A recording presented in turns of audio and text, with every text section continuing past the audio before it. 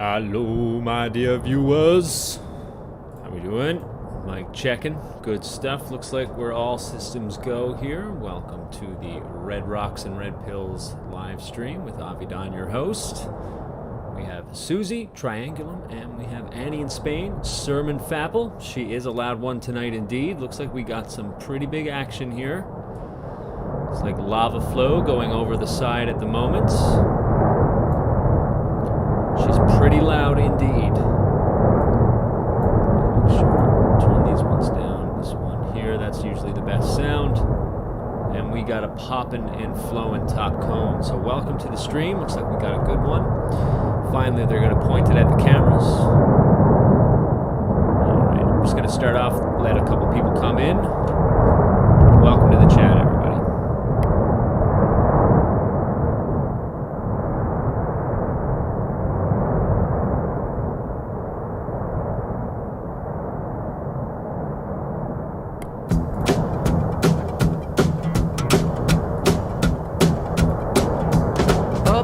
Got its hustlers, the Bowery got its bums. 42nd Street got Big Jim, a walker, he a bull shooting son of a gun. Yeah, he big and dumb as a man can come, but he's stronger than a country house. And when the bad folks all get together at night, you know they all call Big Jim boss just because. And they say you mic was on, sorry. On Superman's cake, you don't speak.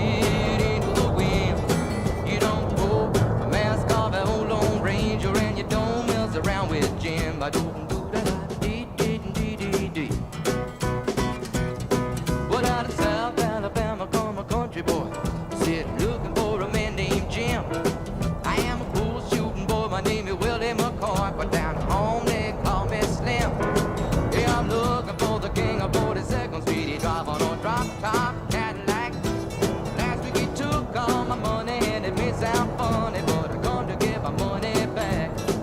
Everybody say, Jack, don't you know that you don't tug on Superman's cape? You don't spit into the wind. You don't pull the mask off an old Lone Ranger, and you don't mess around with Jim.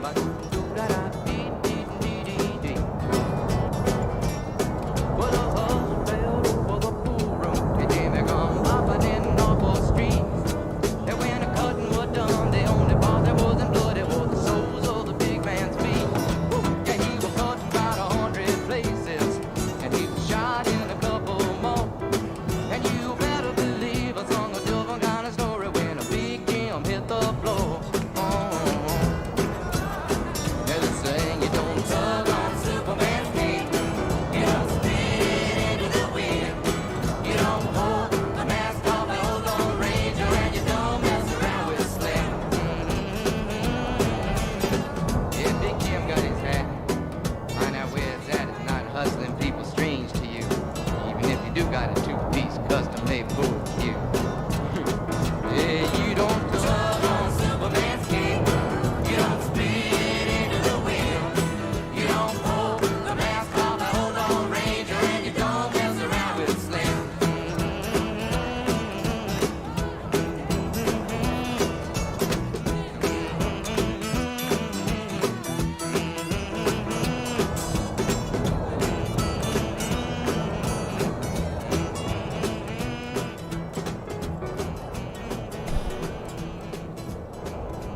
All right, my friends.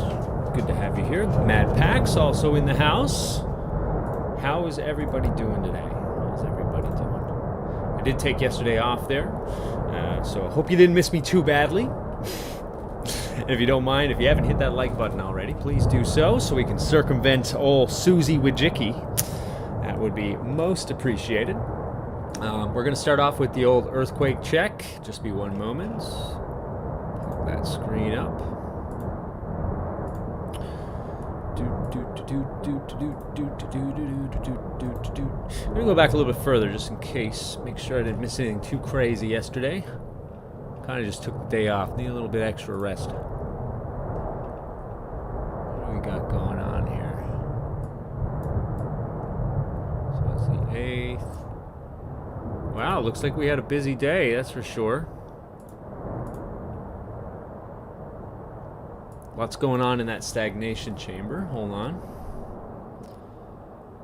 Wow, still pushing it. They're slam dunking the board here. So we had a busy day. For earthquakes, anyways. Hold on.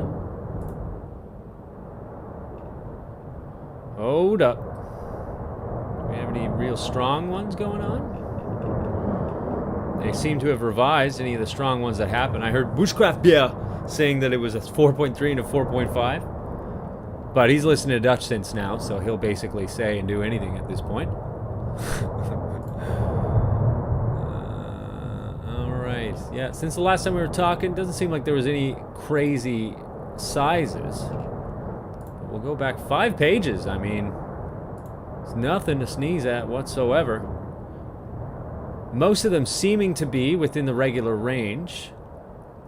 We do have one at 8 degrees. That was on page 5 there. A lot of them are within the 2.5 to 3.0 range. We do have some of them that are pretty deep down, a 31 here, a 37 here.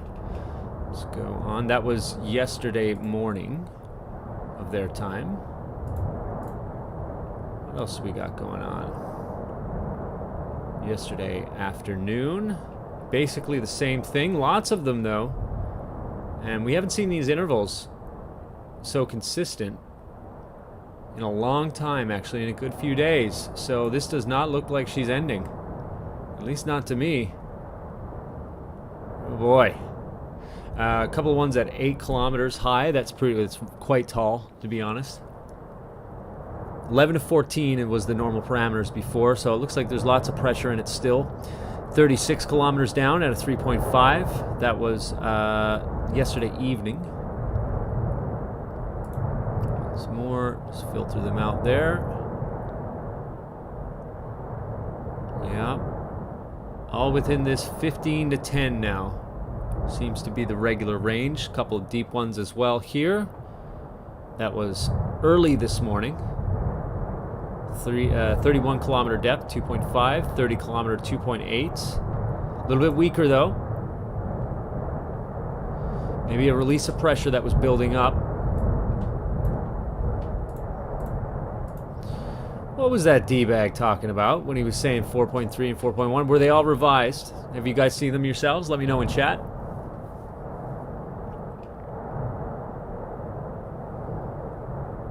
Weird number here, although this seems to be much more to the west, much more to the south than the normal ones. This was a 3.4 at 17 kilometers.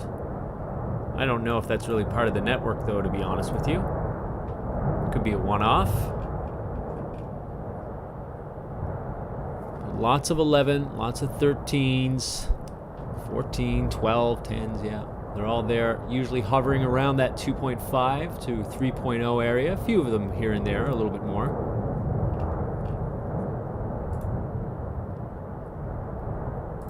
But the real story is that these intervals at one point were much further away, and we're getting these spurts once more.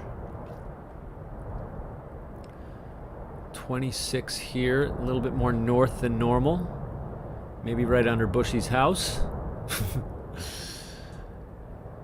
26 at 2.8, yeah. Yeah, that's a weird number there. That seems to be in the third to last chamber, or at least the top of it. Close to the top of it. She continues, folks. She continues. Last one being at 13, a 3.0. So it looks like this is not going anywhere anytime soon. And I guess we're kind of seeing that too on the cameras. Somehow this one just, went out immediately? 2 seconds ago? What happened here? Hold on.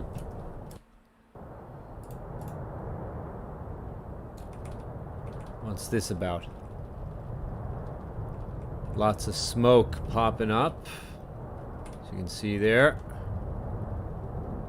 Disperses. So it looks like the wind is not too crazy today. It has died down. And it's blocking this camera. Yeah. This right here. Let me just pull down the chat just for 1 second. All this stuff. Get all this out of the way. We'll take a good look at that. delta forming. This is in places where it's already been, I do believe, although this is looking quite steep. Looking quite steep. Let's see how she's been going.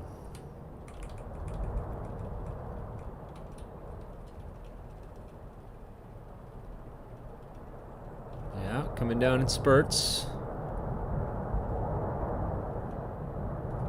Whatever this is, still kicking. Pretty strong. Has this slumped down?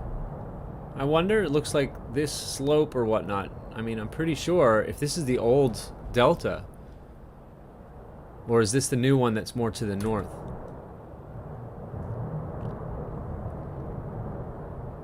Pretty crazy looking shot, though.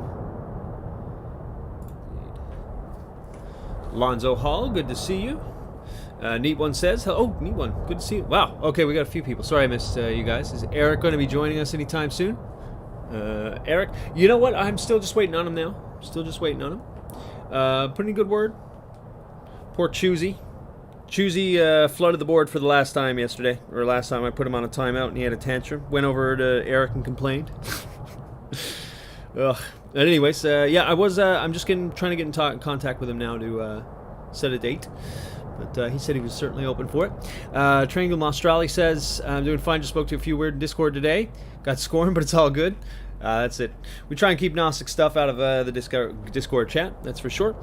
Neat One, hello. Pavelka have given a warning of lava debris falling onto the shelf could... Okay, gotcha. The lava debris falling onto the shelf could cause a slide into deeper sea because of loose sediment on the shelf, making it unstable. Yeah, that's... I'm wondering if that's what's already kind of happened here. We're starting to see a bit of sliding, because I'm pretty sure this is an old colada, isn't it? Or an old tongue of lava that has reached to the sea. And I'm not too sure that this is the way it's looking. Usually you'll see a nice, calm, steady, when it's like been well established, it tries to work towards a small slope. A gentle slope, but this looks like it might have slid a little bit. We'll have to take a look. It's not stable, that's for sure. Just 1 second. Pressure's dropping now on the fountain. It's running out of gas again.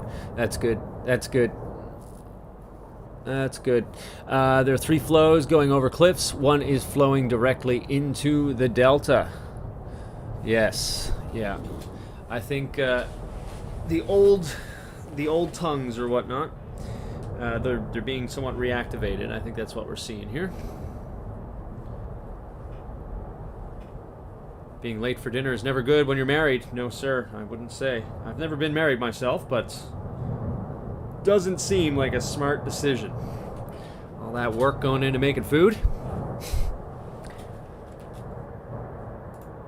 We do have the Bushcraft Hour coming in, Bushcraft and Grifter Hour, or whatever you want to call it, coming in about 45 minutes time, so stay tuned to that. And let me know if you got any suggestions for Redpills today. I do have a couple things in mind, but... if you were thinking of one, let me know. And welcome everybody coming in. You are looking at... These are all live.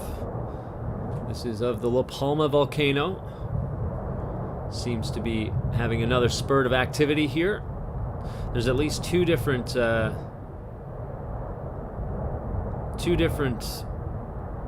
vents coming out of this at this moment. You can see by the different directions here. A lot of black smoke in the front of it coming out as well. Yes, I have heard that the pressure seems to be dropping on it. And that would be a good sign. Let's hope. Heard that the magma might be falling. Not too much pushing it up from behind anymore. We are seeing the earthquakes come in at 30. And below as well, but not quite as many is what we were seeing before. So it seems to be kicking up its last little bits. Might be done by the end of the week, maybe. And the people of La Palma could use a break, so let's hope that does happen. Turn this down just a wee bit.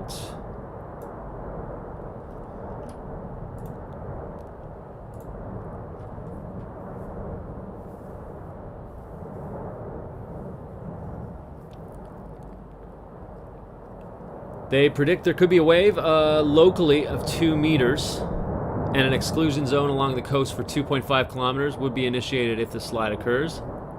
Another climate lockdown.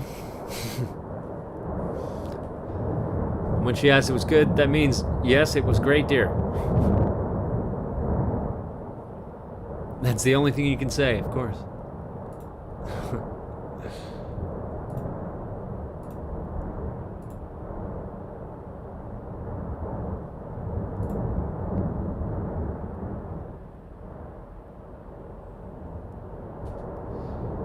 Welcome all those that are coming in. If you're new here, type a 1 in chat and I can get you a wrench so that you can pass on links to other people. We try and have lots of different stuff. Cover what we can. We do keep it mostly free, though we do scan for Gnosticism and things like that. We don't like that in chat. So bear that in mind. But other than that, if you got links on the volcano, different footage and things like that, just let me know. I'm going to go through the Discord as well, see what we have today.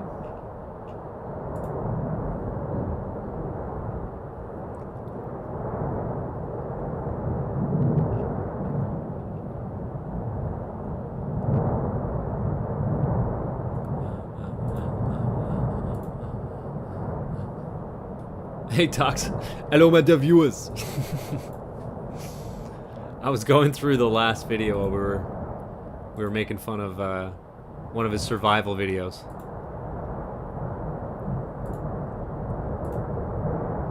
That was pretty funny. His wild black forest, plastic bags and asparagus. Absolute poser.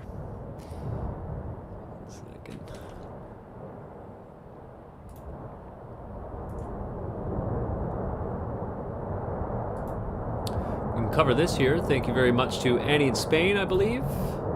Posted this in the Discord. By the way, we do have a Discord. If you'd like to join it here, you're more than welcome to. I'll get you the link now.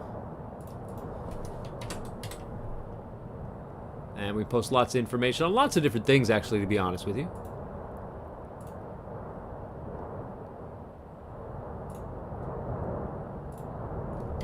But this is from El País. The Palma Eruption, experts say, experts, you mean grantors, right? Grantors, because that's basically what experts and scientists are these days. So the grantors say, deepest magma reserves are falling. Seismic activity has eased, and sulfur dioxide emissions are dropping, but scientists say more time must pass before the downward trend can be confirmed. And when I say scientists, I meant grantors. Sorry about that. The lava flowing out from the new volcano on La Palma in Spain's Canary Islands is coming out closer to the surface as magma reserves at greater depths become depleted. That's good to hear. That's according to the Canaries Volcano Prevention Plan. I love that. Pavolka, which is in charge of monitoring the eruption. Speaking at a press conference on Monday, Carmen Lopez, the spokes grantor of Pavolka, said that the chemical composition of the volcanic plume, seismic activity, and ground uplift all indicated that the system that supplies the volcano with more lava was easing and that the reserves of the magma were becoming smaller. All the observable data shows that the deepest part of the system that feeds the volcano, quote-unquote, is becoming less active and has less capacity to provide magma to feed the eruption for more time, said Lopez. These indicators include the falling levels of sulfur dioxide and the drop in seismic activity. Lopez, however, called for quote-unquote caution, explaining that more time must pass before the downward trend can be confirmed. The grantor also pointed out that just a few days ago, a ground uplift of nearly 10 centimeters was detected in an area close to the vent, an episode that indicates that the eruption is still quote-unquote intense, unquote. Due to the slight drop in activity, I'll make this a little bit bigger for you guys on screen, sorry about that. Oh, they're going to cut it off on the side? Oh, lovely. The area affected by the lava only increased by 1.41 hectares since Tuesday. Since the eruption began on September 19th, 984.85 hectares of land have been swallowed up by the lava. The lava flows remain stable, or fairly stable, sorry. They are traveling down the central sector and moving towards the east over previous flows without invading new areas, said Lopez. The number of buildings destroyed or damaged by the molten rock has risen to 1,452, of which 1,177 are for residential use. Almost 1,200 homes. Lovely. Lovely. Where are you going to put them? The European observation system Copernicus, however, puts this figure at 2,722. Oh, lovely. So almost double that. So we have liars. The grand whores are liars. Right, that's why we call them grand whores. With most of the buildings considered to be destroyed. The European system does not distinguish between different types of constructions, meaning the number is always much higher than the one offered by Spanish grand whores. Sebastian Franqui, or Franquis, I guess that would be in Spanish, the regional chief of the Public Works, Transportation, and Housing Department, announced on Monday that his office had begun delivering the first of the 18 homes brought by the regional government to address the crisis, which has left many people homeless. Meanwhile, sulfur dioxide emissions, which are used to measure the strength of an eruption, continue to fall. According to Pavolka, levels of the gas have been falling since September 23rd. What? That's why you're grand whores. That's why. Because September 23rd, I remember seeing like 1,200 tons of sulfur dioxide, but we've gone up to 60,000, so that's why they're lying grand whores. When record highs of more than 50,000 tons a day were recorded. Emissions, however, remain high, with between 16,600 and 2,300 actually. No, well, we've seen much higher than that, but whatever. 23,000 tons a minute a day. I don't think that 50,000, we've seen higher than 50,000, by the way. And I don't remember there being 50,000 on the 23rd, but whatever. Indian air quality in 5 municipalities, Los Llanos, El Paso, Punta Gorda, Tiarafe, and Tazacorte, was extremely unfavorable on Monday. According to the regional government of the Canary Islands, the Hor Grantors, by the way, which are located off the coast of northwestern Africa. The regional grantors called on all at-risk groups, including people with respiratory illness and heart conditions, pregnant women and children, to avoid spending long amounts of time outdoors. Really any, but I mean, whatever, that's what happens when you don't evacuate or do anything whatsoever. Oh, this is getting loud. Just turn this down while we finish this off, sorry. Get right back to it. See. The concentration of suspended particles with a diameter of less than 10 micrometers was the highest recorded since the beginning of the eruption, said Lopez. Seismic activity on La Palma has also eased with respect to previous weeks, with the tremors continuing to hit the same areas and at the same depths between 10 and 15 kilometers, even though it was 11 and 14 before. It was almost never 10, it was almost never 15, so that's interesting that the Grand Tours would leave that out. And at more than 20 kilometers. Yeah, actually more than 30 kilometers. Yeah. But that's it. When they shape the things to support the people that grant them the money. The fact that there have been no surface earthquakes is a good sign, as this reduces the risk of new vents appearing away from the volcanic cone.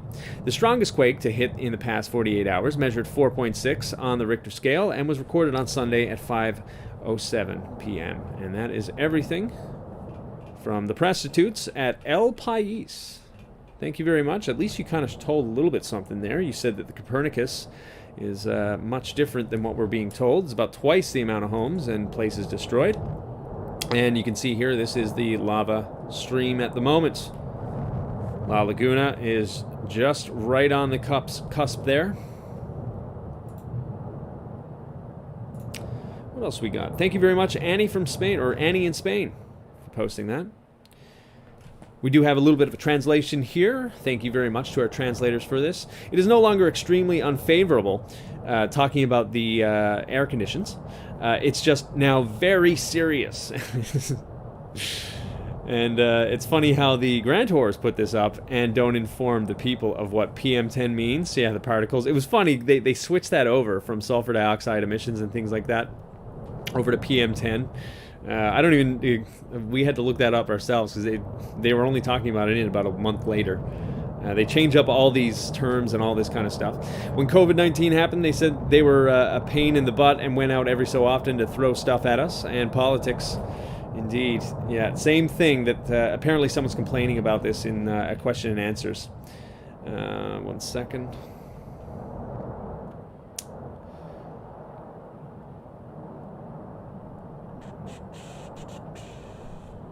Do have a picture here of the lava and some of the smoke coming through. Just 1 second. Let this load.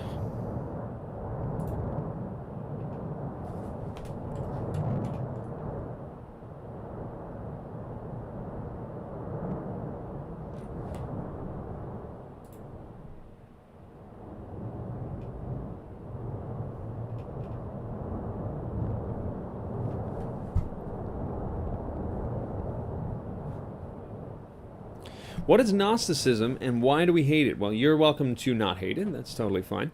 Gnosticism is esoteric knowledge that seems to find its way popping up in every other religion other than what is in the Bible.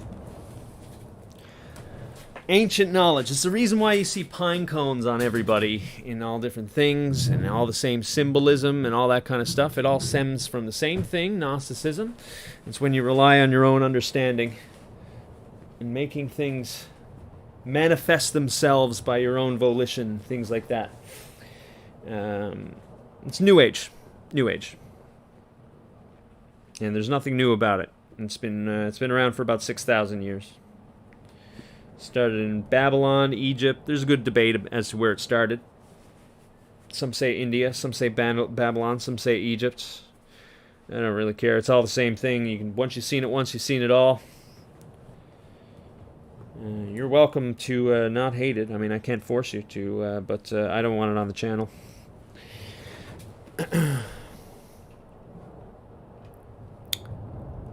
Star Trek's a good topic, yeah. So there will be fines from Climate Gestapo, who will be expected to pay.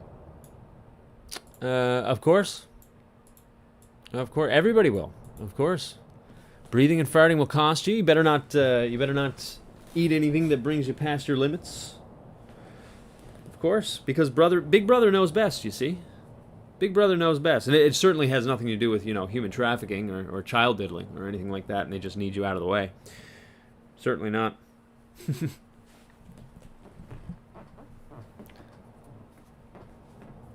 Yeah. Have you guys been seeing this internet censorship Barbie that's showing up at the UN? The whistleblower, quote unquote. What's her name? Frances Haugen, whatever. Maybe we'll cover her today because she's not exactly an intelligent folk. We can break her down.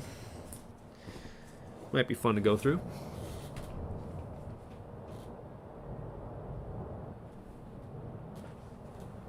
Yes, very worried about these climate issues as they come in on their jet planes. Yeah, well, see, they got things to do. They're very important people, right? Very important people.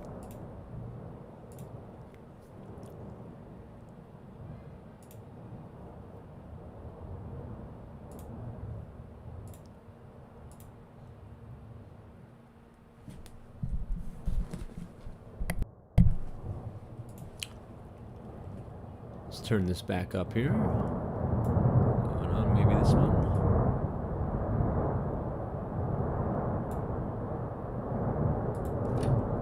Looks like TV Canary's got itself a decent camera. Finally getting some definition on this again.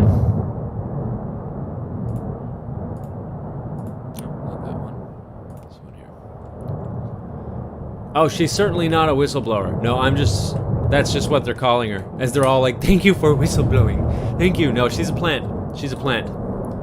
She is well, she's another grant whore. Is basically how it works. Yeah, it's absolutely pathetic actually listening to her speak, and everybody's just like, "Thank you so much for your courage." She's likely like a CIA agent. Just telling us. It starts off by saying Facebook is taking advantage of us, and then it's like, no, we need to censor everything. It's ridiculous listening to her. We might throw this on a little early, actually. Maybe after Bushcraft and whatever grifter comes into my head.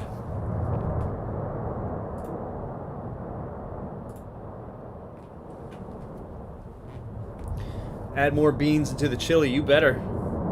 You guys know that they all also hate beans. They really do. I'm not even kidding you. A lot of these Gnostic groups, they refrain from eating beans. She lowers your IQ when you listen. Oh yeah, and when she points to her hand, this is so pathetic. So pathetic. And then you get all the Karens thanking her. And the cucks, of course.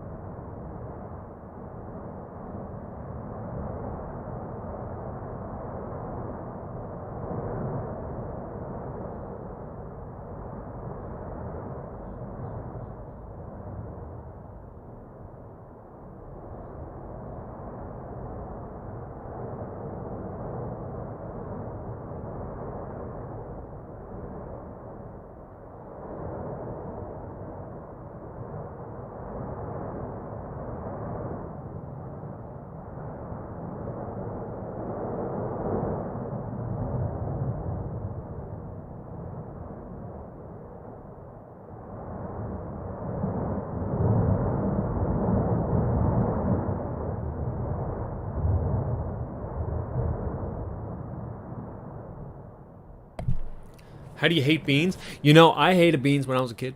Now I do like them. But I definitely hated them at one point.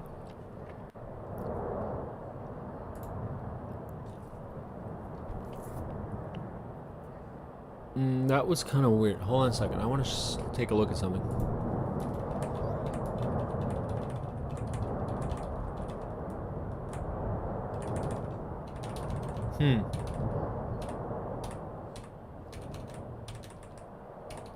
I was just looking at the earthquake count here for a moment, and it didn't really show. Hold on. What the heck? I know I just saw it. Yeah, here we go. I think I just saw it almost broke 200 there. Yeah, it did. 220. So overall, the earthquakes have increased. They were down to something like 160 or something like that last time I checked, but it has gone over 200 with Fuencaliente and Villa Mazo put together. So that is something. The earthquakes are indeed on the rise, and those are earthquakes over 2.0 over the past 48 hours.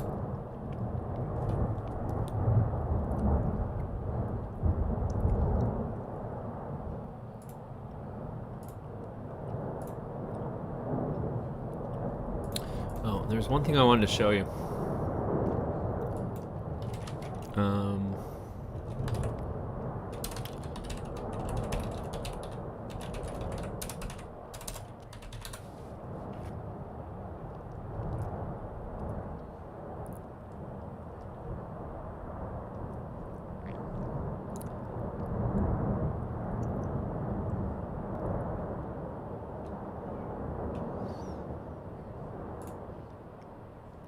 This is going to be a little weird, but bear with me for just a couple of minutes.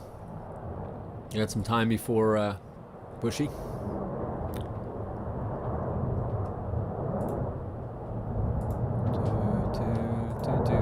This is an old silent movie. You may have seen it before.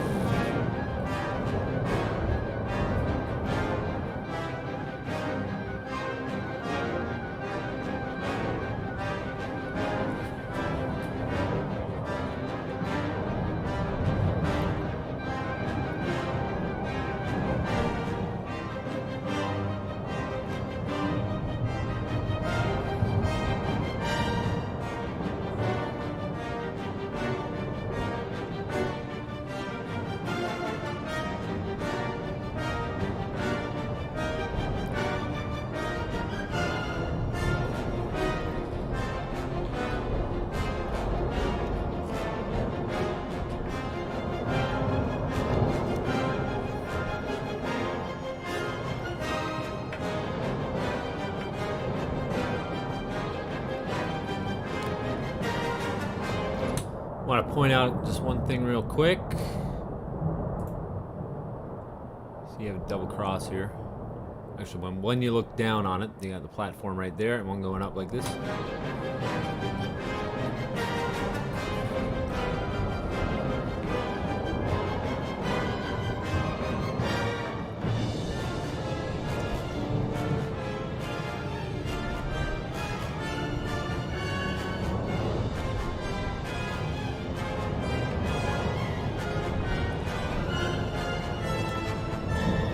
Bear with me.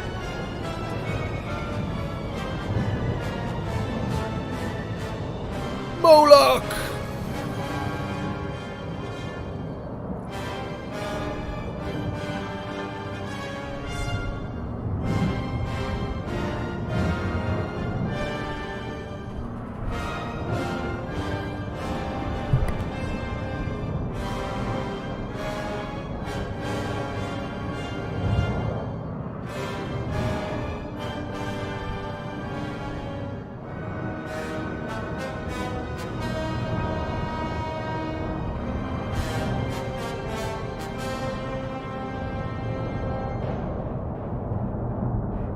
See them all pushed towards the front.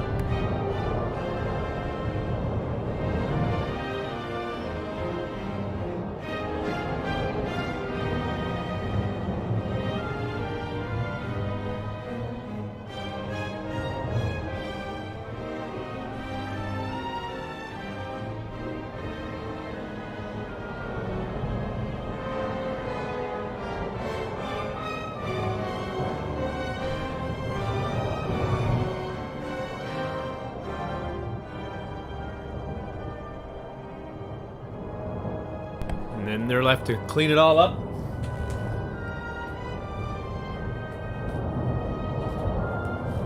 I don't know, I'd say you probably see where I'm going with this, right?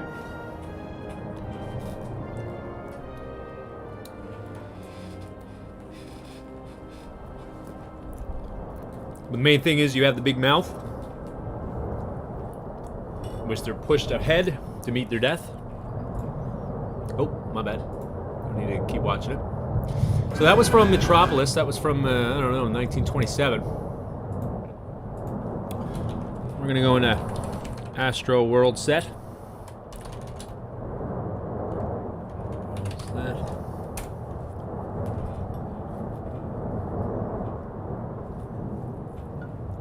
Mm-hmm. Yes, sir.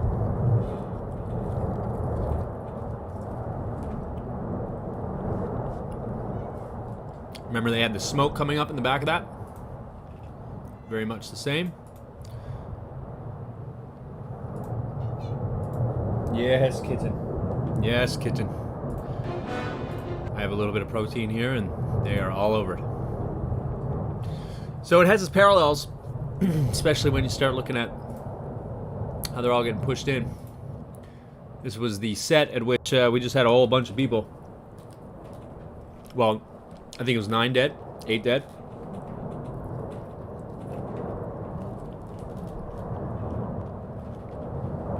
They let the steam get too high.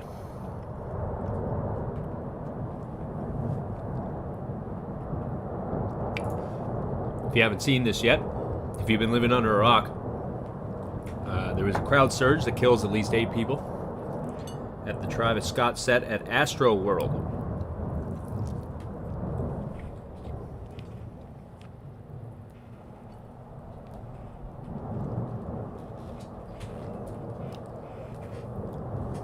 Let me look at specifically the Travis Scott set.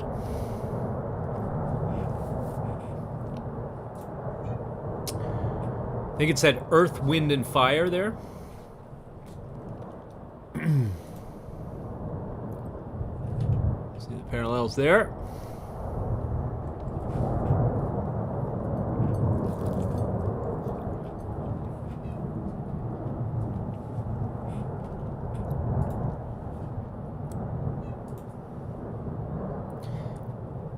Oh, frantic kitten.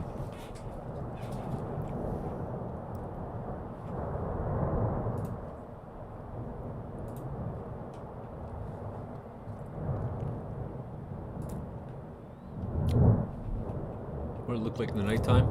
See, you got the big mouth at the bottom there. Looks like it's right up around, you know, the average person's height. I don't know, what do you think? Is it just me? Am I losing my mind? Drawing connections that aren't there? It's not something I'm going to make a video about, but since we're just chatting.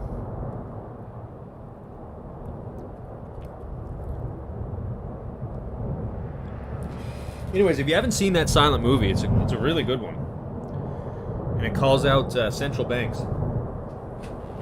If you watch the full version, they actually cut that out. The only reason why we have a version that has the central banks. Okay, kitty. Stop trying to steal my food, bruh.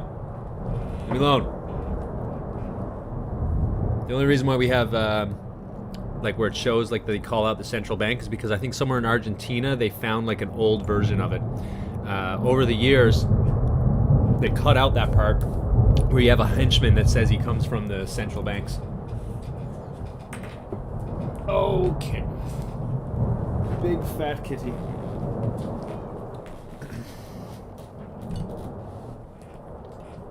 What do you guys think? Yeah, it's Metropolis. Are the microphones next to our names or wrenches? They are wrenches so that you can pass out links. It's technically you're all moderators. That old movie has a somewhat haunting message to it. It's artistic but somewhat scary. In my opinion, it is an elite's guide to working out on rest. It does expose parts, but I don't think it was really about expose. It was about guiding the elites to how to control the masses. But very well done. The silent actors were amazing in it, the two main people, which included Bridget Helm, like the best silent actor of all time.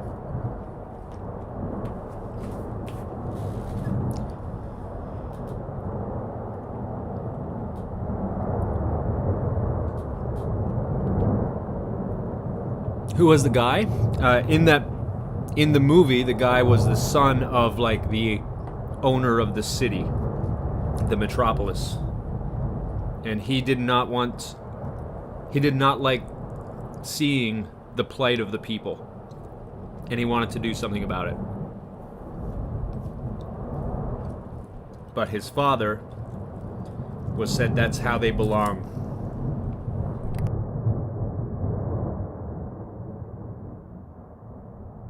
Why would anybody want to be satanic? For personal gain. They go their own way.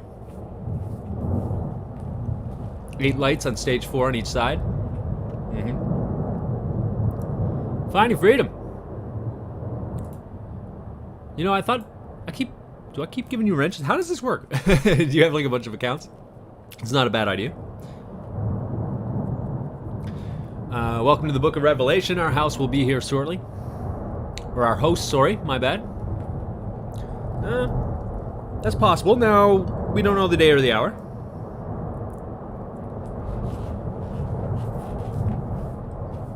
But when he comes, he's going to kick some butt. Vengeance is the Lord's, folks. 8 similarities to the symbol of the metaverse. Chaos to direct the masses to the safety of the virtual world. Yeah.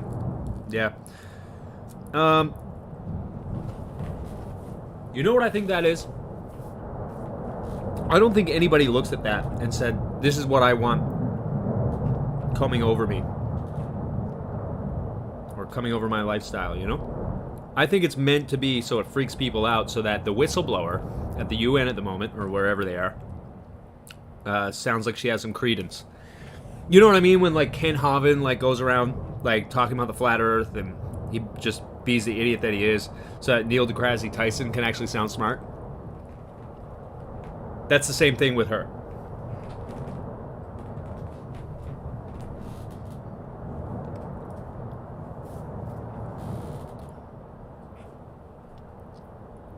They're directly talking to each other as opposed to messaging the public. Yeah, 100%. Can you wrench? Oh, of course. You got yourself a wrench there, Finding Freedom. I sent you that email as well, too. Travis is with Kylie, who just put a creepy blood dripping video. Put out a creepy blood dripping video. Doesn't surprise me. I don't like covering the Illuminati stuff. But I did find that parallel was interesting.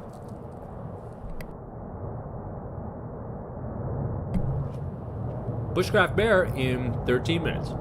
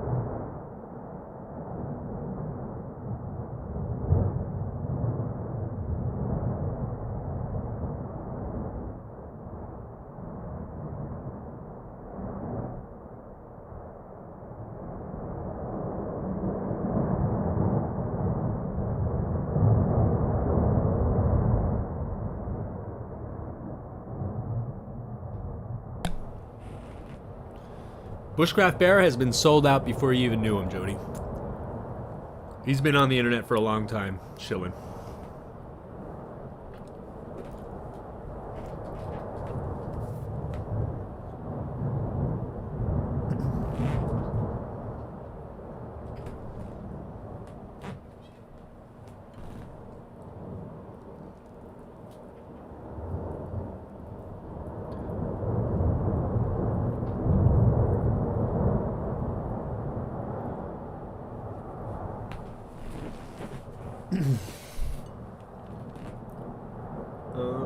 As for Metropolis, it's essentially NTK. You know, I keep hearing about that, and I don't believe it.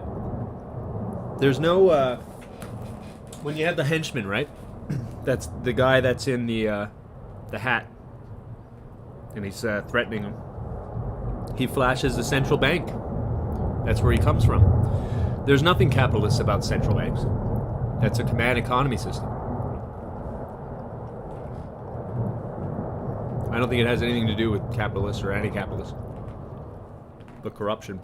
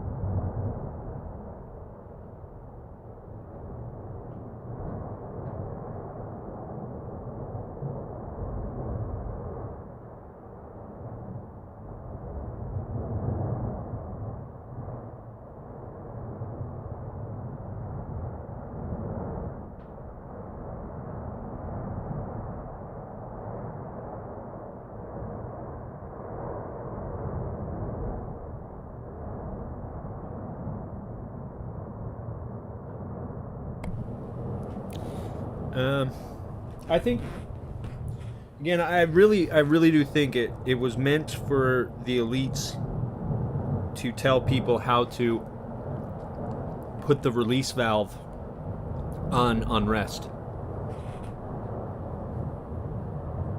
Do another parallel to what we're seeing today. Hold on.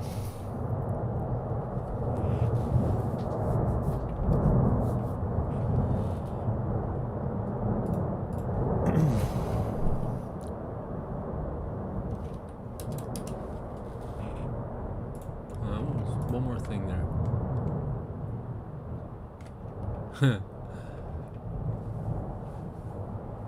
What a bunch of losers. If they didn't advance an agenda, they wouldn't be anywhere. It's the only reason why they're around. Can you imagine?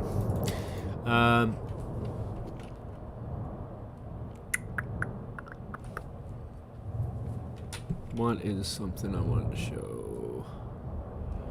Let's look at what Madonna concert pod opening.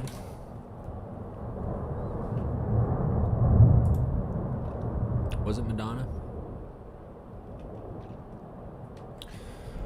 Okay, get away from the kitties.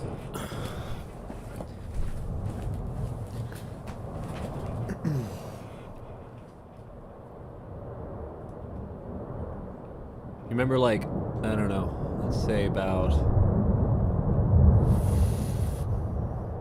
actually more like 6 or 7, 8 years ago. They're all coming out of pods, look like robots. On a robot concert.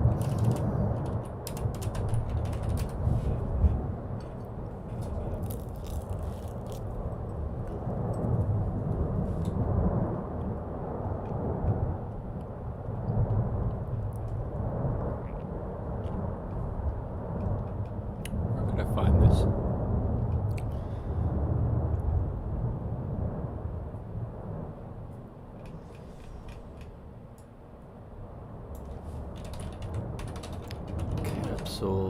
Entrance. Oh, that.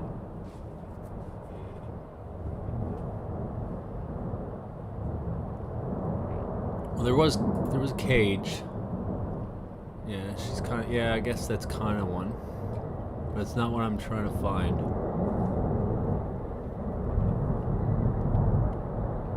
What if I just do the Illuminati, Illuminati concert capsule?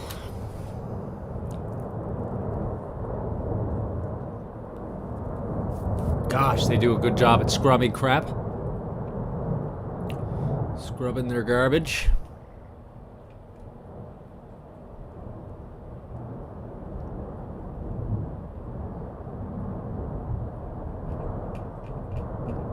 Dang, son.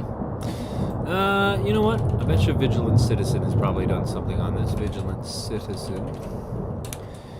Metropolis. Yes.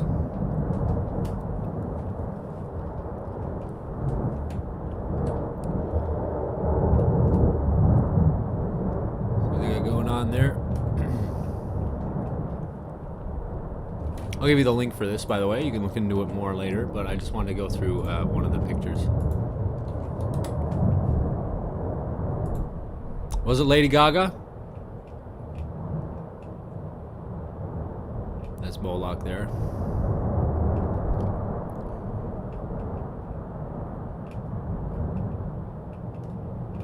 So you had Maria, which is Mary, right? A Mary figure.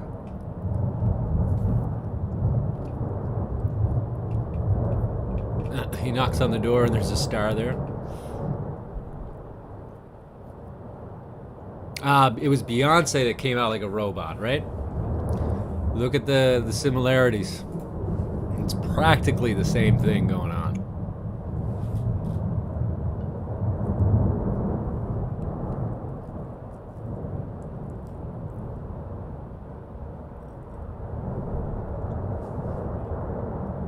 And then you had, yeah, I'm pretty sure you're right about Lady Gaga coming out of a capsule.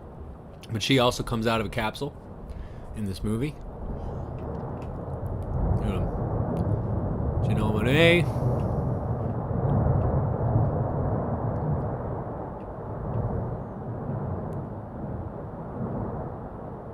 just saw that with, what's her name? Devilish grin and one eye open. Is on a concert pod. I can show that.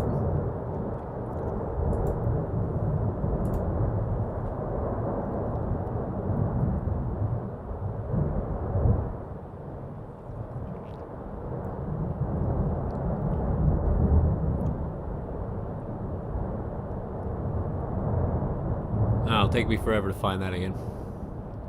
Whatever.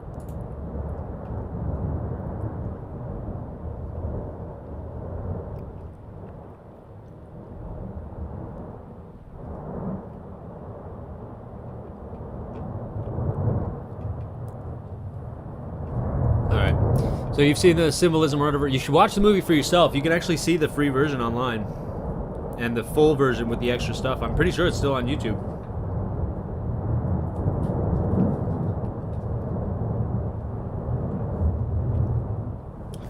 Alright, just give me a moment to get some water and stuff like that. We're going to go into Bushcraft Bear, okay?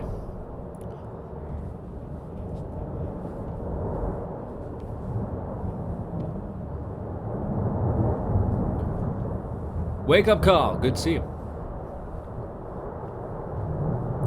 Michael Jackson knew. They don't care about us. Yeah, I was just talking about Michael Jackson with someone today.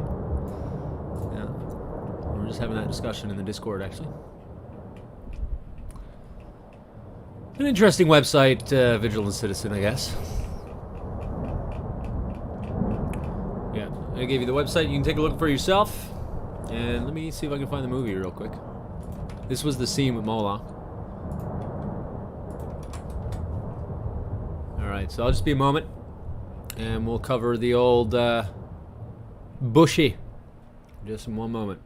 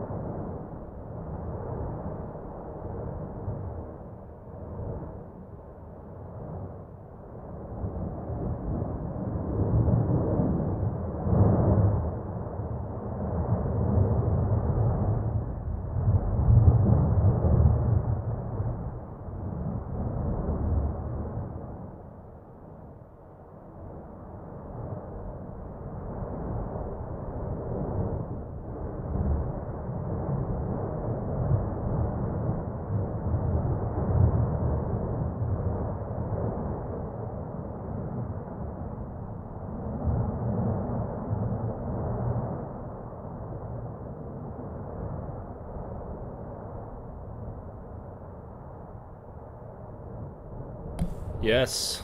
For those coming in, it is indeed Bushcraft Bear time. I'll just be one more moment there, folks. I'm going to drop a link, and if you know any places you might want to share this to, please let me know. I'm going to try and get a few more people into the channel.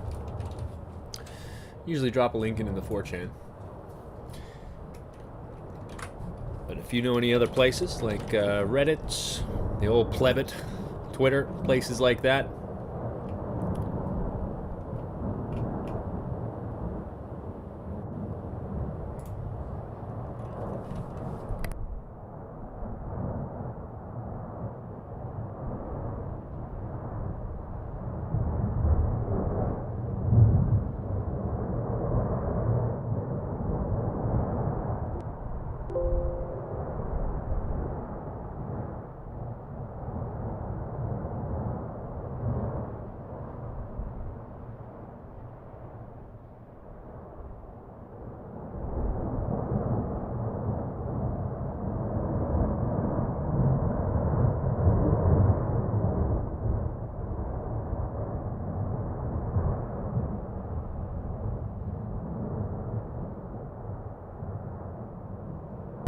Okay, the old bushy. What did we miss over the past couple days?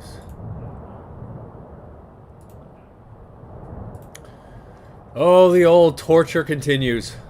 Looking at this guy.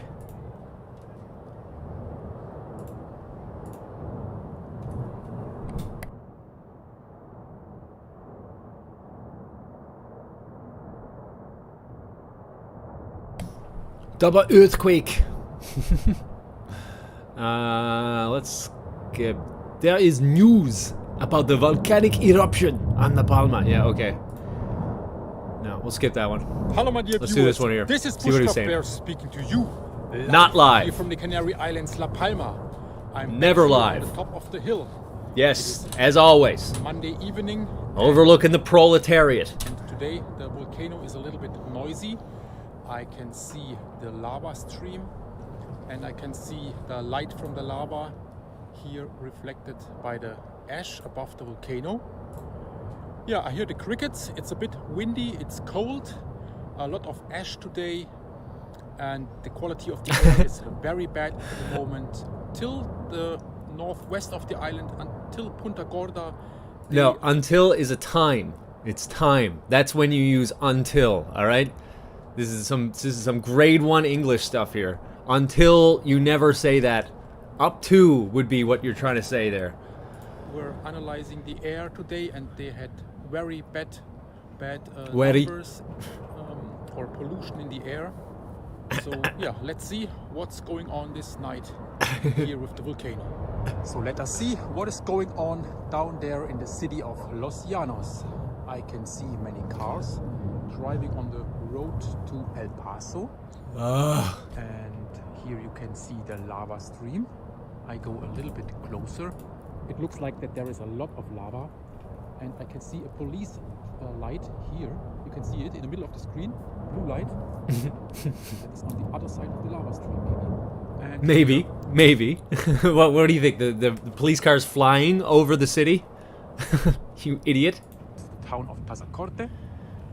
And the end of the lava stream and the Atlantic Ocean. Let's come to the news, my dear viewers. Oh, wow, that was a quick change in personality there. From the volcanic eruption on Monday, November the 8th. Eruptive activity on La Palma continues. This is the IGN report from this morning. Since the last statement, 62 earthquakes have been localized in the area affected by the volcanic reactivation of Cumbre Vieja.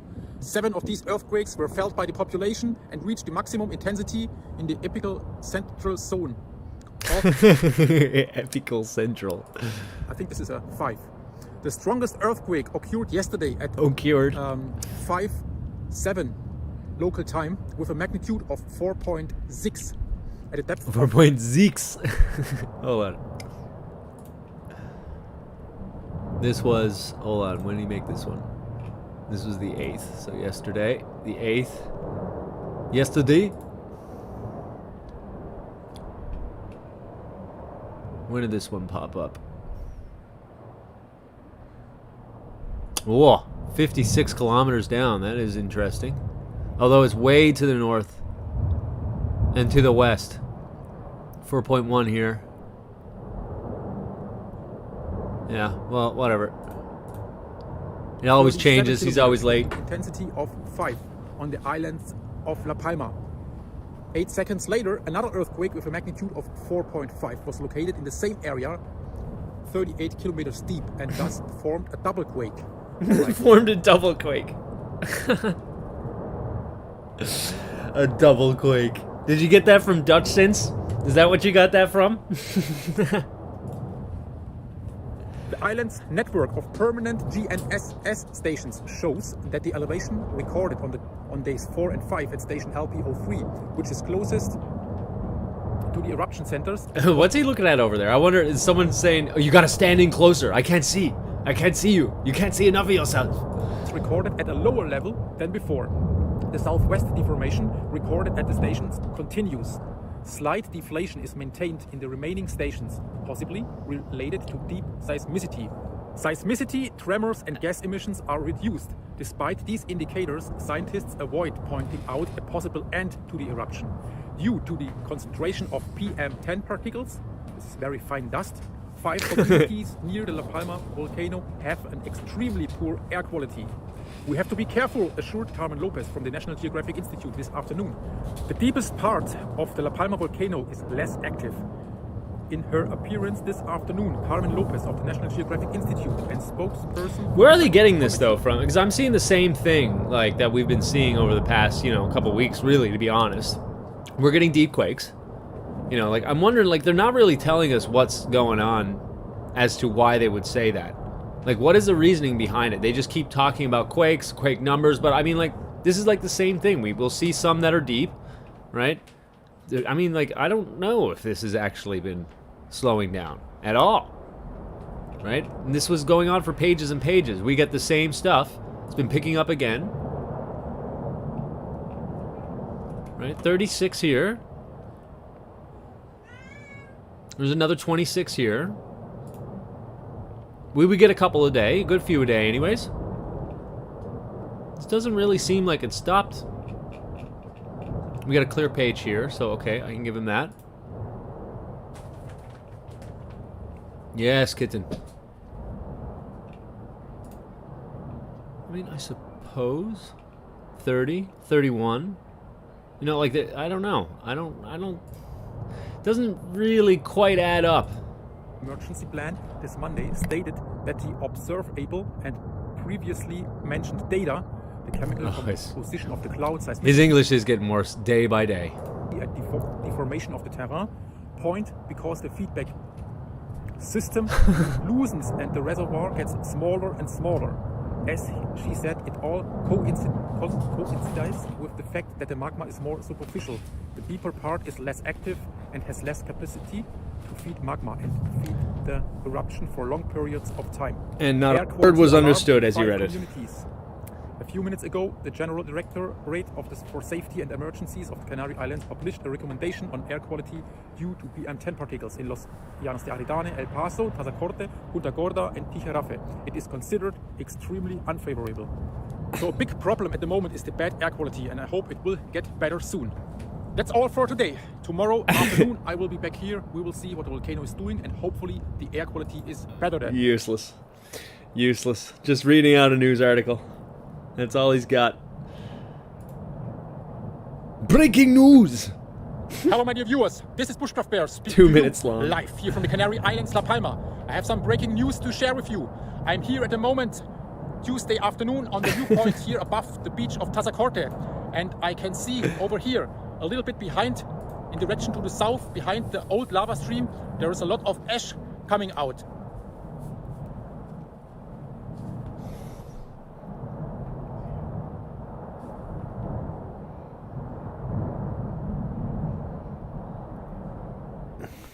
Maybe some new Coming out of where, though? lava, or maybe the lava reached now the coast, and It's not new. It's been going for days. the color of the ash is brown, so maybe that's an indicator that the lava did not reach the ocean yet, because then it would be more like steam, more white. I will show you on the map where I can see the ash at the moment. So this is the west coast of the map. At the moment I'm over here. This is Puerto Tazacorte. Here is my viewpoint, and the old lava No, stream it's actually it's more right here. is over here at Playa Nueva. This is Totoque, this is the mountain of Totoque, and the ash is coming out from this direction over here. So here is the old lava stream in the Atlantic Ocean, and from here I can see the ash. Here you can see the old lava stream, like an island in the Atlantic Ocean. You can see some white smoke around it, and in south direction you can see this brown smoke or ash.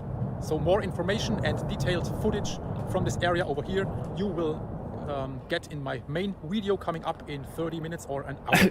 Okay, so thank you for watching. Thank you for your kind comments. Why don't you just do it all in one? We will see us in the next video. You're a clickbaiter. That's what's going on. Oh, it's dropping though. His views are dropping pretty hard. Oh goodness, I can't wait for the collab, the live stream with Dutchins. He needs it desperately.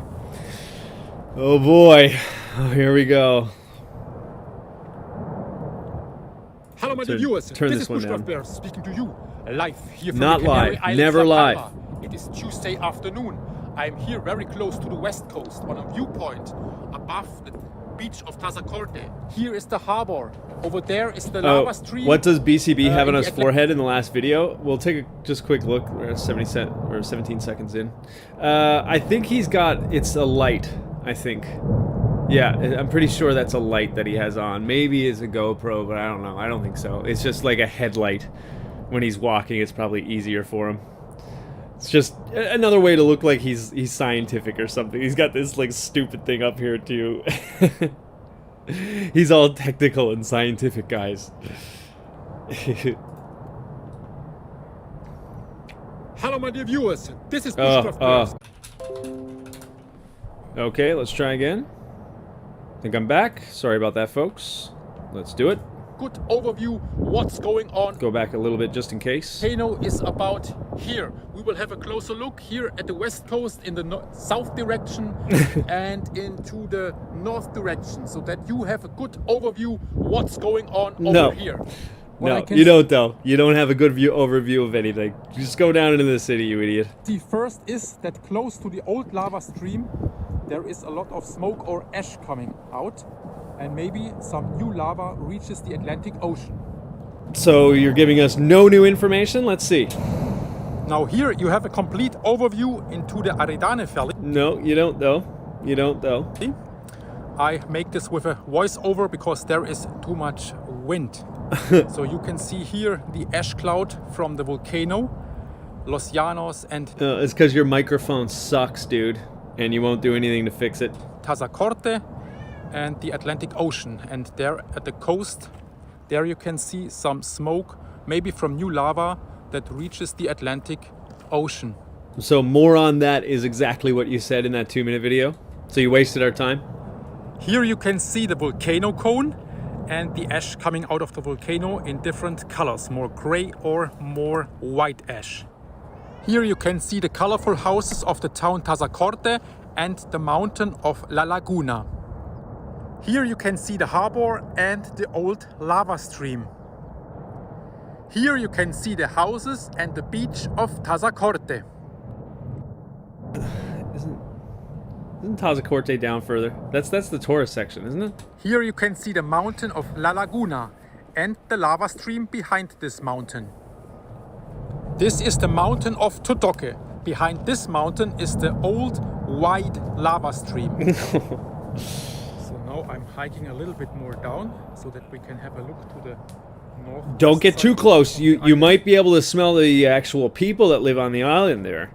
Don't get too close. And up there on the viewpoint, I met a man. He lost his house in Totoque, and he showed me footage on his smartphone where you can see the lava very close to his house, and the lava must be more than 10 meters high.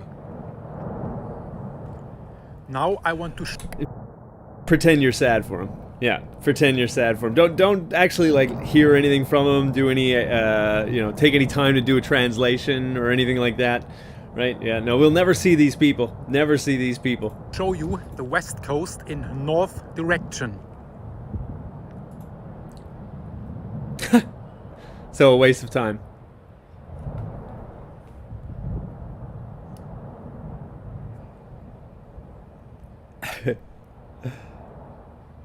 Took him 52 days to show that side. Oh, you got the complete overview. Now you're informed. All right, now I will He tucks in his shirt. You would tuck in your shirt, wouldn't you? hike up here to the viewpoint. All right, now I will show you exactly on the map where I am at the moment. So that's La Palma in the overview. Here we have the south. Dude's like obsessive compulsive or something. And this is southwest. I will show you this. Just show us. About here. This is the viewpoint. Here is Puerto Tazacorte. And yeah, that's what I thought. Okay, Puerto Tazacorte. So it's not Tazacorte. That's Tazacorte that's further down. The tourist section, Puerto Tazacorte, is a different area. Here is the Cumbre Vieja, over here. And here is Oh, Toque. Here dude, we all know. Playa Nueva. And there you can see at the moment the ash.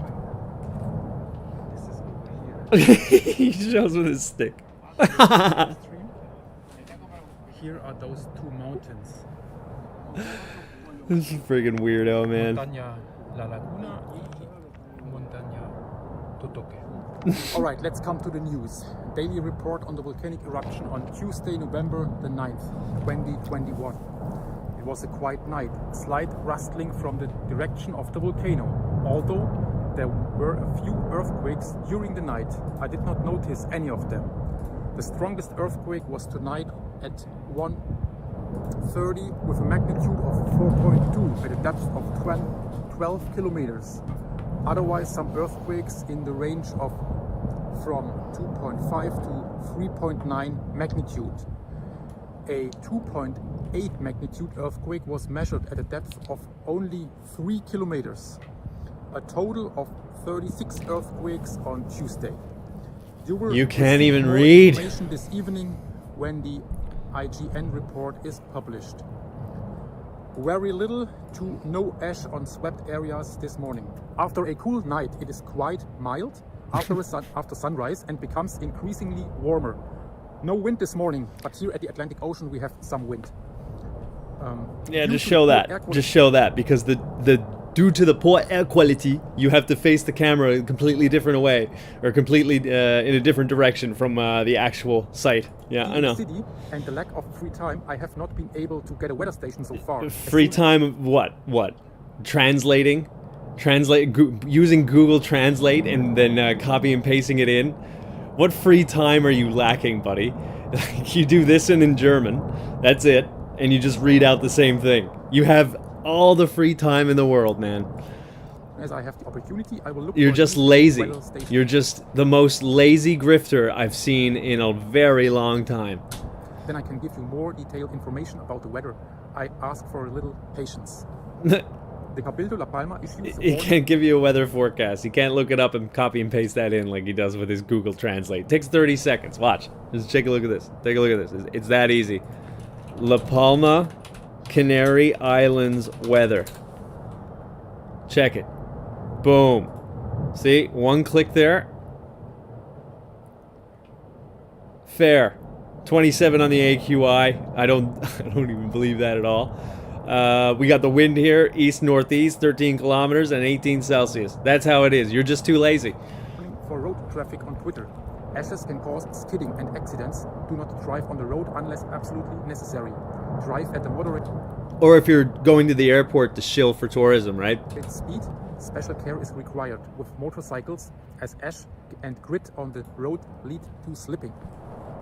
The lava flows remain stable. The lava remains stable. And thus no new damage. Air, sulfur dioxide emissions are still high. Schools are still closed. Work to enable a new road between Puerto Naos and Las Manchas will begin this Tuesday. Investment volume approximately 1.7 million euros. Duration 1 month. There are only what? I can't even understand what he's saying, to be honest. Work to enable a new road between Puerto Naos and Las Manchas. Okay, new road. Begin this Tuesday. Investment volume approximately 1.7 million euros. Duration 1 month. 1 month. A month. And it's going to cost about 10 times that. You know it. When all the corruption and everything's paid off. Guesses. It is harder to predict the end than the beginning of a volcano. The deep magma reservoirs of the La Palma volcano begin to exhaust themselves, according to Pevolca scientists. The deep magma reservoirs of the Cumbre Vieja have receded in the past few hours. In addition, the emission of gases has decreased.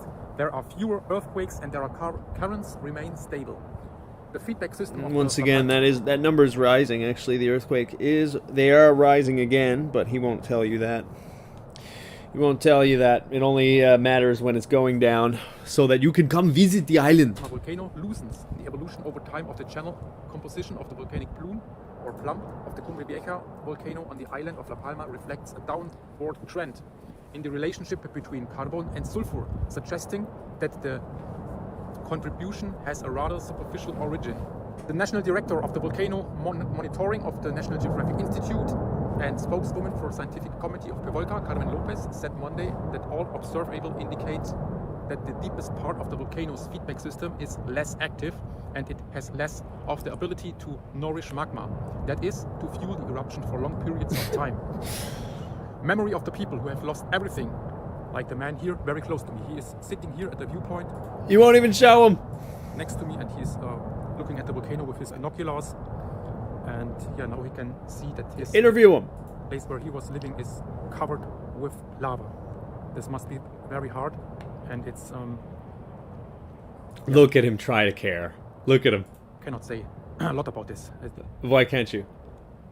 Why can't you? Because you haven't done anything to try and learn the problems of the people.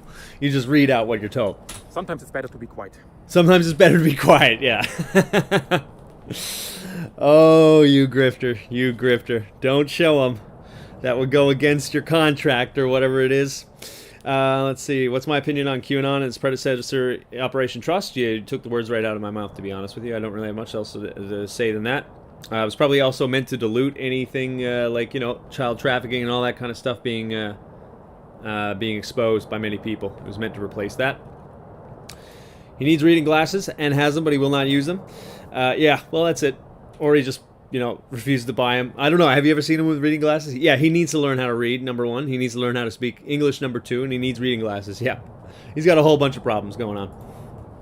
Again, memory of the people who have lost everything, and of those who wait again and again in a long line of cars to be allowed to drive to their house in the restricted area. Wait to take again care of their and house again. and to save their belongings. All right, my dear viewers, that's all for today. I will be here this evening, then we can see what the volcano is doing this night. It looks like that the volcano is getting quieter. That would be very nice, because when the volcano eruption is over, there is still a lot of things to do, and the catastrophe is not over then. Yeah, like bring you to trial. Then For there's gaslighting a lot of- people. Because that's honestly, if I was someone from La Palma, that would be the first thing. Get all of these liars on trial. That would be the first thing I'd recommend, that's for sure. Now, I'm the laziest grifter. I don't even start upside down. The hobos are here. Not only will out bushcraft this guy, but will kick his butt for being so stupid. Yeah, he's not the smartest tool in the shed. We were looking at that when he was doing his nature walks. Bushcraft says the air is fine to breathe underwater. Yeah. There are a lot of things to do, like building new roads, building houses for the evacuated people. Yes, we will see. All right, so thank you very much. We will see, and you won't be doing any of it, will you? You won't be offering any time. You have no free time. That's why, right? You're just so busy, so busy. Yeah, bye. That was Bushcraft. He got it in under half an hour. There was one last one. I can't listen to him for any more. I'm sorry, guys. Dude is just. Oh wait, now we got one more now. Oh, I suppose. Hello, my dear viewers. This is Bushcraft Bear speaking to you live here from Not live, never live. Canary Islands, La Palma. Today I'm here at the Plaza Tajuya, and it's absolutely different than the other days. It's very quiet today. There are a few people here, but the volcano is so quiet, it's unbelievable. Well, I can see the lava stream here glowing and a little bit the volcano. And again, it's so quiet, it's unbelievable, but doesn't go to where his microphone would pick it up. And I don't know if you guys noticed, but it was extremely loud about 26 minutes ago. Let's go back. This is half an hour ago. There's nothing quiet about this. Nothing quiet.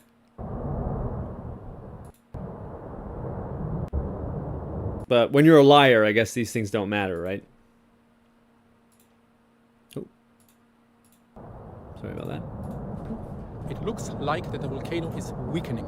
Sorry. And the special thing over here is It's possible it is, yeah. next to this plaza, there is the entrance to the church. Guten Tag already did it.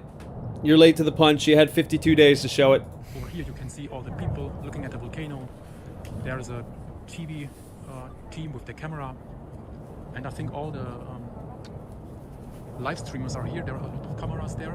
A little bit down there are some people on the top of a roof and filming from there. Now the volcano is getting a little bit stronger.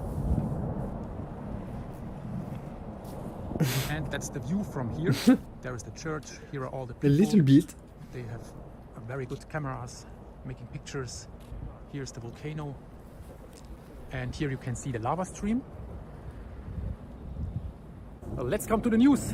Oh. A report on the volcanic eruption on Tuesday evening, November the 9th. year 2021. Weather. He's like Steve Bannon, year of our Lord 2021. Today it was cloudy, light wind from the east on the coast.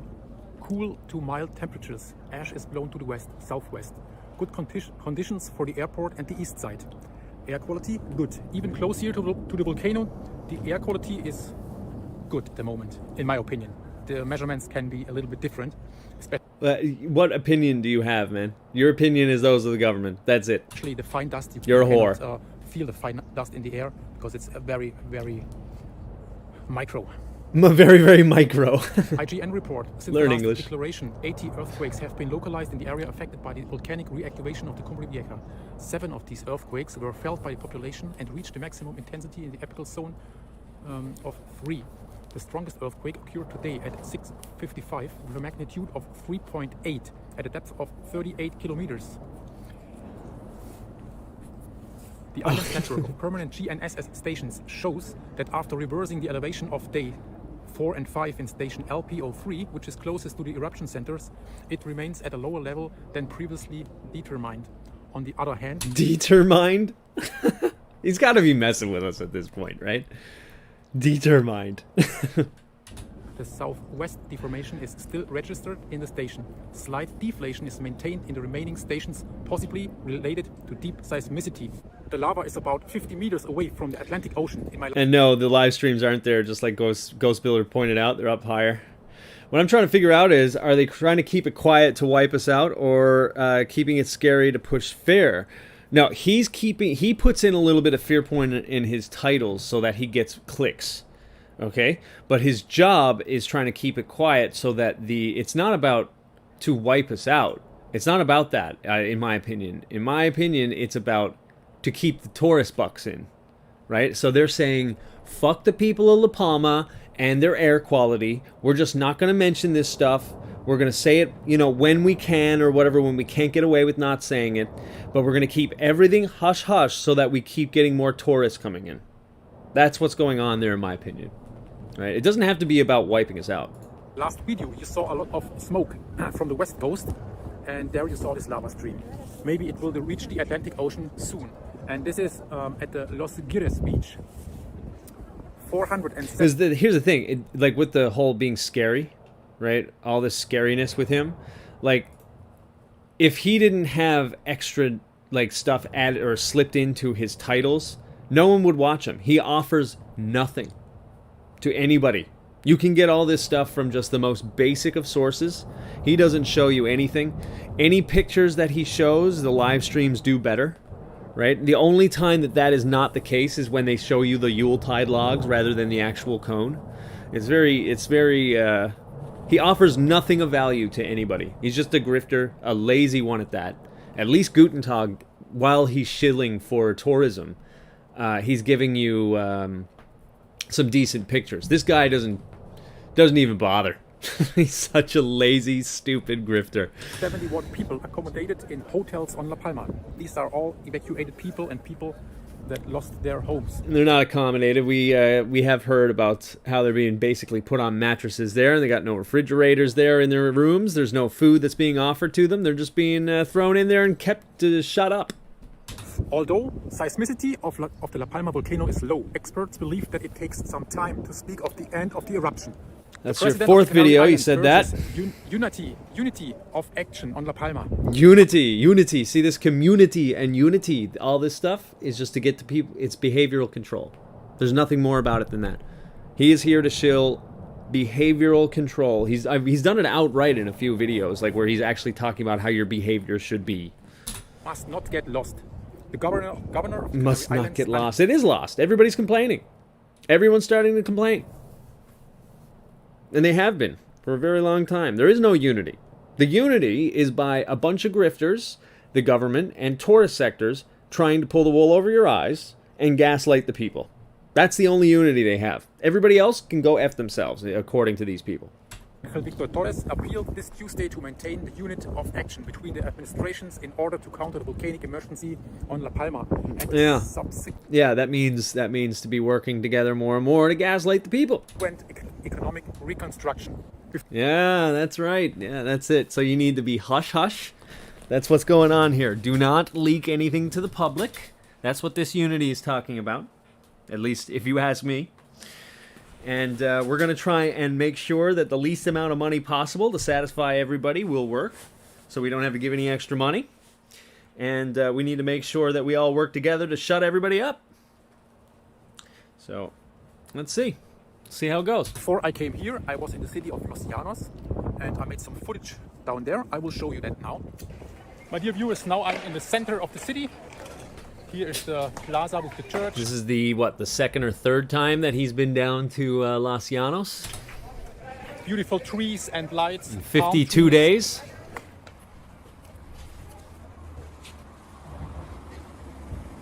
Look at that. What a friggin' state.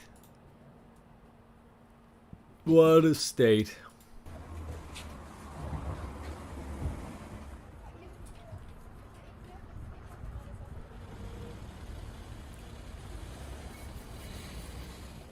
Yeah, there's a lot of ash, and there are a lot of bags full of ash and containers with ash. So I did not figure out where they bring all this ash, but I think that's not a problem. If you have an open area, you can put all the ash there. Yeah, it just goes, right? It just goes away. We'll see. We'll see. Yeah. I can say now it's very quiet here. This is very unusual. Even the people are very calm. It's like a very calm over here. So yeah, when does he start talking about the people in garages and modular houses that they need to pay for? Yeah, have you heard about this, by the way? These modular homes that they keep bragging about, right? And hardly any of them are in them yet, right? And apparently you got to pay for them. You got to pay for them. That's how they're helping the people of La Palma. Like, thanks, guys. Good job. Good job. You're real helping. Maybe the volcano weakens now, and we will see. Maybe this eruption will end soon, but you never know. A volcano is unpredictable. All right, my dear viewers. So I say thank you very much for your kind comments and praise. I say thank you for your support. We will see us in the next video tomorrow, Wednesday afternoon, and then we will have a look at beat it, you grifter. Lava reach the Atlantic Ocean. So yeah, until then, take care, stay safe. Reporter doesn't research and report the research. Yeah, he does nothing. He does nothing. He just reads out what he gets. That's it. No, there's no questioning anything that the government's doing. It's just reading the official reports, nothing more. No looking closer. He has the opportunity of a lifetime. He has the opportunity of a lifetime if he wants to be a reporter, to go down there and interview all the people. And he refuses to do so because he's not here for the people. He's here to shill his stuff and anger the least amount of officials as possible, right? And stay in the tourist sections so that you never have to deal with any actual people, right? Goodbye. Goodbye. And some crappy 80s music, of course. So that is the old Bushcraft Bear for the day. Thank you very much for checking that out with me. It's torture to me at this point, not gonna lie. Nope, don't want it, can't afford it. Mama needs a can of soup and needs braces, so I'm not buying it. Yeah, goodbye, Mr. Cub Bear. Yeah. Friggin' baby. He should be out helping people. Able-bodied man. He should be out helping them. But we get nothing. We get nothing at all. What a useless piece of crap this guy is. Don't change your holiday plans to La Palma. No, keep your trip to Kokomo. He looks like Captain Nemo. That's good stuff. Alright, let's check, see what's going on here. 1 second. Behind all the smoke. And it's looking pretty... Yeah, it looks like she's kind of calm here now. Seems to be more of a lava fountain at this point, with some spurts of pyroclastic emission. Rejection, I should say. A lot of black smoke still. A lot of black smoke.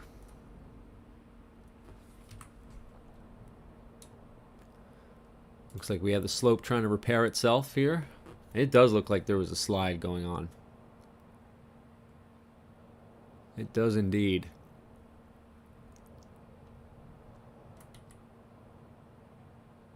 But like Bushy says, we'll have to see. None of those people are going to be ever truly helped, because this is how it works in authoritarian societies now. It's never about actually helping anybody. It's about shutting things down so they don't lose face. Shut down any real conversation and replace it with crap.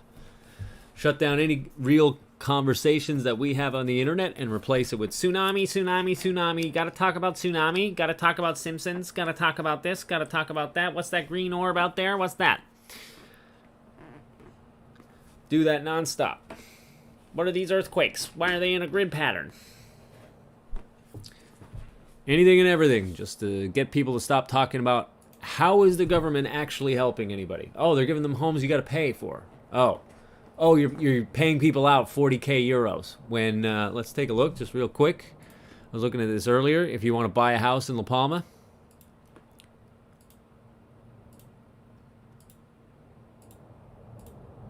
hold on.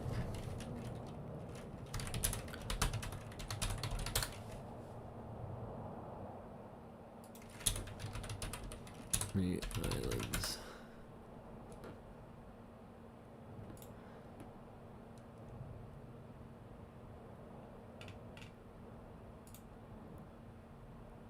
Where was I looking at this today?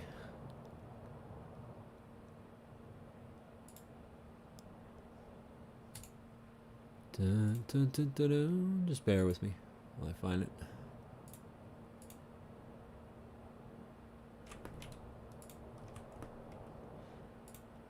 Might pop up real quick. Hold on.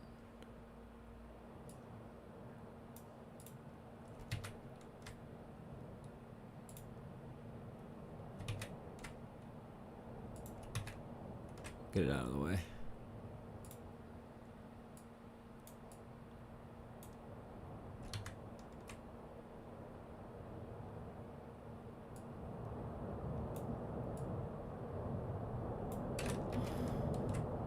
All right, yeah. So, we got a villa here for 840. 3-bed villa for 114 euros. 2-bed villa house for sale. It's nothing that big. I mean, it's a nice looking house. 280. Villa house for sale. That's 65. That's the lowest one I've ever seen, to be honest. Let's take a look. See what you get. They don't even show the house. Is it in Takande? That's the house? Is it? That's what you get for 65,000? Really? Right? Ridiculous, huh? Let's see. Let's keep looking. Remember, they're getting paid 40,000. 40,000 euros.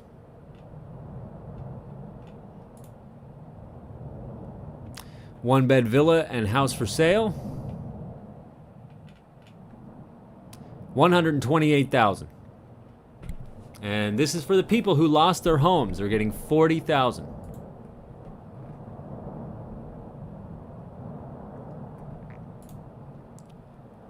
Two-bed villa and house for sale. 285,000. That's in Takande.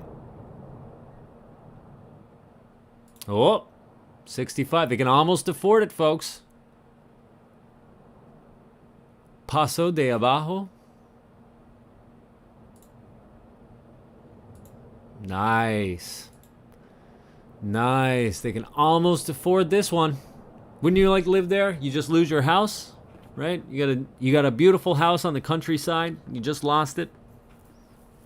Right?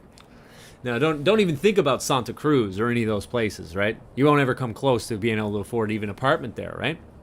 So you want something that's, it's got a little bit of land to it. Yeah. You come close here with this. What a beautiful home that is, right? Looks like it's from the 1800s, maybe probably before. Dang, man. You know what that reminds me of, actually? Hold on.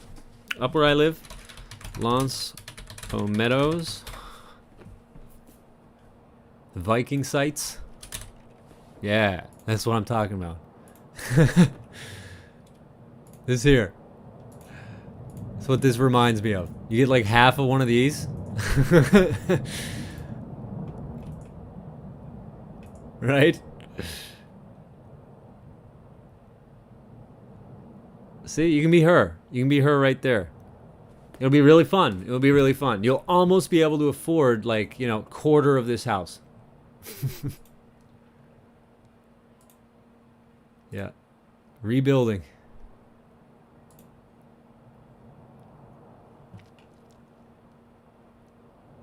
Mm-hmm.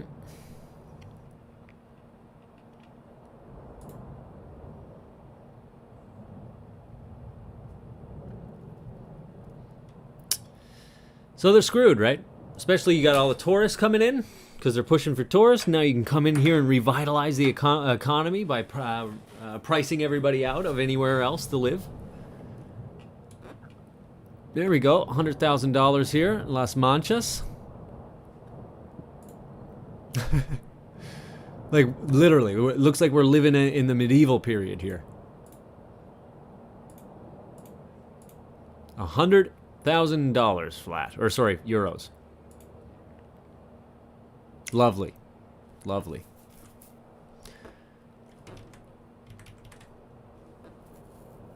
Price might go down due to this eruption. Not really, I don't know.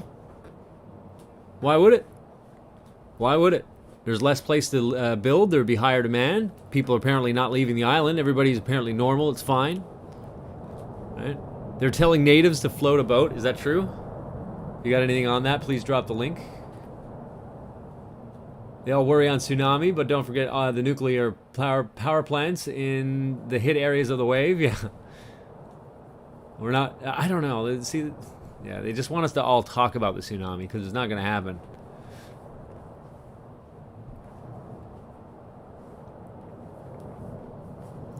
Yeah, the amount of houses has gone down. The supply has gone down.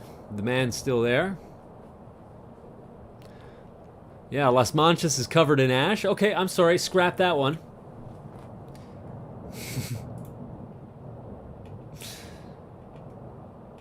You know, I'm laughing, but this is not funny. This is not funny at all. 40K if you lost your house. And this is 100K. Well, it was 100K before it was buried in ash. Do you think that survived it?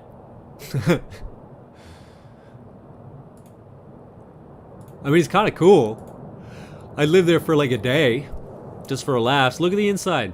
This is pretty cozy, isn't it? You can see the ribbed roof there.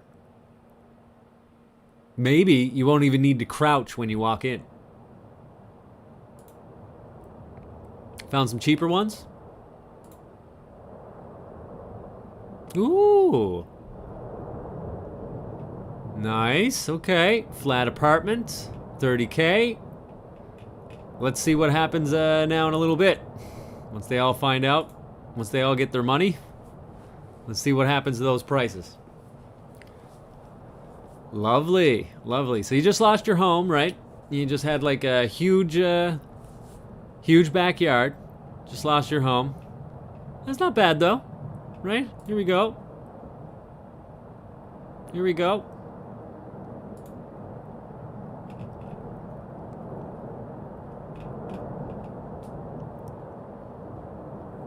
$10K. No photos. This kind of looks cool. Anything else? Jeez, man. You gotta be joking. You gotta be joking. These would be condemned in any first world home. Or first world country. So you got a flat apartment for sale. It's not even real pictures here. What are these all prefabricated? Not even a real picture. I wonder what the real thing looks like. We got any pictures?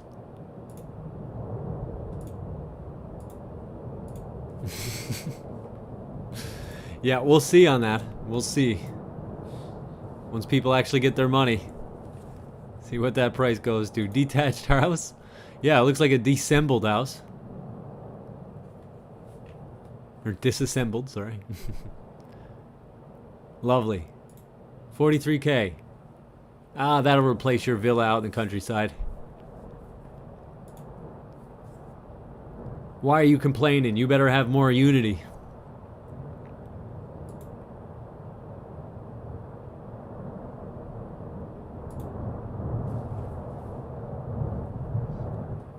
This one is a little bit too rich living for those people getting their compensation. A little bit too rich, guys. Sorry. $49.99 or $9.99.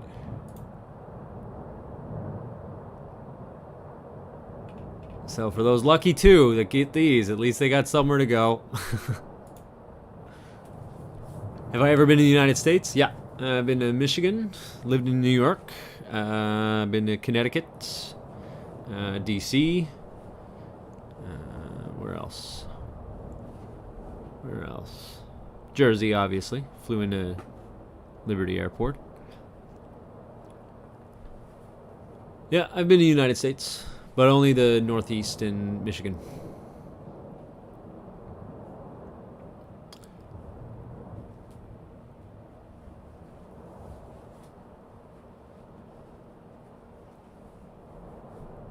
These are probably the new houses. Yeah, well, I mean, the people that live out in the countryside, do you really think they want to go there? Go in some crappy commie housing that they don't even have pictures for yet?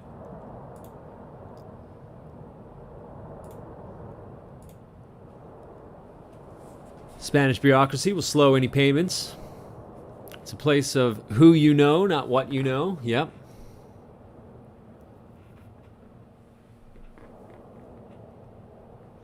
Can't expect them to have... No, of course not. 6,000 houses out of the blue. I get people placed in like shipping container housings for the first period. But at least give them the house for free. Yep. Yeah. Pretty ridiculous. Pretty ridiculous. They can't take care of their people. They allowed them to build on that side. They know that the volcano's coming, but they keep pumping in immigrants, see? Pump in those immigrants. Pump in the tourists. Get all those Germans and British people in. Price everybody out of the main place. They got to go somewhere. People built in the path volcano with no insurance. Then is it fair to expect the taxpayers that didn't build there? Well, I just answered that question. Just answer that question. When you keep bringing in immigrants, you keep bringing in tourists, which is the only reason why to go there for the most part. There's very little industry. These people get priced out of the cities. So where are they supposed to build? Also, furthermore, Natura 2000 locks down everywhere. It claims all the land, so you can't build in most places. So where do you go? Where do you go when you keep flooding in immigrants and tourists? Where do you expect them to go? You expect them to just afford on their banana working salary to live in Los Llanos or Santa Cruz? No, that's why people build out there, right? And they were the ones that allowed it. They're the ones that build the roads out there. Yeah, how can they afford insurance? Living costs rise when you flood it with immigrants, flood it with tourists. How powerful is Canada's military-industrial complex? I mean,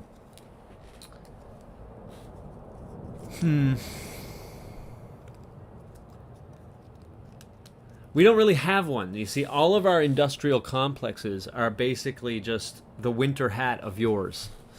Right, so all of them. The medical, when you keep pressing the medical officers here, you never get anything from PHAC, which is the Public Health Agency of Canada or whatever. They always end up quoting CDC, right? The military, when we do military operations, it's not because we have a military-industrial complex. It's that the NATO people, they need someone with the good face. You know, the cuck boy, poster boy Canada, right? They send us in, like for Libya. They made us, quote unquote, head up that operation, right? Because it makes them look as best as possible when you send in someone like Cuck Canada or like Switzerland, or you know what I mean? Like, yeah, people want land, not overpriced 60-meter squared flats. Government allowed them to build there. Let's see if we get those people living in Corazon in those nice villas. See if they get any money for it. And what does it matter if they have insurance or not? Because they didn't declare a state of emergency. What insurance pays for volcano? Do you know of any insurance policies that pay for volcanoes? I don't. That's an act of God. It's the one time that these people believe in a God. And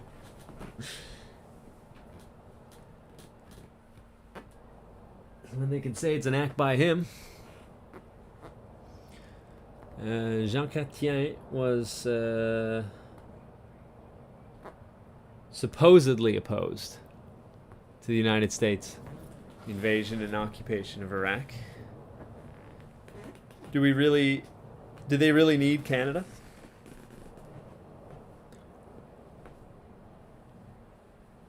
And remember, there's a big agenda up here that we need.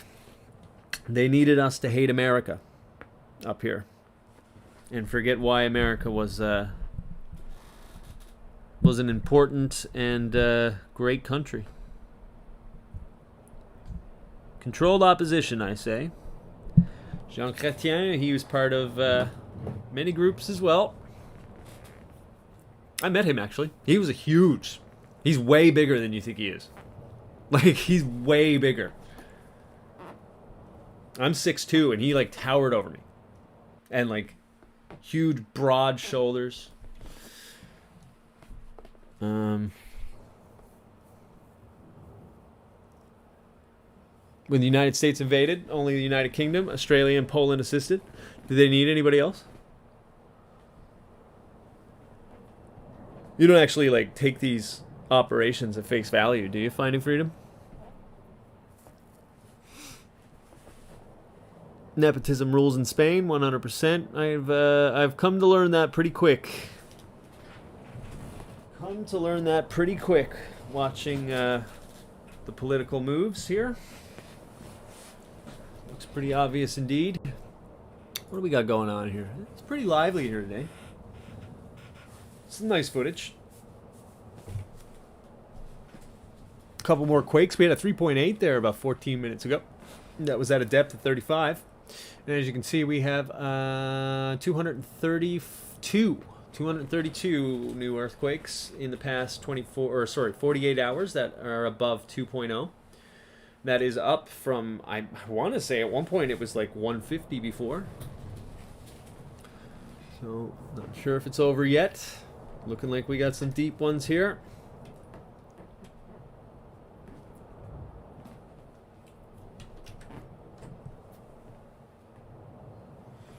But where do you, let's go back to the other question. This was a good one, to be honest, at least for discussion wise. If people build in the path of volcano, where do you expect them to go? If you have EU shut down most of the places that you can build, right? And you bring in people who don't belong there, like immigrants and tourists, in a place with no industry, no jobs, right? Where do you expect these people to go? Are they able to afford regular spots? Picking bananas? Where do you think they should go? Unless you're building communes out there. Was that the plan all along? They knew this volcano would come. Why didn't they just disallow people from building in those areas? Why did they build the roads to those places?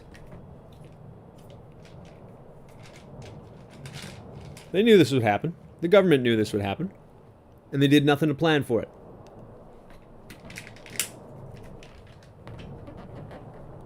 Am I wrong?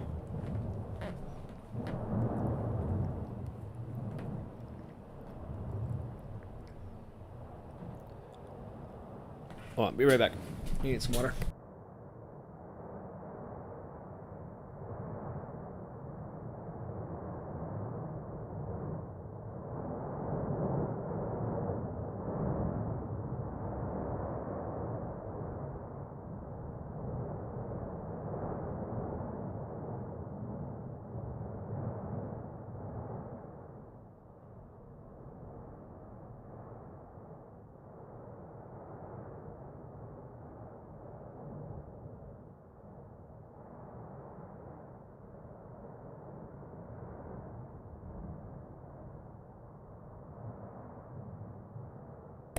I'm not sure what that is down at the bottom.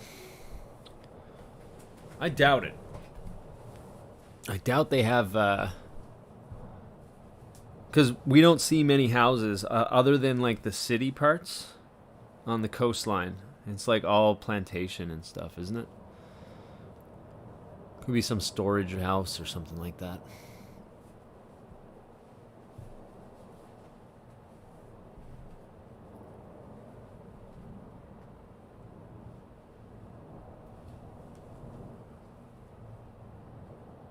When the face diaper started, I posted against them on Fascist book.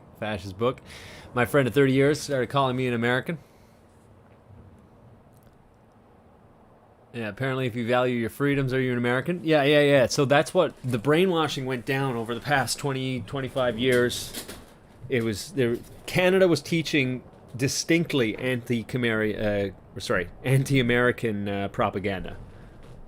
Just always. We're not like Canada. It's like, how? Or we're not like America. How? How are we not like America? We do nearly everything that we're told.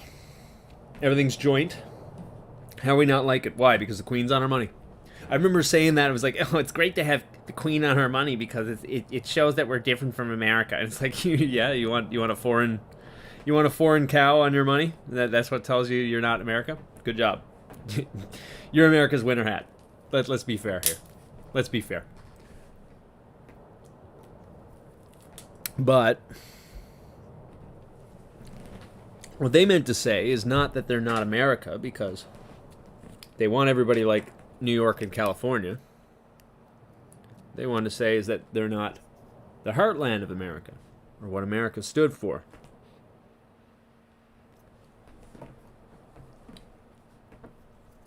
And there was a concentrated effort nationwide in Canada to bash what it meant to be American. So a little thing, we can't just go along with everything that America does. Not with everything. They needed to point out the Iraq thing.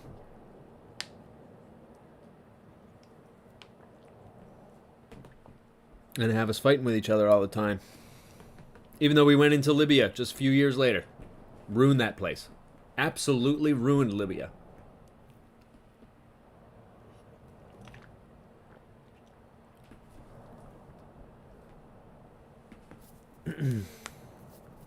California? Yeah, shithole. Shithole country. So's New York. Literal shithole. So, like, I lived in New York City for a little bit. And, like, we're talking in the middle of the city, guys. There's certain... It would blow your mind sometimes. Like, you'd walk in, like, on the sidewalk, and just out of nowhere, you would get the smell of poop. Disgusting stuff, right? Spend a few weeks there, and, like, there's, like, black tar coming out of your ears. You get huge pimples, because you're not used to the air. I mean, it was cool to visit and see, like, you know, because I'm from, like, a small place, so you get, like, this huge city, and it's, like, kind of mind-blowing, right? That's cool, I guess. But that gets old. That gets old really quick. And, like, nobody is, everybody's afraid to talk to each other. Like, I remember someone, like, you know, my family was working there, right? And I was a kid. And I saw someone that was, like, a workmate of that person. And I saw them on the street, like, as I was going to meet them, or meet the person I knew. And it was my mom. I went there with my mom, right? And one of her workmates were there. And I guess she was, like, kind of, like, on her text phone or whatever it was. It was, like, it wasn't even flip phones back then. They were, like, really old phones. I don't know if she was even sending SMS at that point. But she was just there, just chilling. And I went up to say hi to her, right? And she was, like, scared to death. Scared to death that someone talked to her. She didn't recognize me at first, or, like, whatever. It was just, like, her first response to someone saying hello was to be afraid. That's crazy.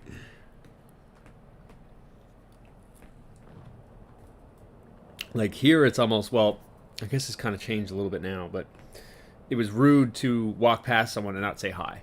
That's where I'm kind of from. So, like, it was just so juxtaposed. The lizard lady on her money is the same as the all-seeing eye on the USD. I heard she's not doing too well either. I heard she might be finishing off soon. America is the land of the plume servant. Stay away. We're under judgment for kicking you out and killing children. Not to mention all the other evil that's taken over.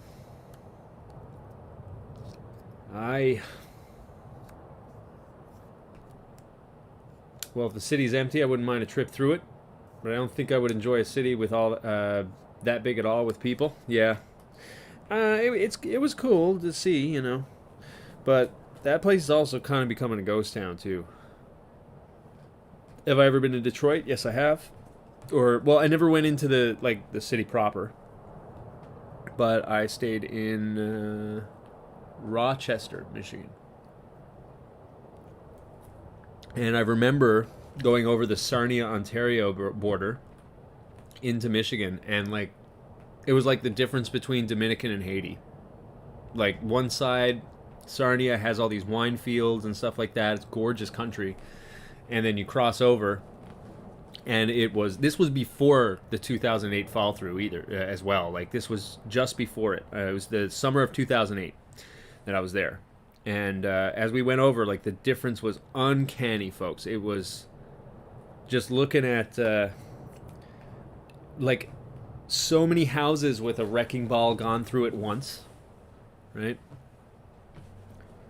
And chain link fences and just dirt ground. Gross. Canada has no balance sheet, $1.5 trillion deficit. Oh yeah, dude, it's probably more than that now. It was $1 trillion before.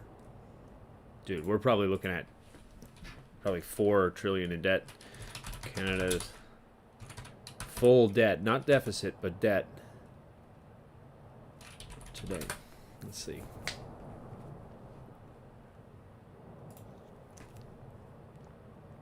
I don't know. I probably went too high at 4. Let's see. No, well, I'm wrong then. I don't buy this. I gotta tell you, I don't buy it. I remember it being $1 trillion before we went into Corona. It's COVID.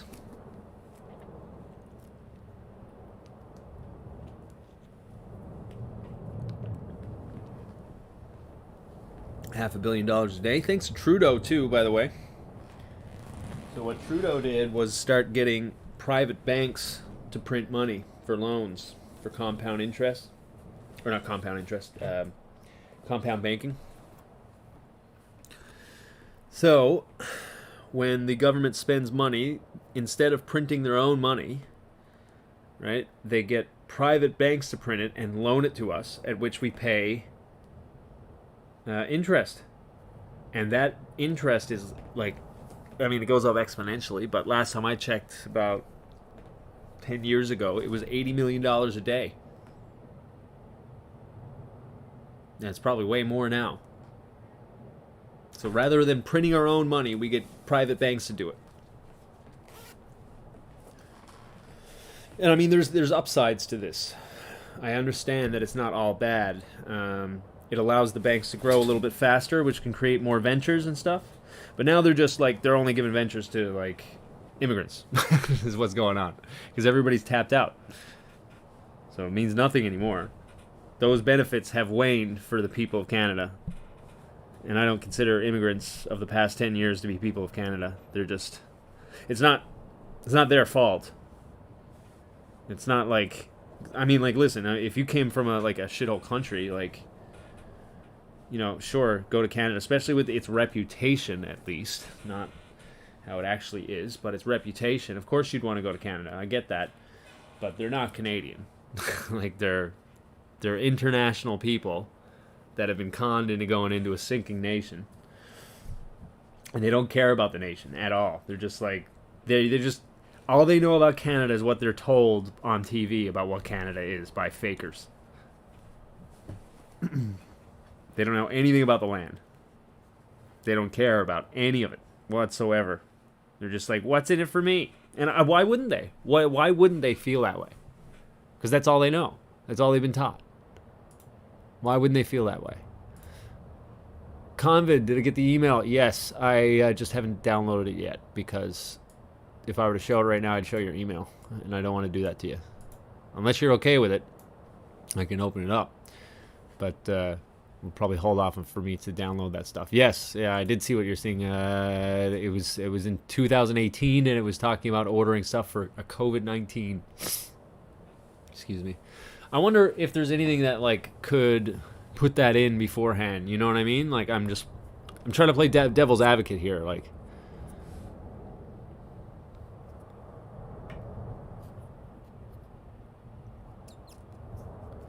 it was here like that. Not rude to not say hi, but nowadays they all look at you as if you're gonna kill them or something here. Just some small town in the Netherlands. It's bad. Yeah.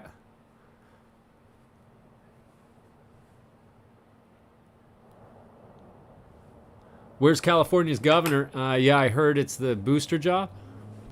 So I guess his third shot. Now he's out, but he's, you know, this is probably to create some news story. Let's see. Where is Gavin Newsom? Where is Gavin Newsom right now? Hang on here.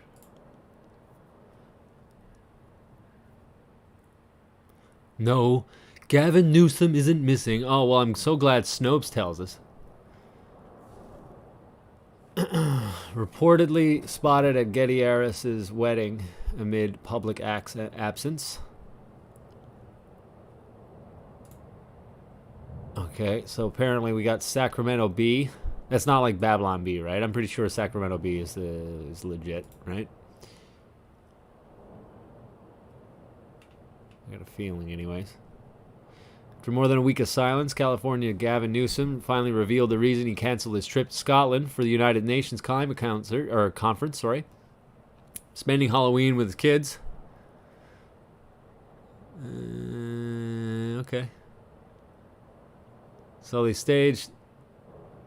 planned to attend the conference from November 1st to 3rd in Glasgow, which would have forced them to miss Halloween. That upset the 4 Newsom children. So they staged what Newsom called an intervention at dinner. This reads like a great propaganda piece, to be honest. Mom and Dad missing Halloween. For them, that was worse than missing Christmas. Told his former economic advisor, okay, who wrote this? Sophia Bolog. Doesn't surprise me. Sounds like a great advisor. Lenny Medonka at a fireside chat during California Forward economic crisis in Monterey on Tuesday. Newsom said he explained to his kids why he and Siebel Newsom, or Siebel, is it Siebel? I don't know. I don't care. Needed to go, but the next morning he woke with a knot in his stomach and he decided he had to cancel. Okay. So then he disappears for 11 days. But yeah, I didn't really buy into this, and I got a feeling that it was like pushed for a little bit, just to try and like fool people. So you had Snopes come out and say, "No, he isn't missing. Everybody be cool." Thanks, Bethania Palma.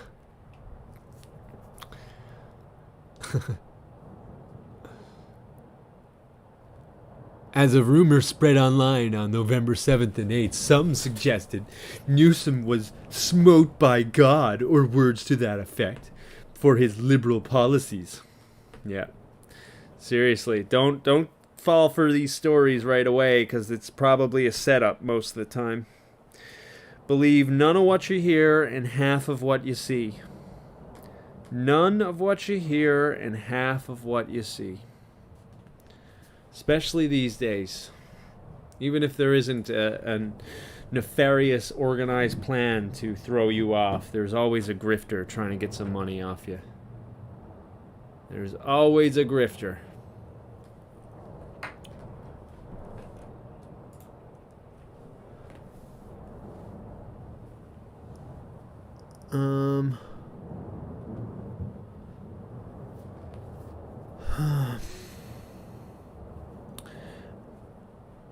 I wonder,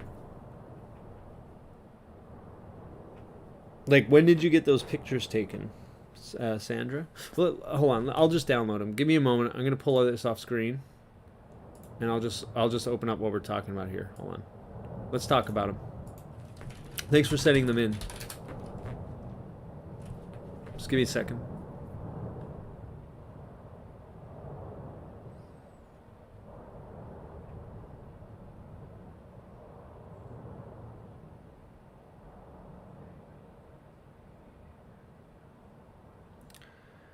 Yeah, ta-da. Where is this at?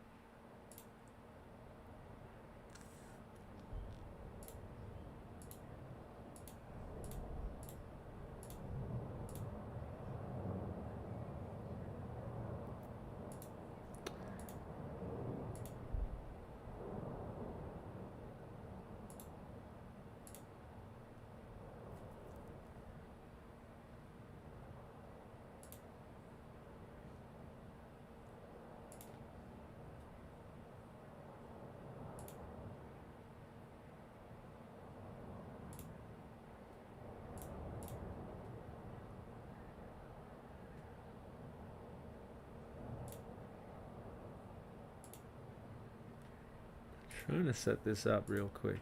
All right. So, Canada tariffs for COVID-19 diagnostic test instruments.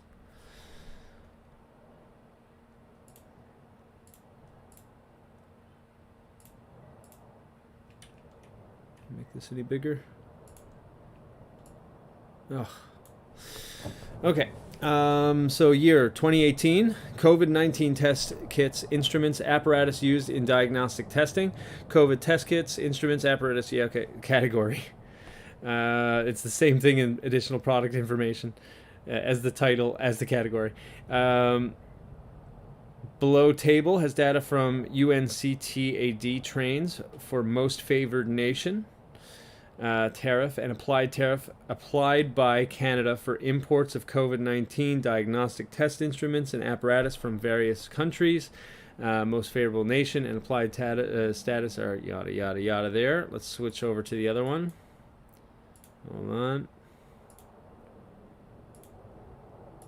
Next one. This one here shows ones from Antigua and Australia, Austria, Azerbaijan, Burundi, and there's a whole bunch of them. And they said 2018 was when this was put through. And COVID-19 diagnostic test instruments, yada yada. So I'm just wondering.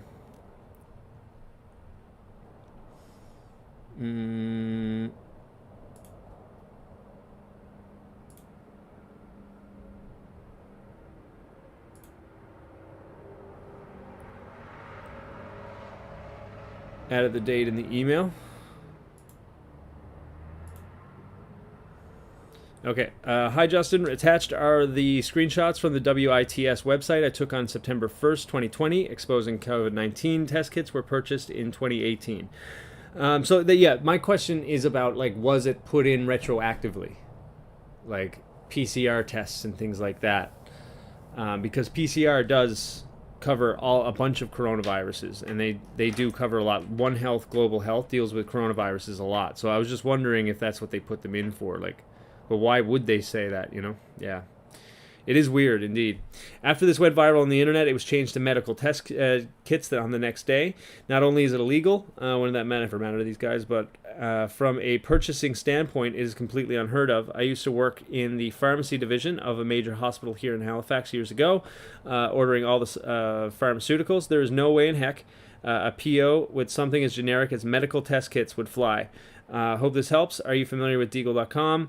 That's another rabbit hole. I've never heard of it, by the way. I was trying to look it up, and it's been gone for a couple of years now, hasn't it? So I never had the time to go deeper into that rabbit hole. But maybe you can let us know in the chat as well. Cheers and thanks for the great work, Sarah Saunders. So the Simpsons thing, I don't know, man. It was a canary pointing to the Canary Islands, right? MERS has been around for a while. Yeah, there's also PCR tests are used for cats for FIP. I know that. There's Ebola as well as a coronavirus, so I'm not mistaken. There's lots of coronaviruses out there.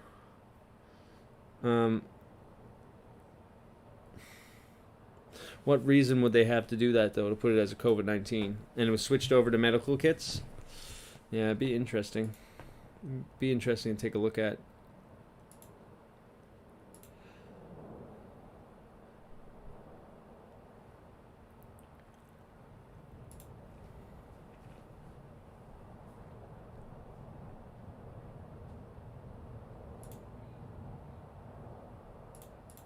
Yeah, thanks for sending that over.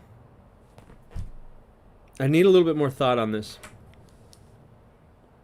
if you don't mind, but yeah, it certainly is an interesting thing, especially if they put it in as COVID-19 in 2018. I guess what I feel like we need more verification, I guess. That's just what I'm... Not that I don't trust you, it's just that what could we be missing along the way? Like if this was put in beforehand. Or just before you found it, but after COVID-19. Maybe they're looking for a better reason for it, to cover up something. I don't know. I'm wondering what are the blind spots on our part? That's what I mean. So yeah, The Simpsons created this, or predicted this eruption, so anybody can predict this eruption would happen. In fact, it was late. We had one in 49, we had one in 71, and then it's been 50 years since the last one. These things are going to happen in the Canary Islands. Furthermore, it was a canary in the episode, so you can see how that joke would work, right? Just something a little... It's not really the best joke, but it's playing on words. So it's not... I don't think it predicted it. Like, that piece that is missing on it... I mean, if you've looked at, like, how Simpsons draws things that are inanimate, often there is, like... It's not always perfect. They're not perfectionists when they draw things. PCR test can't really detect COVID. It detects whatever, but not a virus. The whole virus hoax is a lie. No virus has ever been isolated. I don't know. I don't agree with that. I don't agree with that. I think it has been isolated. I think that's why... I think that's the other side of the propaganda, is to get people freaked out about that. The real story is that it has injections in it that are not natural. Is that it has been isolated, and that the isolated virus has been found to have insertions that are much like AIDS, and it has that spike protein, which is a prion, which is not natural. It makes no sense that that would be on a bat somewhere in a cave somewhere. It's much more likely that they took the bat from a cave, and they took it back to the WIV, Wuhan Institute of Virology, and they were messing with it. In fact, I mean, there's times that you can see all over the internet that they're talking specifically about that they were inserting things that would make it more adaptable to humans, or more transmissible to humans, sorry, I should say. The whole thing that the virus doesn't exist, I don't buy that. I don't buy that at all. I'm pretty sure I had the virus. I lost my sense of smell and taste. Interestingly enough, I also have, when I said this thing to a nurse, they were like, well, we didn't have COVID here at that point. And they were trying to make excuses for why I couldn't smell or taste anything, but I've never had a cold that did that before. Never had a cold that did that before.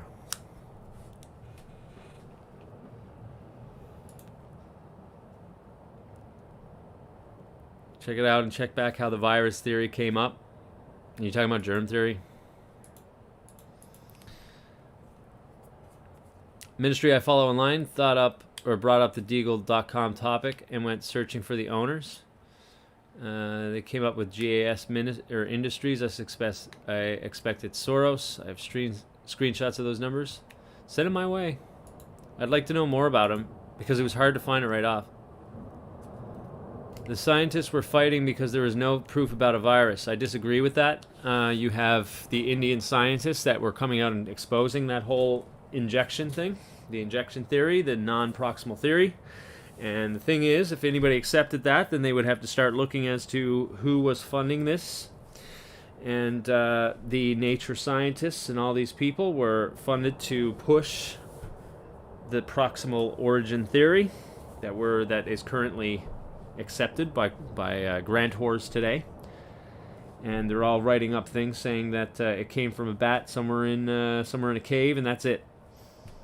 And they were pushing that for that reason, because they cannot expose that the USA was funding the Wuhan Institute via EcoHealth and other companies as well.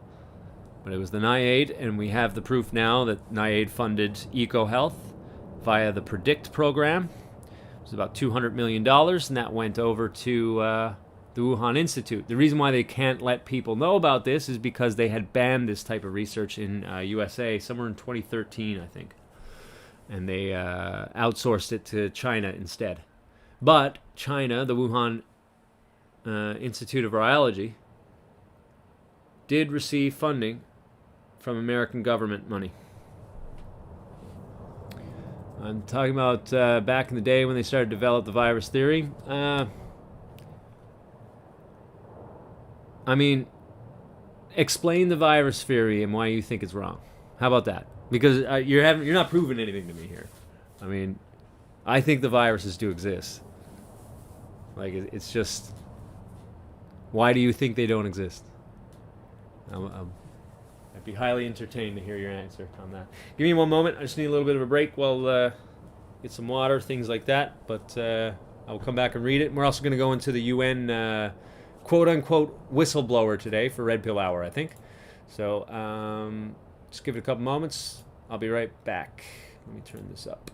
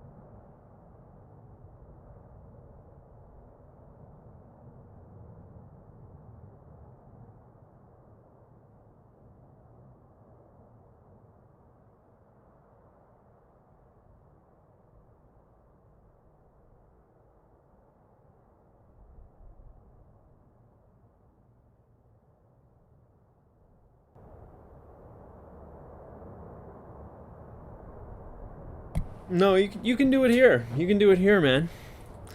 If you're gonna be saying like, oh yeah, it just doesn't exist anymore, it's like that's that. No, just, I mean, I can give you my email, but if you can't explain it in a couple sentences or less, my friend, as to why virus theory doesn't work, or it is not real, then we got a problem. I don't think you know it well enough.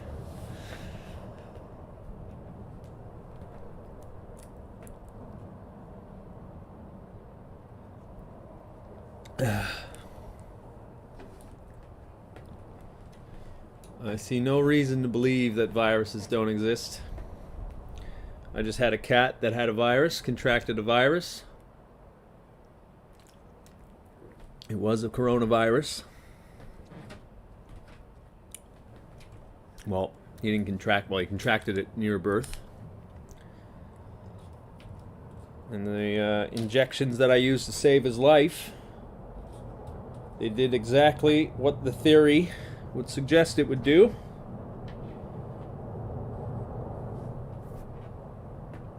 You can post evidence here by doing links. That's why you have a wrench.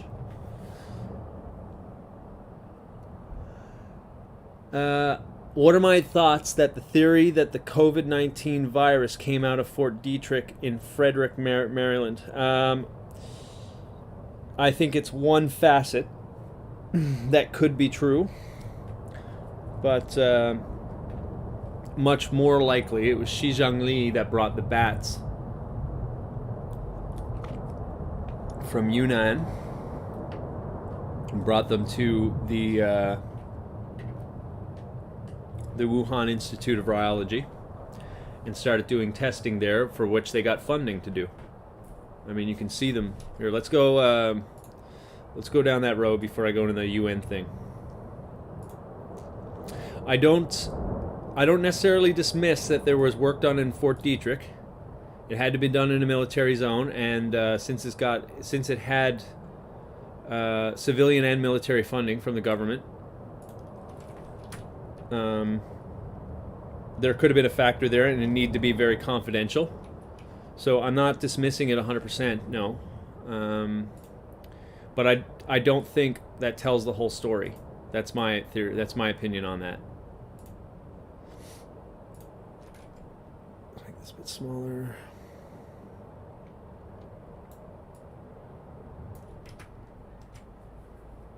Yeah, Chapel Hill in North Carolina, I think, had some. I know that they had something to do with it as well. It wasn't, but listen, there's a bunch of different people. You got the Chinese that point out Fort Detrick, the Chinese Wumao. You have us saying that it's just regular or whatever, and that maybe China was hiding things. You have like that side of the story from like NTD and like from their not so normie news or whatever. Hold on, let me close this before I end up showing people's emails and stuff. Leave. All right. How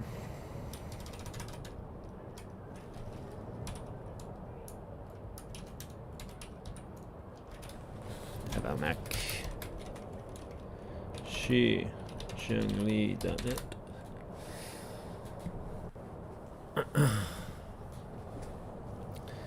All right, so this is Mr. Peter Doshik. This is a good website, by the way. Peter Doshik and Xi Zhongli.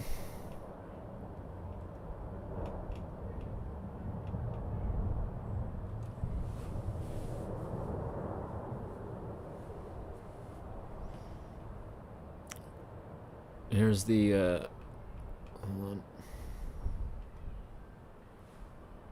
I'm gonna give you this.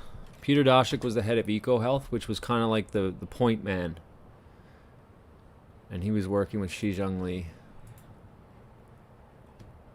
Do I think a dodgy employee took some bats to the wet market? No. Well, I think it's possible, but I don't think that this was. I'm not sold that this was intentional. I think that since they have so many research places around the world like this, that it was bound to happen. They were waiting for it to happen, and they had everything in place. So it didn't need to be forced. Ralph Barrick. Let's see. Let's see if we got one with him.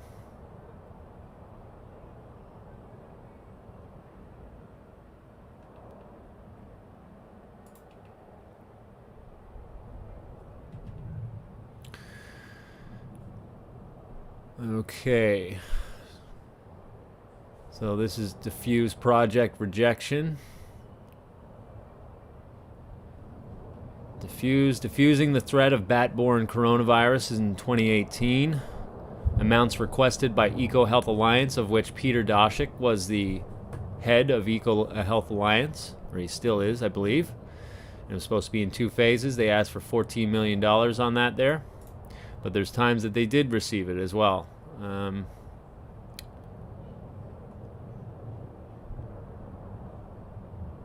Francis Collins resigned.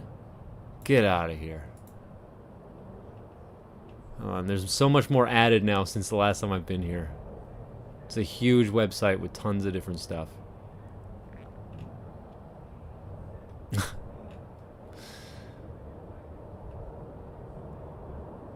Ralph Barrick.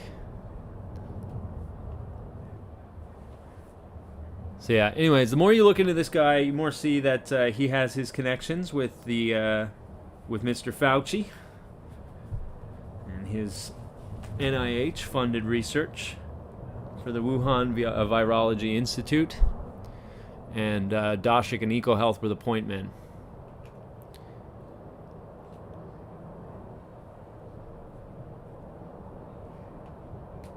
Lots of stuff to read here. But where's the Xizhang Li? Let's see. Xizhang Li. What happens if I look that up? Just give me a second.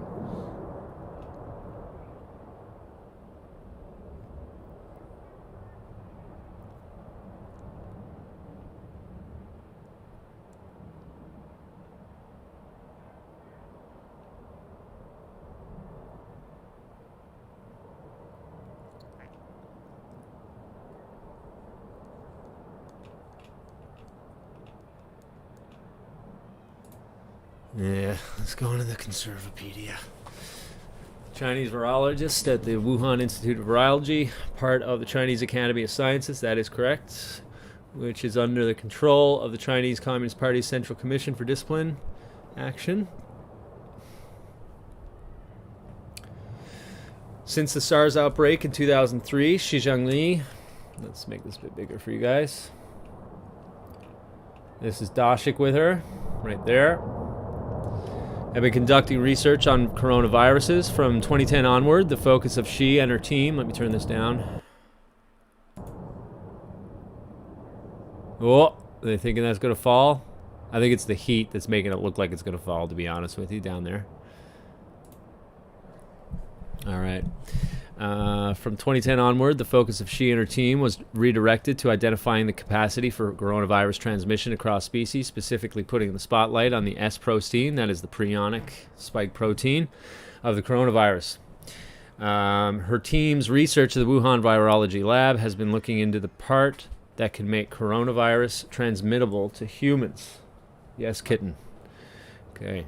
In June 2010, a team including Xizhang Li published a paper. It described research to understand the susceptibility of angiotensin. I'm sorry, guys. My biology sucks, okay? Just to let you know. Converting enzyme 2ACE2 proteins of different bat species to the S protein of the SARS virus.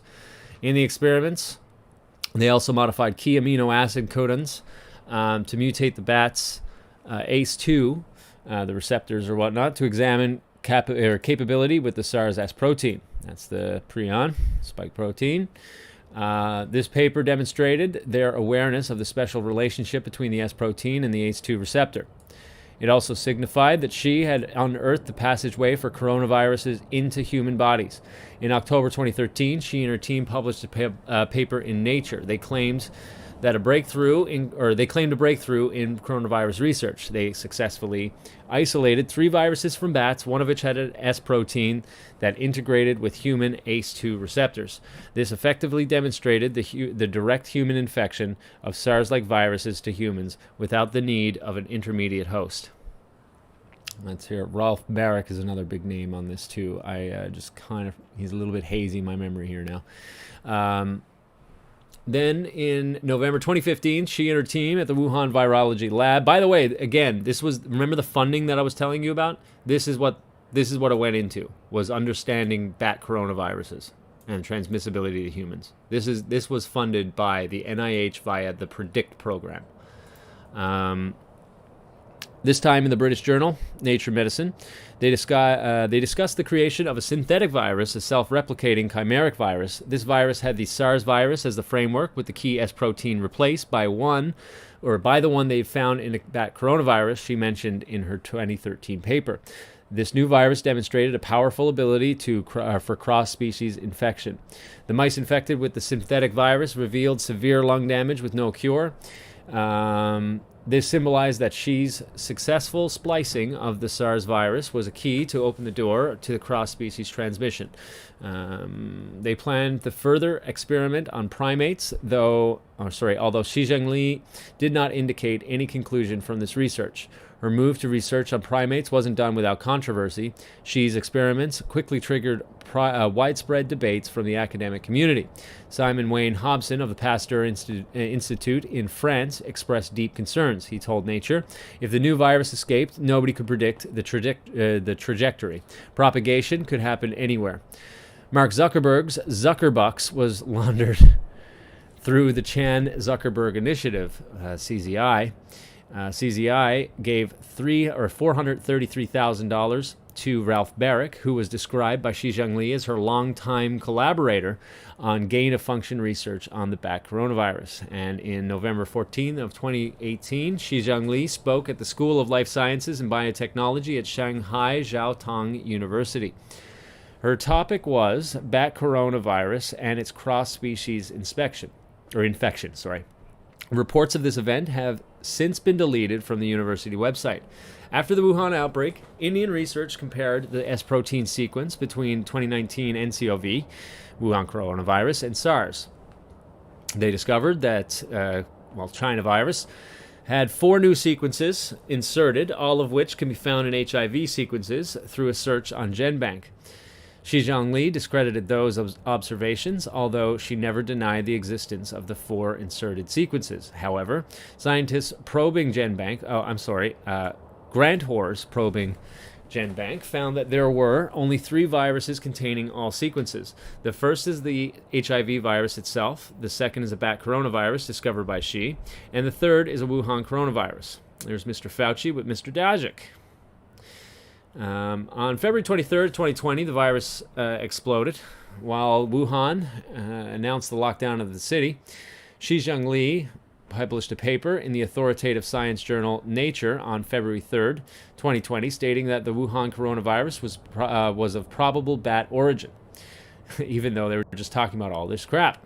The paper indicated that the Wuhan virus utilized the same key as SARS to gain entry into the human body. So blatantly lying, because we have all of that information here.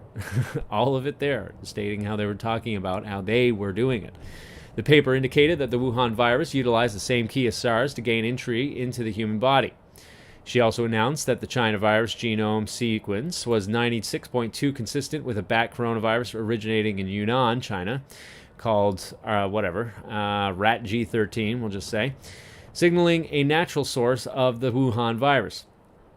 Let's see. Xi Zhengli wrote on social media that those spreading rumors about her lab leaking the virus should shut their stinking mouths. They don't mention her ties to Chinese military, by the way. I believe she is a lieutenant. Could be wrong on that.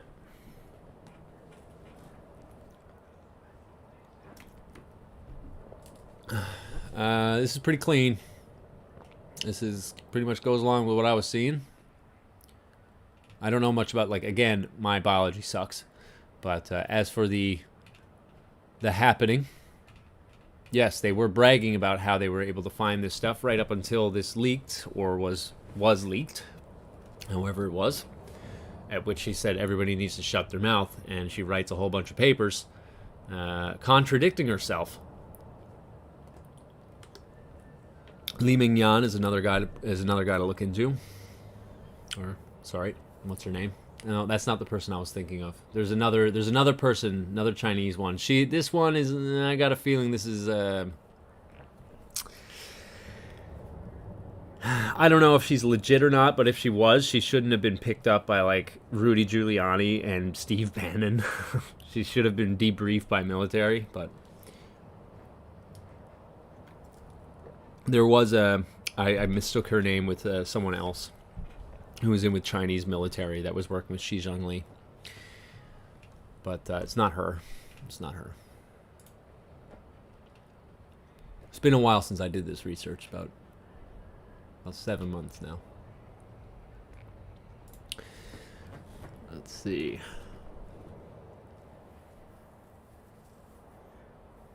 I also get irritated when people say that COVID-19 is a total hoax. We got no links, Extreme Ninja? No links at all? Nothing? Really? I understand you may not be able to explain things in 200 letters or less or whatever, but I'm surprised that I was able to read this entire article and we still got nothing from you. Let's see. The truth about COVID is the average of all theories. Yeah, I think so too. I think so too.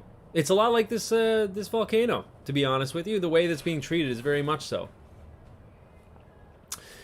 Li Mingyang is the one who quote unquote escaped to the States. Yeah, the story is that she escaped, or she got to us from China, and she was picked up by Steve Bannon and Rudy Giuliani of all people. just makes no sense to me. All right, sorry if I've missed anything here. Let's go through them. That chimney's going down.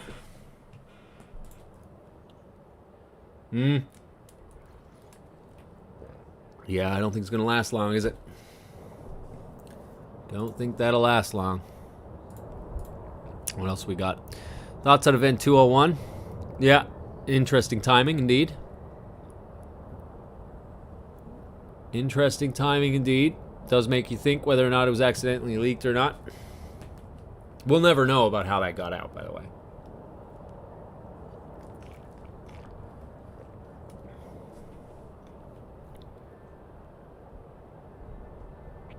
All right, I'll look forward to your email then.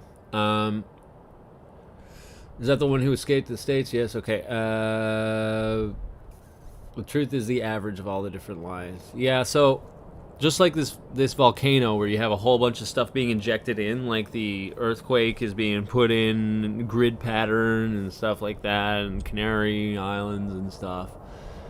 It's the truth is actually somewhere in the middle, in the gray area, and they just, well, this is how propaganda works these days. They just flood it with things on both sides. One that's like will appease the normies, and ones that will appease the, for lack of a better words, and I don't mean this is an insult, but conspiracy theorists, right? Ones that might appease them. So they keep those two at bay because they believe they have their own truth and nobody can convince them otherwise, and then nobody learns the actual truth. Right, and I don't mean the conspiracy thing as like, a bunch of nut jobs or something like that. A conspiracy theory is just basically the accusation or the theory that there's two or more people or groups that are working together in crime. And one of those crimes can be lying or perjury, right? Lying to the public or whatever. So I don't necessarily mean that in a bad way. I'm just saying that there's too many people satisfied looking at saying, oh, the volcano's fake, or like Simpsons predicted this. I'm going to shill Eric77. 1 second. We'll do the UN thing pretty soon. We'll say 13 minutes. We'll start going through the UN thing.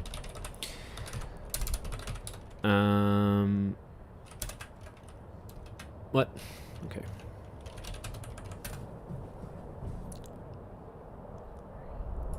Great channel, by the way. I shill him basically every day here now. As it should, he should have way more people, way more eyes watching his stuff. Let's see if I can find the video real quick.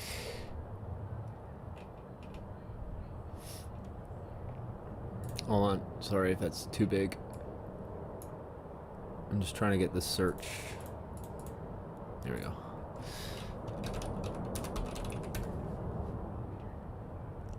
Check this out.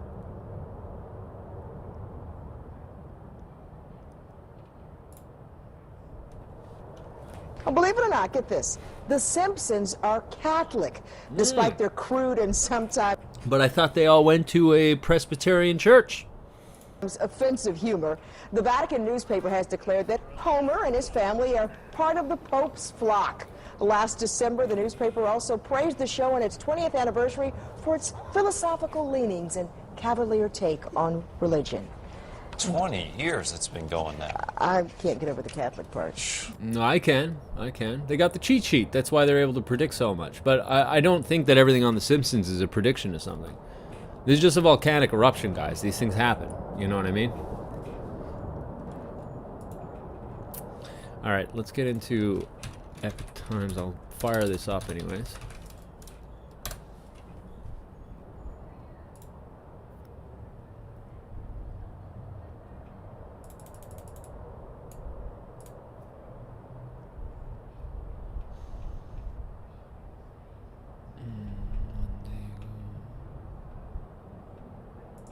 Yeah, censorship Barbie. That's not even hot. All right. There is a planet coming. Okay, before we get into the other stuff, I gotta see this. This sounds too fun to be true.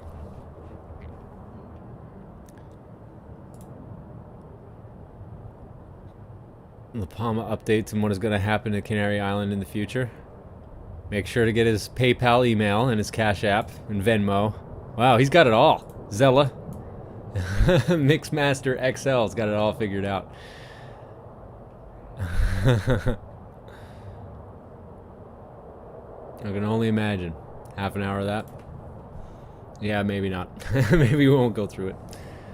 Somebody once told me the movie Armageddon is predictive programming for a future collision event without even realize that an asteroid the size of Texas hitting the Earth is so unrealistic. Ridiculously unrealistic. So much of it would burn up.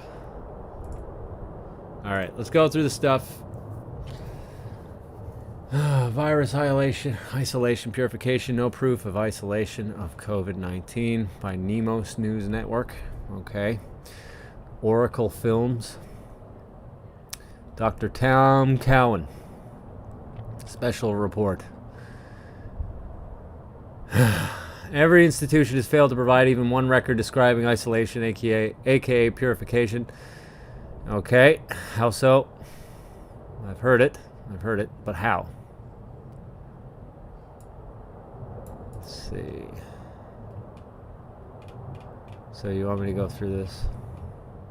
The central question is, how does any scientist, any virologist, prove that a, quote, new virus is the cause of any illness? The answer is surprisingly clear and straightforward. It also mimics how any normal human being proves the causation of anything. Yeah. The first thing one does is to find a number of people who seem to suffer from the illness in question. This could be COVID-19, AIDS, Hep C, or any other illness. Then, using standard and common virological isolation and purification techniques that have been in common use in every virology lab for decades. One would isolate the virus from every other substance in the blood, sputum, or tissues of the affected person or animal. Using electron microscopy, one then shows the world the pure isolated particles called viruses from each of these people. All of the viruses should look identical. Medical doctor from the USA. So I don't know this guy from Adam, so we're going to do a quick check before we just keep listening. Dr. Tom Cowan. I will do a quick spiritual warfare check on that. Let's see. Could be wrong. Yeah. Spiritual warfare, the ultimate experience. Okay. He seems to be okay here. Dr. Tom Cowan, alma mater.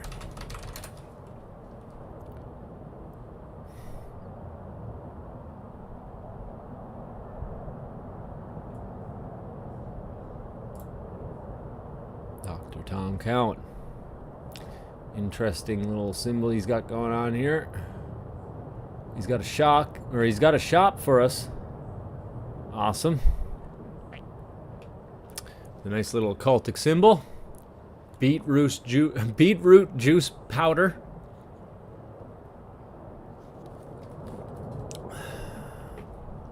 She legit Moomy Joe. I get grass-fed desiccated beef heart. Look at this, ancestral. Little Mason symbol there. Where does he go to school? What's his credentials? About us, got nothing in it. Is that true? Or is it just, hold on. It might black out for a second, hold on. Pull it back. Okay, hold on. Dr. Tom Cowan has been one of the leading voices speaking out against the mainstream medical narrative. Okay, that doesn't mean anything. His messages of health, freedom, and personal autonomy, tickling my ears, have resonated with millions of people. Yeah, it tickles the ears of millions of people, but that doesn't necessarily mean that he's credentialed. A wealth of free content. Wellness in holistic terms. Why am I supposed to take this guy seriously? Please let me know. I can't even get the guy's alma mater. Where do you go to school?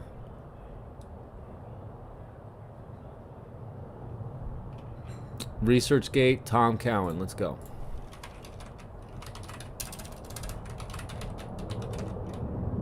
Is it .org or .net? It's been a while.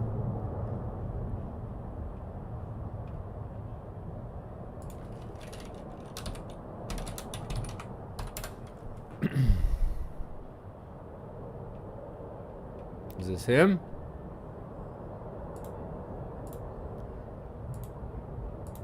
Well, listen, I can't just take the words for this, guys. I can't do it. Is this him? What's his name?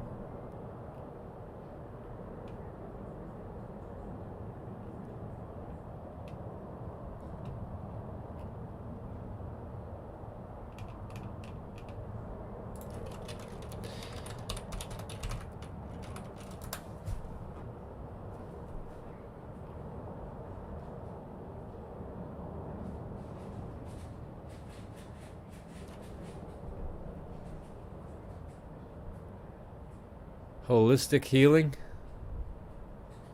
I'm sorry, guys. Why can't I find anything on him? Why does it not have it on his website? I can't just take the word of somebody who calls himself a doctor and sells me stuff. I'm sorry. It's just not going to work that way here. Duke University, summa cum laude.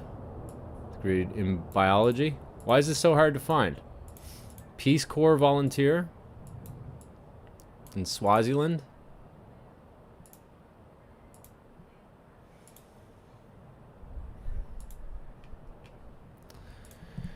What's his thesis? Fourfold healing? I'm sorry, guys. This is not looking good for him. It's not at all. Dr. Cowan attended Duke University. Let's go. Let's go. We got something here.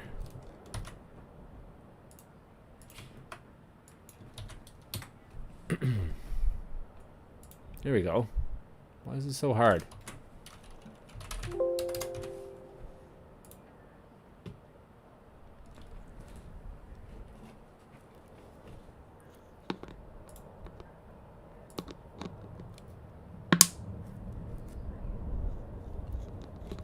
Okay.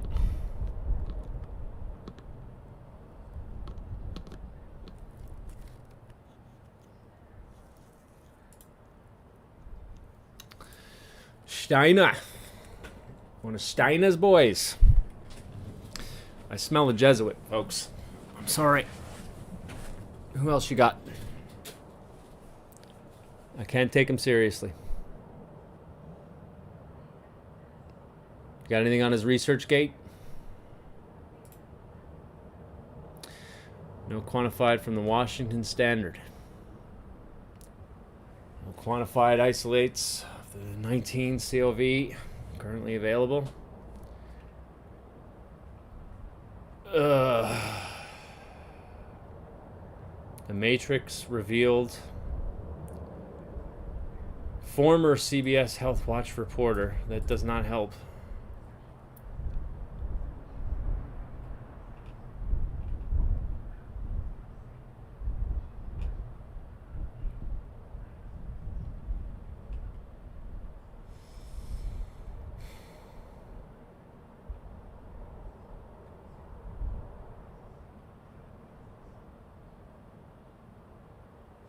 Let's continue with what he says anyways. Next step would be to analyze the genetic material of these which have also been available for decades. These sequences should also be identical from one particle to the next.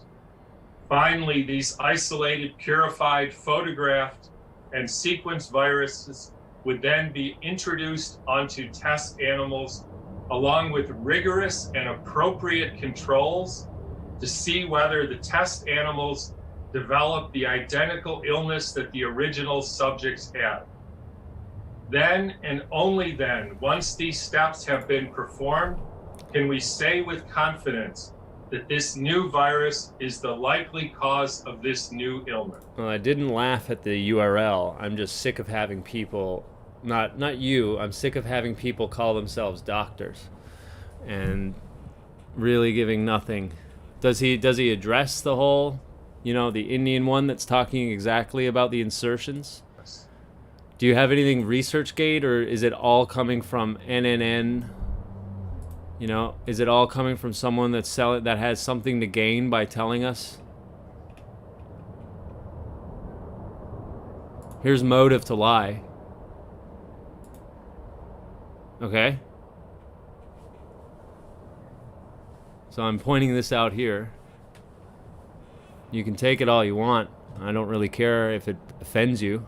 I'm going to be skeptical of anybody that comes up in front of my face, including Fauci, including Dr. Tom Cowan. He's got motive to tickle people's ears, yes, he does. Look at his store. Berberine Plus.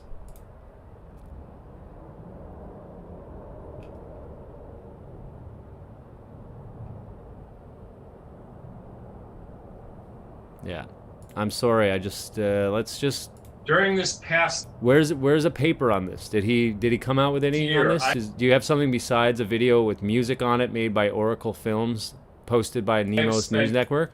I will ridicule that because it's ridiculous. Countless hours looking for evidence that these simple steps were done for the illness called COVID-19, and that the virus called SARS-CoV-2 was Great Awakening coffee. You guys know that the Great Awakening is Masonic garbage, right? properly Like, why am I supposed to trust Nemo's News Network or this guy selling me beetroot juice? isolated and characterized. It's not even a joke at this point. I'm not joking with you guys. Why am I supposed to trust this guy? It looks like he can barely say that. He looks like he's laughing when he's posting this stuff. To my shock and surprise, neither I nor anyone else I know looking into this issue has yet to find a single published study that even attempted to perform these simple and doable experiments. To my further... What about in India? What about the one that literally talks about how there's insertions in the virus? shock and does he address this? surprise, I found that not only were these experiments not done with SARS-CoV-2, but they were also not done with AIDS, Hep C, measles, or any other illness supposedly caused by pathogenic viruses. As shocking as this may be to hear, I now ask that if you dispute this, please make available the paper or papers that successfully did these simple experiments. That would be the Indian one. Why aren't you addressing it? We were just talking about that one.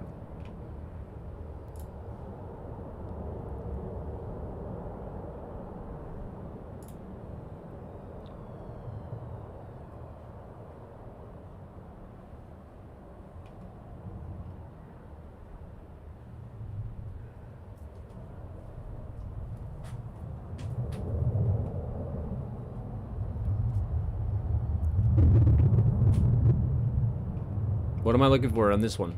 On this Washington Standard?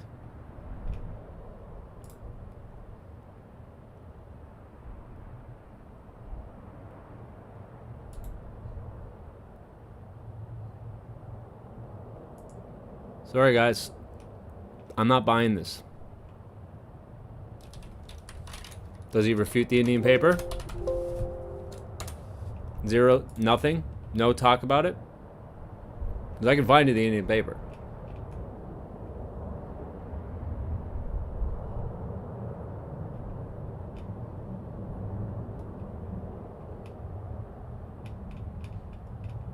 And this has New Apostolic Reformation and just Jesuit bullshit written all over all the paper. Why am I supposed to trust Ron Paul? Clothing for Liberty Lovers. I'm sorry, this is perfectly set up for me to buy their crap. So why would the stuff that's the text on the paper here, or the text on the article here, any different? What is the Washington Standard? Is this really the best you can give me, guys? I'm serious. I'm not trying to be a dick to anybody. I'm just trying to call it what it is, what I see. Why am I supposed to trust this? And the answer, I don't think I'm going to get an answer to that, am I? I'd rather go to the UN thing. This is a waste of time. I'm sorry. I will not be buying his beet juice.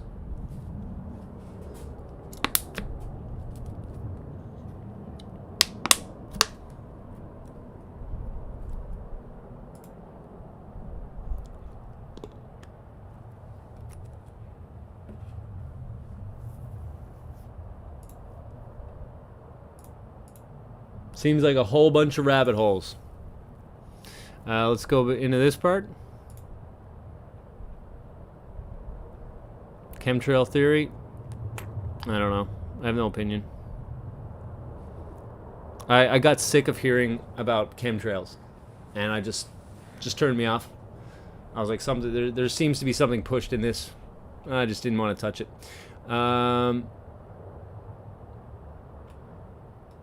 Let's see. Ghost Builder. Let's see. 6 minutes, 18 seconds. On is complete totalitarian. They want complete control. Also, with that, depopulate. No, I'll get to it when I'm ready and when I want to, Extreme Ninja. So that's also part of the depopulation agenda. There's a famine coming, guys. Now think about it. Anyone with any critical thinking that really know what's going on, I'm going to give you guys some question here, and I know you guys are going to agree with me. We all know there's a planet coming, right? Let's not shy away from that. That's the reason why everything is going on. If you were the power, if you were the person in power running the whole world, do you really want 7 billion, close to 8 billion, I think now is the world population, but be honest, would you really want 8 billion people woke up to the fact there's a planet coming and that's going to be over their head? Would you Case closed. That's proved. really right want now. 8 billion people woke up to that knowledge? Literally irrefutable. You're the one running the world. You're the one telling people what to do, and people are listening to you. And you know there's a planet coming. Do you want to deal with that amount of people to control and also tell what to do?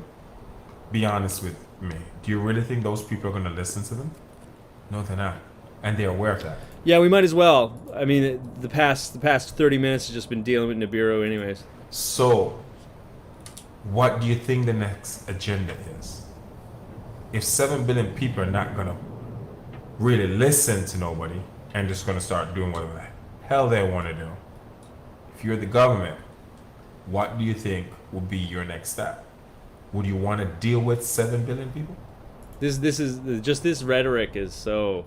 Is there anything that I might be missing here in this? I'm not going to go through the whole half hour. That's for sure. I don't dislike people. I don't hate people.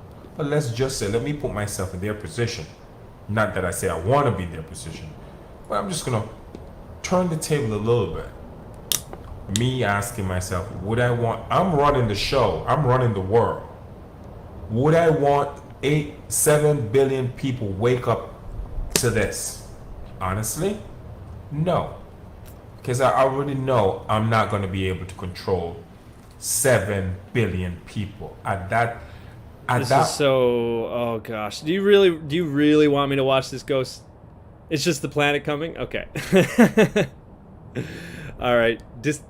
Discard it. We've all been wrong, folks. Yeah. All right, let's get into the live Facebook whistleblower. This chick is just ridiculous. Hold on. We'll skip in a little bit here. It doesn't really matter. It's always the same question over and over with her anyways. Avec, il semble, le consentement tacite des dirigeants de ces dites plateformes. De la boîte noire des algorithmes aux publicités en ligne qui sont au cœur du modèle économique de ces plateformes. I'm talking about algorithms and online publicity and things like that and how Facebook is controlling it. C'est le modèle même de ces espaces publics qui sont aussi des propriétés privées qui posent problème à nos démocraties. Talking about how private businesses are affecting public spaces and undermining our democracy. Nous avons aujourd'hui beaucoup de questions à vous poser. Pouvez-vous nous indiquer comment l'algorithme de Facebook affecte et façonne la société et comment les législateurs peuvent contrer ces pratiques? Oh, this accent is just ugh. Any actual French people in here who can tell me where this accent is from is dirtier than a chimney. Pensez-vous que les législations We have a bunch of questions asking about how this can affect the people, just basically. actuellement proposées par la Commission, telles que le Code de pratique sur la désinformation, peuvent contribuer à mieux réguler ces plateformes. How trying to figure out how to control to better regulate the platform. Pouvez-vous nous donner plus de détails sur la façon dont l'algorithme de Facebook est utilisé pour des ingérences étrangères et des Could you ask us how the algorithms can be better or are being used to do so? campagnes de désinformation? Que s'est-il dit? Que s'est-il fait au sein de Facebook What do they say? What do they do in the terms of Facebook while lorsque les campagnes de 2016 aux États-Unis ou du Brexit ont montré à quel point les plateformes pouvaient déstabiliser nos démocraties? So how did they affect maybe 2016 and Brexit? How do they affect our democracy? Pour cela, il est urgent que les plateformes assument leurs responsabilités. Mais afin qu'elles assument leurs responsabilités, il est urgent, chers collègues, que nous assumions les nôtres. Il n'est pas d'endroit qui puisse échapper à la loi et il est de notre ressort de législateur de faire en sorte que nos démocraties ne soient pas déstabilisées par ces mastodontes. Merci. We're going to hear the same question over and over, but it's just talking about how their algorithms and their actions are destabilizing our democracies. Merci beaucoup. And what a nasty accent that was. What is that, Southern? I don't know. Next, I would like to ask Dragos Tudoras to take the floor, representing AIDA committee. Thank you very much, Chair, and thanks for associating AIDA also to the hearing tonight. Congratulations, Mrs. Hogan, for the courage to stand up for values that are so important to us as consumers, as individuals. I represent the special committee of this House on artificial intelligence, and we spent, in fact, the last year looking into the impact of AI and the underlying algorithms powering AI, with the paramount will of this House to ensure that AI develops on the basis of rules that protect human rights and interests. Your revelations are confirming many of the concerns, dare I say fears, that for many of us in this House had been related to the practices by big platforms, particularly social media platforms. Like we've DSA is already an ambitious. Yeah, we've known this forever. You're way behind, you fucking idiots. Excuse my language. You're way behind. We all know that the algorithms have been screwing with stuff, and you call this conspiracy theorists for 10 years. Starting point, introducing an obligation for risk assessments on how platforms work. Like, oh, so we just take the word of this chick now, and then it all changes. Now we all need to place better controls. Okay, yeah, this is totally not control whatsoever. I think it is a good tool to address systemic risk built into the algorithms, but in its current logic, it only concerns illegal content. So, how do you think we could regulate harmful content not yet passing the threshold of illegality? And presuming we would have the rules, or that platforms such as Facebook would have the will to intervene by their own volition. I love she writes this down. Do you think she writes everything down, and she's just getting the same question over and over and over, and she just writes it all down. She looks like a good little dutiful control agent. Expert knowledge that algorithms can be reverse engineered once they have grown into a given direction? Thank you. Thank you, Dragos, and I would like to thank all the committee chairs for your opening remarks. The hearing will be organized as follows. First, Ms. Haugen will give a 15-minute presentation. Then there will be a Q&A session. There will be 2 rounds of questions and answers. 2-minute question by members and 2-minute answer by Ms. Haugen. And now I would like to ask Ms. Haugen to take the floor for presentation. Thank you, Chair Kazavi. Please forgive my pronunciation on things. Yeah. Oh gosh, it's not much better when she speaks in English. Kavazani, honorable members of the European Parliament. Thank you for the opportunity to appear before you and for your interest in confronting some of the most urgent threats to the citizens of the European Union. My name is Frances Haugen. I used to work at Facebook and joined the company because I believe Facebook has the potential to bring out the best in us.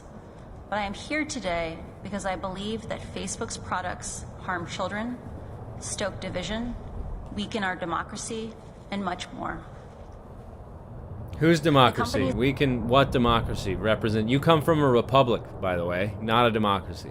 This leadership knows ways to make Facebook and Instagram safer, but they won't make the necessary changes because they have put their immense profits before people. The consequences are severe. The Facebook platform today damages the health and safety of our communities and threatens the integrity of our democracies.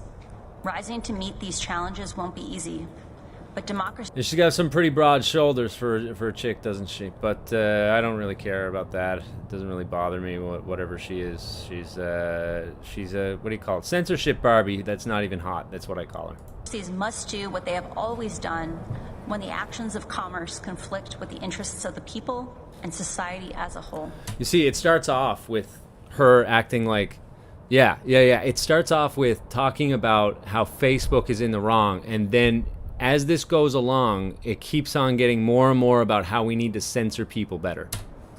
Democracies must step in and make new laws. I am grateful that the European Union is taking this very seriously. Very seriously. Her rhetoric comes off like sour milk. It just reeks. It just reeks. You can't escape it.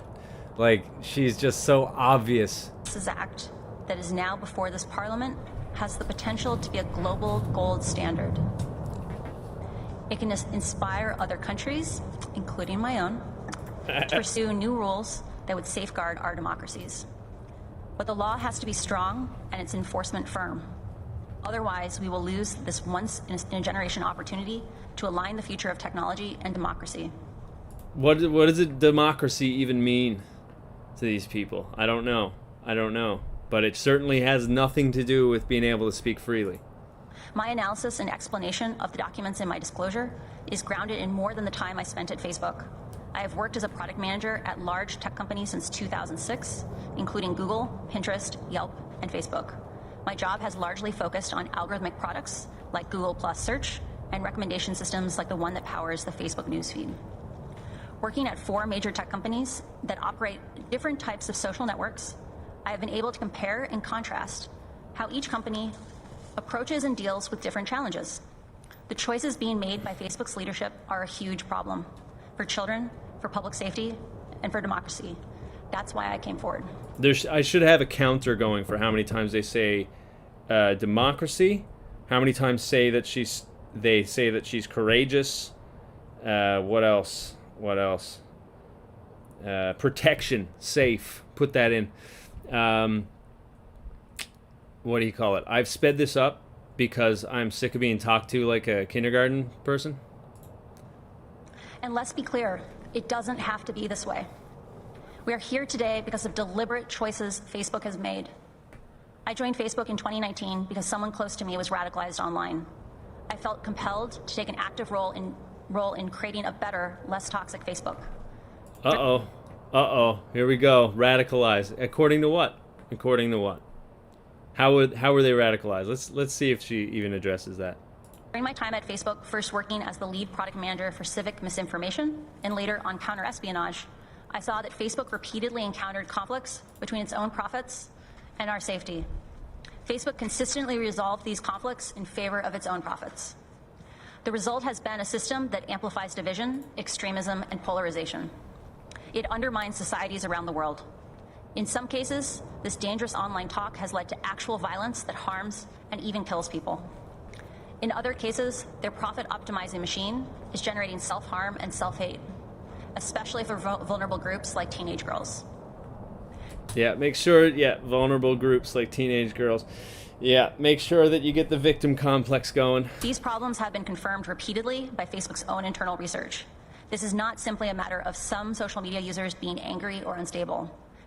Facebook became a $1 trillion company by paying for its profits with our safety. Get it out. Remember, this is sped up a little bit too.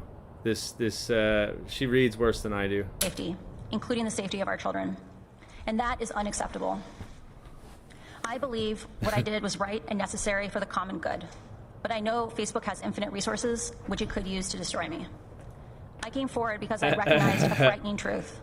Almost no one outside of Facebook knows what happens inside of Facebook. No, we know. We know that Facebook screws up everybody's stuff. I mean, this is a year-old story for the mainstream. There's nothing of what you're telling us other than just saying democracy, democracy, democracy. There's nothing going on here. The company's leadership keeps vital information from the public, the U.S. government, its shareholders, and governments around the world. The documents I have provided prove that Facebook has repeatedly misled us about what its own research reveals about the safety of children, its role in spreading hateful and polarizing messages, and so much more. Yeah, what are the hateful and polarizing messages? Yeah, something that Dystopian says there. Teen girls, but don't talk about how the trans lobby targets them. Yeah, are we talking about this? Because that sounds pretty radical. I mean, thinking that you can change your gender, that's pretty radical. Let's be fair. Let's be honest. Let's be honest. Chopping off your genitalia is pretty fucking radical. Excuse my language. But I guess that's not what they're talking about here today, is it? The right answer to this emergency is new rules and standards. Oh, new rules and standards. Of course. And how do you know this? How do you know this? You're pretty confident about this. Use digital service. Like for a whistleblower, usually a whistleblower just gives testimony. This person seems to have a whole plan laid out for us. A whole plan laid out for us. For just a whistleblower, she seems to have a whole lot of opinion on how it needs to be fixed, right? I thought she was just a whistleblower. This act has a huge potential. What credentials does she have to change world policy? It does not try to delete this problem with content regulations. It takes a content-neutral approach to address the systemic risks and harms of the overall business model, and I strongly support this approach. There's much to say about this legislation, but I want to highlight 3 issues that are critically important based on my experiences. First, risk assessments and access to privacy-aware data streams. Second, comprehensive rules and standards for the business model. Third, the danger of loopholes and exemptions. I'll address these 3 in turn. At the core of the problems we face right now is that no one can understand Facebook's destructive choices better than Facebook, because only Facebook gets to look under the hood. Facebook cannot remain the judge, jury, prosecutor, and witness. So, a critical starting point for effective regulation is transparency. Full access to data for research not directed by Facebook. We need more experts studying these problems, and they must have all the data they need to do it. More experts. You mean grantors, right? Grantors. So ones that you guys control, and you say, we need more control. So you're all manufacturing consent here is what's going on, right? Mrs. Whistleblower. It's critical to get this right, and the devil will be in the details. For example, if you write a broad exemption for transparency for anything classified as a trade secret, the companies will say everything is a trade secret. Facebook would still operate in the dark, continuing to make choices that go against the common good. Yeah, I can't believe this is sped up. I can, because I've listened to her for enough, and I realize she's got the IQ of a sweet potato. So I believe researchers should respect trade secrets once they have received proprietary data. But trade secrets can and should not be an excuse for companies to refuse access to data. Access to data is the starting point. It's what permits researchers and regulators to assess risks and harms of the whole system of profiling, targeting, and engagement-based ranking. The evidence in my disclosures to the SEC make clear that engagement-based ranking systems are one of the root causes for some of the greatest systemic risks that social media poses to our societies. This is a system-level problem. This is why new rules must not Systemic problems. Where did I hear this before? be limited to illegal content, but must also include the recommendation of content that violates a platform's terms and conditions. Using content-neutral tools, the DSA should force platforms to take responsibility for the risks beyond the spread of illegal content, such as manipulation of elections, the explosive spread of disinformation. Oh yeah, another thing you'll find out if you keep watching this is she just keeps mentioning Russia, as if they're the only country that does this kind of stuff, right? Or the harms of teenage mental health. The heart of this legislation lies in the strength of Articles Show the 26 Karens. and 27. This brings me to my third point. I have read with great interest their efforts to exempt news media content from the rules of the DSA. But if you're going to make content-neutral rules, then they must really be neutral. Nothing is singled out and nothing is exempted. Let me be very clear. Every modern disinformation campaign will exploit news media channels on digital platforms by gaming the system. If the DSA makes it illegal for platforms to address these issues, we risk undermining the effectiveness of the law. Indeed, we may be worse off than today's situation. If you get the DSA right for your linguistically and ethnically diverse 450 million EU citizens, you can create a game changer for the world. You can force platforms to price in societal risk to their business operations, so the decisions about... Force them to price in. This is very much like the climate bullshit, right? How they're saying you can force the oil company to price in the societal risk, right?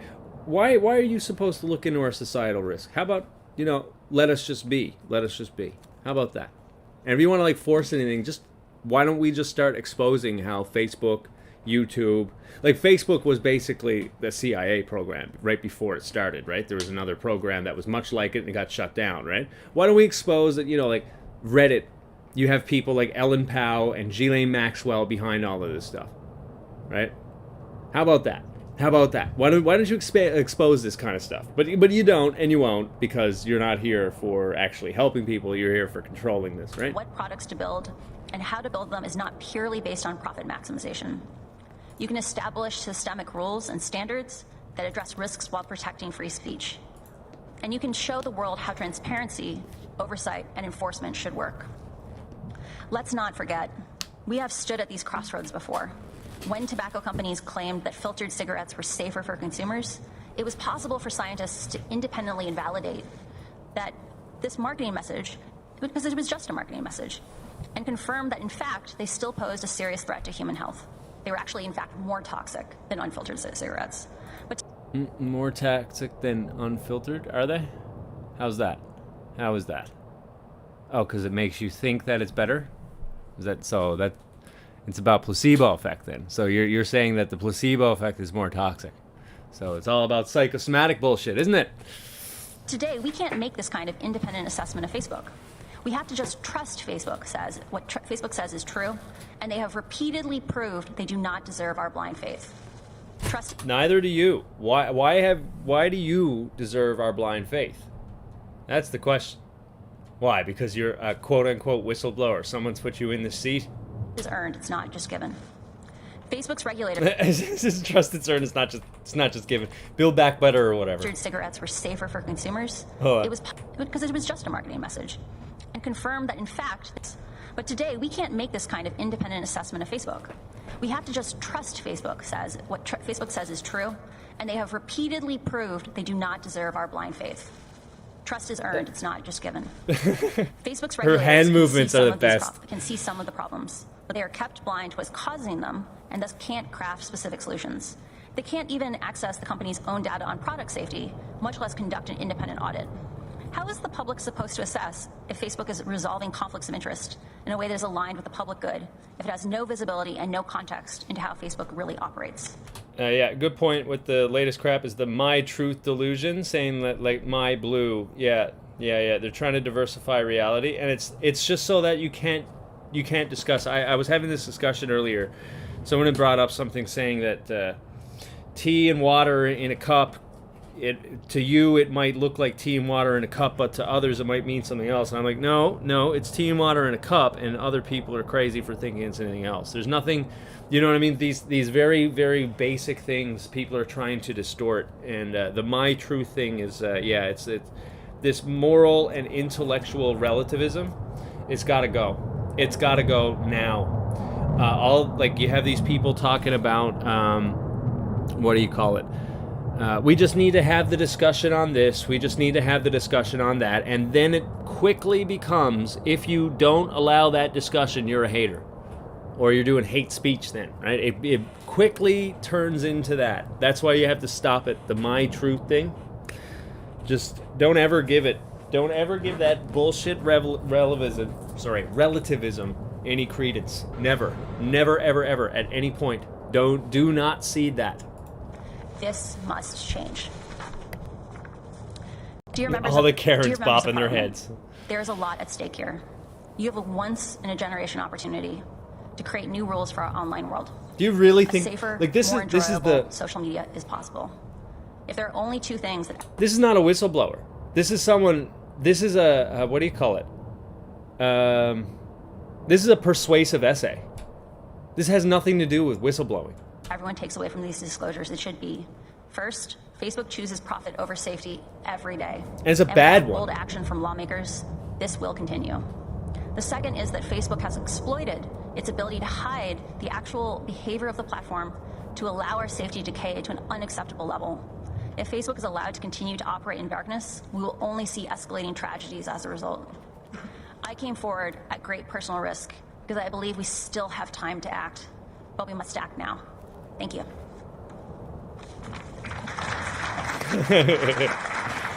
You better stand. See, they make sure to show everybody then. Everybody. And you'll see that she also is too stupid to turn on her microphone multiple times. If you go through this a little bit more. And as soon as she screws up at any point, they always turn away. So that they don't show her looking like an idiot. Yeah, it's all pretty friggin' obvious. Sure, yeah, we'll take a moment before these ridiculous questions start coming in. Hold on. You got some footage there, JW? Let's take a look. While that's going, yeah. Oh man, look at that go. It's pretty sick. Okay, hold on. Here we go. Sick.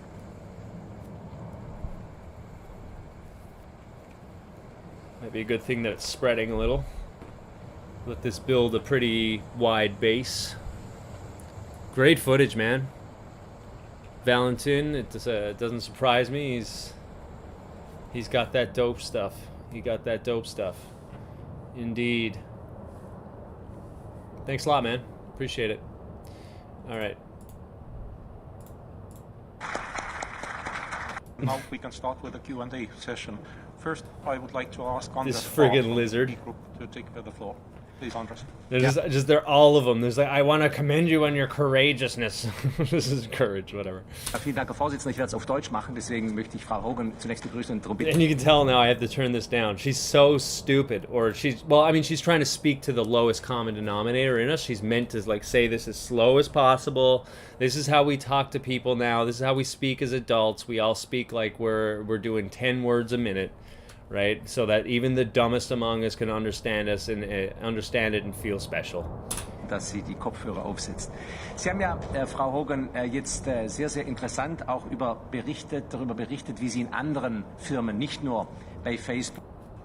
Miss Hogan, please.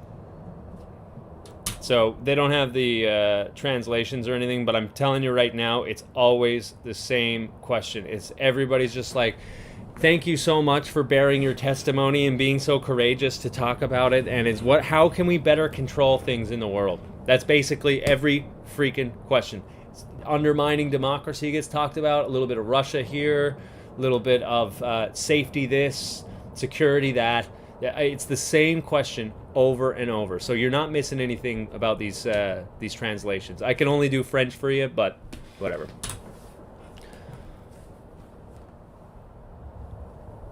Look at her, fucking idiot. Sorry. That happens like half a dozen times. Like, she's too stupid to turn on her friggin' microphone. Apologies. So that's a lot to address in 2 minutes, but I will do my best. With regard to the risk to democracies, the inherent danger in an engagement-based ranking. Yeah, and she does have a more pronounced forehead bridge than I do as a man. And those shoulders are pretty strong, aren't they? Yeah, they're pretty built shoulders. Yeah, whoever mentioned that in chat, I understand where you're coming from there. I never thought about this until then. I just called her censorship Barbie that's not even hot, but now I see why she's probably not even hot. And Mark Zuckerberg has said this specifically. He has said in 2018 even, engagement-based ranking is dangerous because people are drawn to engage with extreme content more than more mainline content. Yeah, we know that with all of your climate change garbage that is freaking everybody out. Freaking out children. Look at Greta. Look at everybody around Greta. They're all freaking out over climate change extremism. But you're not here for that, are you? When that happens, effectively we give a much larger fraction of the public forum to the most extreme, the most polarizing, the most divisive content.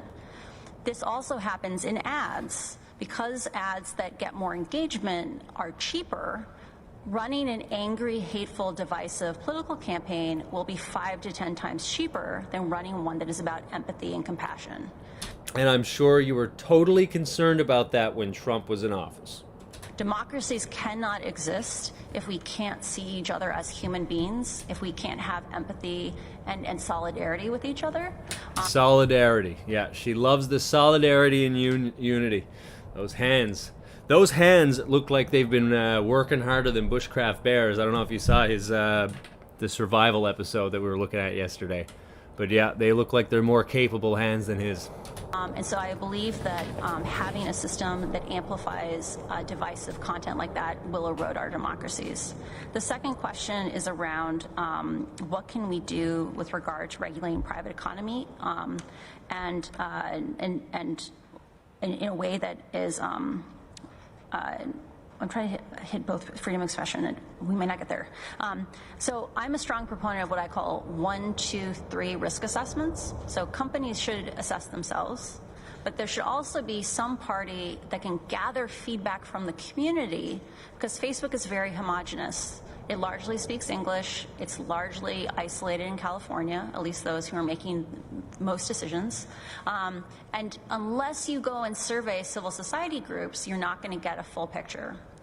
The 3 is Facebook should have to articulate how it will solve those harms, because it has gotten into a rut where every time something is exposed, all they do is say, we're so sorry, this is really hard, we're working on it. We need to change our relationship with these platforms where they have to actually articulate what the plan is for fixing them, and they should have to disclose aggregate privacy-sensitive data so that we can independently see, are they actually making progress on those concerns. I think that is probably the most flexible way of regulating a private company, because it can happen and be dynamic over and over again. The concerns of today and the concerns of 5 years ago will be different concerns. And as long as we have that kind of framework where the community's involvement is in place, in addition to the needs of just the company, I think there's a way of covering more of those issues. Thank you. Now I would like to ask Christel Schaldemose to take the floor, please. Thank you so much, and a great thanks to you, Ms. Haugen, for being here today. I'm really happy that you took our invitation and came. It's very timely for the work we do on the DSA. And I agree with you that this is a historic moment. We have a chance, we have a historic opportunity to do something for regulating and maybe take back control to society from the big tech companies. Thank you for all your statements. I would like to discuss a little bit about how we modernize the liability rules. You also said it in the Congress that, you know, in the United States you have Section 230 and giving the tech companies immunity from... Get it out, Karen. ...civil liability, and we have the same in the e-commerce. They are exempted from liability, the platforms. But when you talk about 1, 2, 3, you kind of send a signal that you want the platforms to become liable accountable for their algorithms and how they work.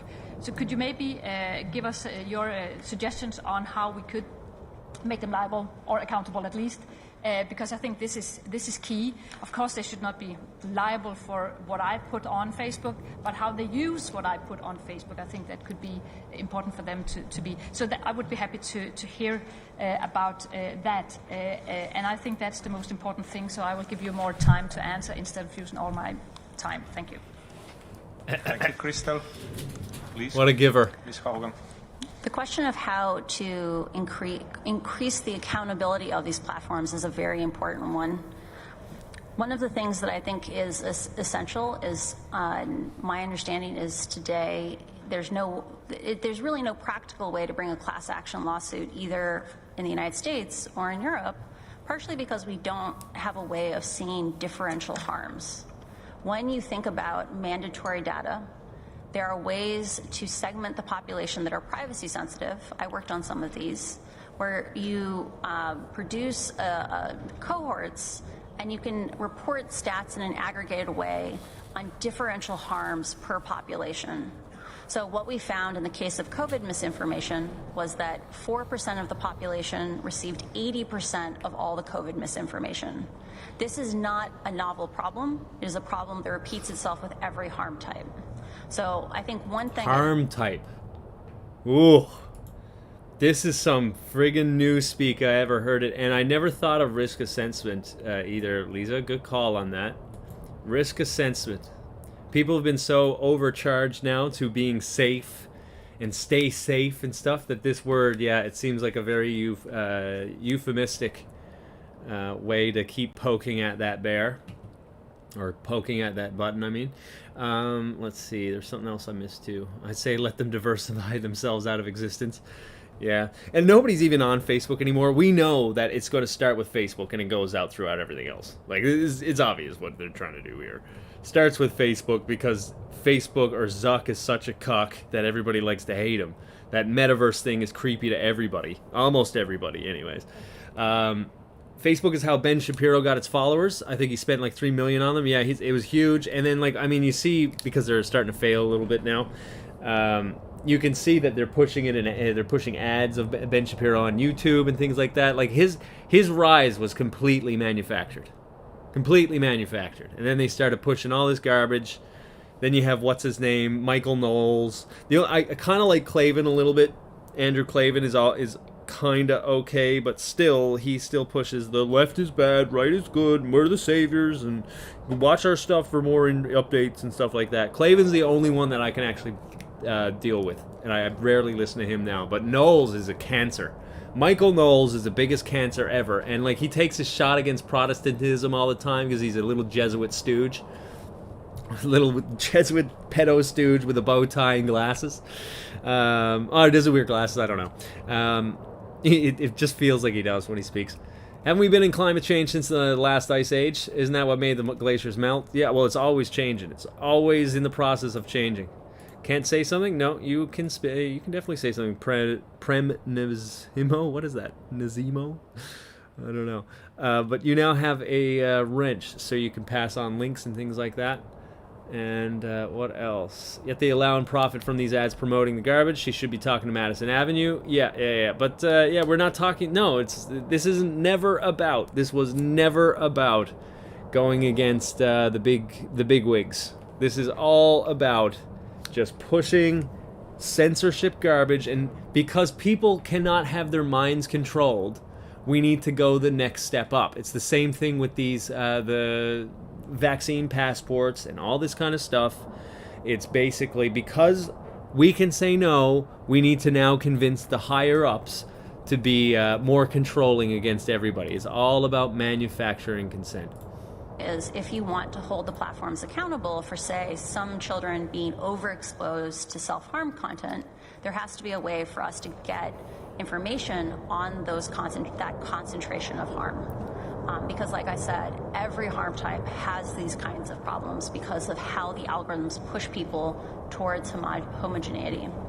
I think the second question on liability is around responsibility. I mean, if you want to see homogeneity, you can just listen to these people constantly praise her. Like, none of them have any concerns. Hey, listen, is what you're doing a little bit dystopian here?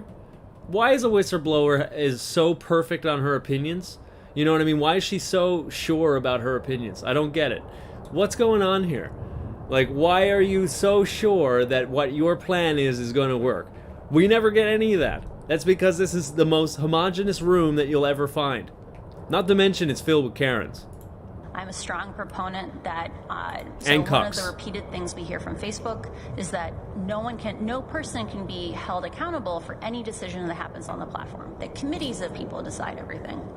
I think requiring that a name should be associated with every change You mean committees like this one? would actually radically change the culture of Facebook. Because today, people hide behind that unified front. And it means that no one stands up for what's right because no one will ever have it traced back to them. You mean if you just do something as a council, you never have to have individuals, right? But the whole council props you up as the individual, as a hero and courageous person. So you never get any flashback, right? Or lashback, sorry. I think the last question is around things like executive liability. I am relatively agnostic on executive liability. I think it amplifies the effect of any law that you pass. So if you feel really confident in the law that you've passed, then executive liability can be a good thing, or at least makes them take it a lot more seriously. But at the same time, if the law is not good, it can cause counter effects and side effects. So I'm not a lawmaker. It's probably beyond my scope to weigh. Yeah, but for a non-lawmaker, you seem to know exactly what we need to do. In on that. Thank you. Next, I would like to ask Tita Sharantsova to take the floor. Tita, the floor is yours, please. Thank you very much, Mr. Chair, and thank you, Mrs. Haugen. You worked at a unit for civic integrity, as you mentioned, and you also said in one of your interviews that dissolving that unit was the sign that Facebook was not interested in fighting disinformation. I love how the dumbass the cameraman didn't even know who to point the camera at.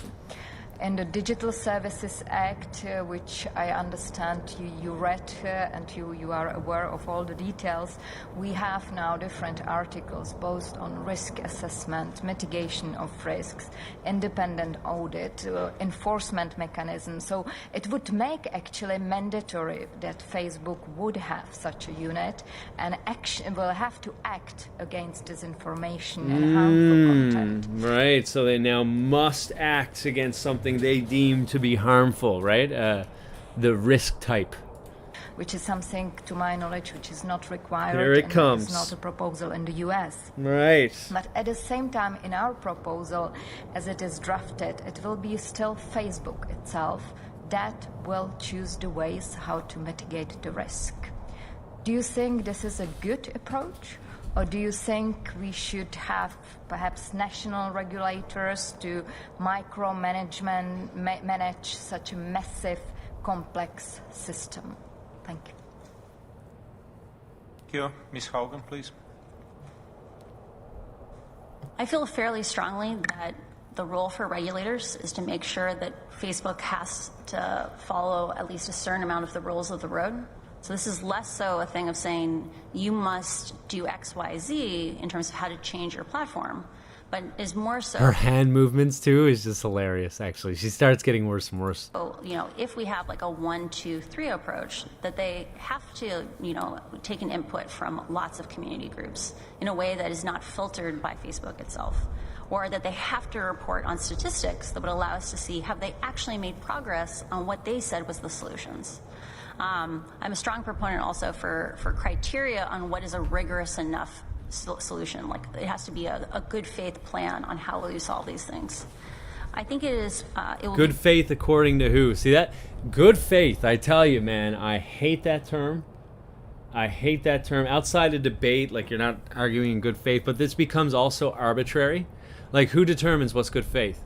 And if you say that you're acting in good faith, who is anybody to deny that? You know what I mean? So, like, it all becomes a very easy and arbitrary way for people to shut down conversations not being in good faith or not.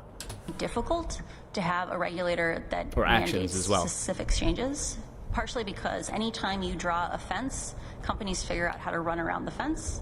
And so having Yeah. So why is this conversation even being had? People always find a way to run around the fence. So that means you need to keep controlling more and more and more stuff, right? So more laws then have to come around as they run around that fence. As you control more stuff as the government, you have to do that. That's how all authoritarian governments have always worked, right? They've put down a law, people circumvent it because people have minds of their own, and you either have to get more controlling or you admit that you cannot control people's individual minds, right?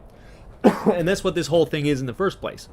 You cannot control individual people from talking out about how there's pedophiles running the world or whatever your truth is, right? You can't control these people. So now we need to go to the next step up. We need governments to now clamp down on any platform that might allow exposition to be had. Dynamic like a risk assessment process is important.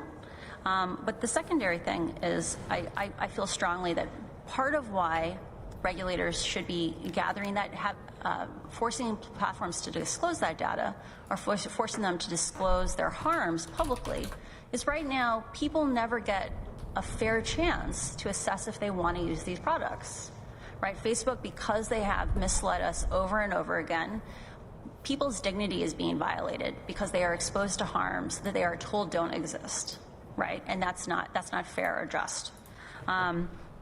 Well, how about like psyops and false flags and things like that?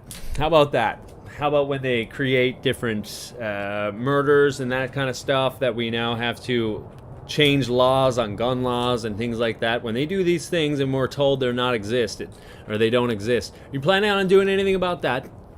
That's perpetrated by governments and intelligence agencies? You planning on doing anything about that? No, I don't think so, right? No. We need to focus a little bit more on how people are talking about vaccines and pedophiles, right? Yeah, must be. I also think that if you have auditors that are paid for by Facebook, you will run into problems with auditors will want to get hired again, and if they're paid by Facebook, they will likely not do as thorough a job as is necessary.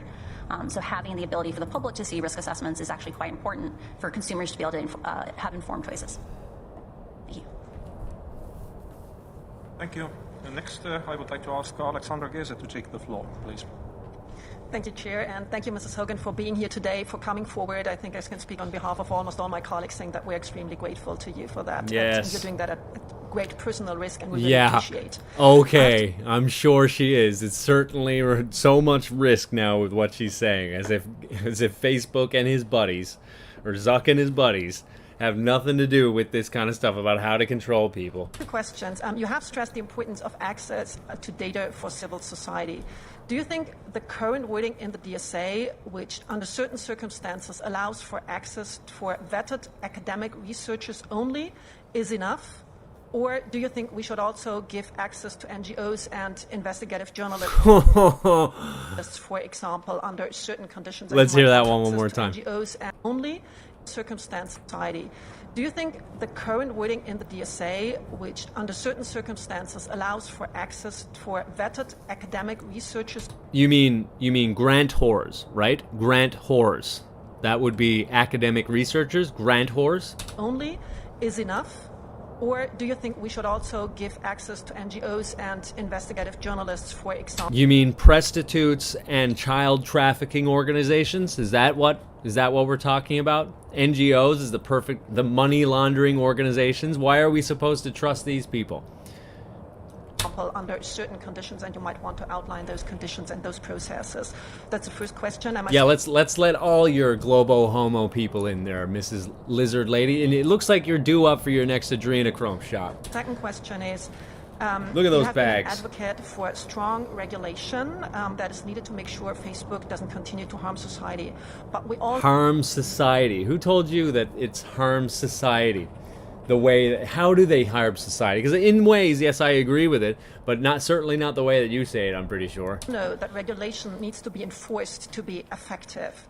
What kind of enforcement do you think we need? Will national oversight in 27 member states will those agencies be able to recruit enough experts? Or do you think a European enforcement agency with a strong center of competence for systemic risks should be established? would that be a way to make sure that the DSA really has teeth and that Europe could become a beacon for the world in digital regulation? Thank you so much. A beacon for the world in digital regulation. Oh, that's lovely. That it really has teeth. Can I speak to your manager, Karen? Thank you. Ms. Haugen, please. I think this question does a great job of highlighting the importance of having an ecosystem of both analysts and an ecosystem of proposing solutions is so important. So the first question is around giving data to vetted academic researchers and like whether or not that circle is broad enough. Just so people have context, in the case of Twitter, which is substantially more transparent than Facebook, there's something called a fire hose. And the fire hose contains 1/10 of all the tweets that appear on Twitter. There are easily 10 to 20,000 analysts around the world that analyze this public data. And because they have access to it, they find things like influence operations, information operations, being run by foreign actors like Russia. There we go. There's the Russia. No, it certainly has nothing to do with global homo kind of trying to expose everything. It must be Russia. Must be Russia. A huge fraction of those operations that exist on Facebook were caught, not on Facebook, they were caught on Twitter. And when people looked at those accounts, they found identical accounts on Facebook. If Facebook had to, I strongly encourage you to not just give data to academics, because the population of incredibly competent people who are experts in the space exist outside of academia and they exist outside of government, and they will continue to do so. We need to build that ecosystem of people building the muscle to understand Facebook. You mean hive mind, right? Hive mind. Facebook if we want to be safe. And they often are very novel, like they find different strategies that are not yet have reached academia. The second question is around whether or not enforcement, and actually to add one thing on there, I would love to do commentary if I had data, right? I am not an academic. I probably won't get accepted. The entirety of your arguments or of your responses is commentary. I haven't heard one thing that you've whistleblown. Not one thing. This is all commentary and opinion. You're a strong proponent of this. You're a strong proponent of that. Right? It's all commentary. I'm not going to be a professor probably, but you want to be able to have Not going to be a professor probably. That's probably what she's aiming for here. people like me who have the expertise from inside companies to then illustrate patterns with public data. The last question is on member states. So just to be super, super blunt here, the number of experts, formal experts in these things, so I think this is how the algorithms really work and the consequences of them. There are very, very few in the world because you can't get a master's degree in it, you can't get a PhD in it, you have to go work for one of these companies and be trained up internally. And I sincerely worry that if you delegate this functionality to 27 member states, you will not be able to get critical mass in any one place. I think it'll be very, very difficult to get enough experts and distribute them that broadly. There are definitely people who have worked in industry who really want to give back by contributing to public accountability. And so having a home for them, I think, is important. Having a place where they can cross-pollinate to academia and other outlets. But having a home is going to be really important. Thank you. Next, I would like to ask Alexandra Basso to take the floor. Grazie Presidente e gentile signor Haugen, la ringrazio davvero per questa opportunità di scambio. All right. I think we got enough of this because it just basically, she's going to mention Russia, solidarity, she's going to mention unity, she's going to mention ecosystems, being safe, risk assessment, all this kind of stuff. It's just the same thing over and over. It literally is. It's 3 hours of garbage. And she's going to have her mic muted about 5 times at least in the first half. I'll give you the rest if you want to keep watching it. It's there for you. But that is basically... Oh boy, this is not whistleblowing. This is not how whistleblowers act. All right? This is how consent manufacturers act. She is nothing but a whore for the global homo establishment. Just absolutely ridiculous. Ridiculous. But Barbie's not an idiot. She went there to get a job with the EU. Yeah. She's going to be praised. She is Internet Greta. Internet Greta. Yeah. She's half an idiot, though. She is half an idiot. The way that she speaks. Oh, boy. Oh, boy. But anyways, I think I'll finish this one off, take it off, and we'll just get back to the old footage. And if you guys got anything else you want to talk about, let me know. Michael Knowles went to Yale, and we all know that about Yale, or we all know about Yale. Yeah, the old Skull and Bones, indeed. Yeah, he was there to prop up King George and bash Protestants, being the good little Catholic that he is.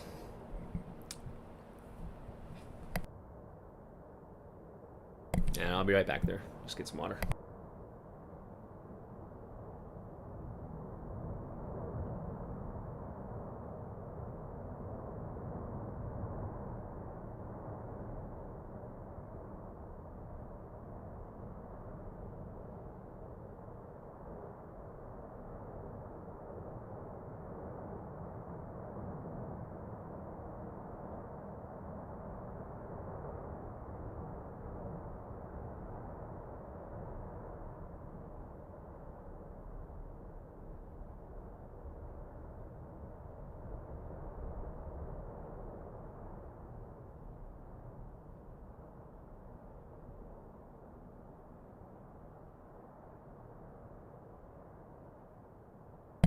Just gonna do a little bit of a stretch, to be honest.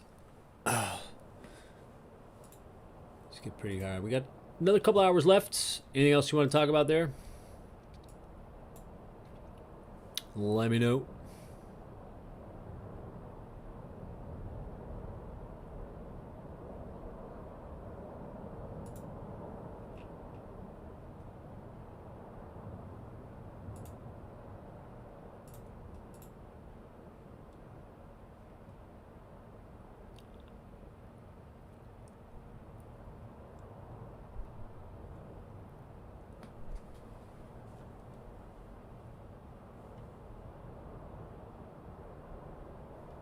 We'll do the shills on the other side, by the way. Actually, this is what we'll do. Hold on.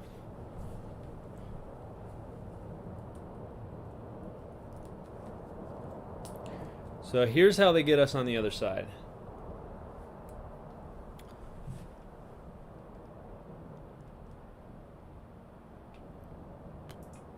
Oh, here's how this works in practice, actually. Hold on.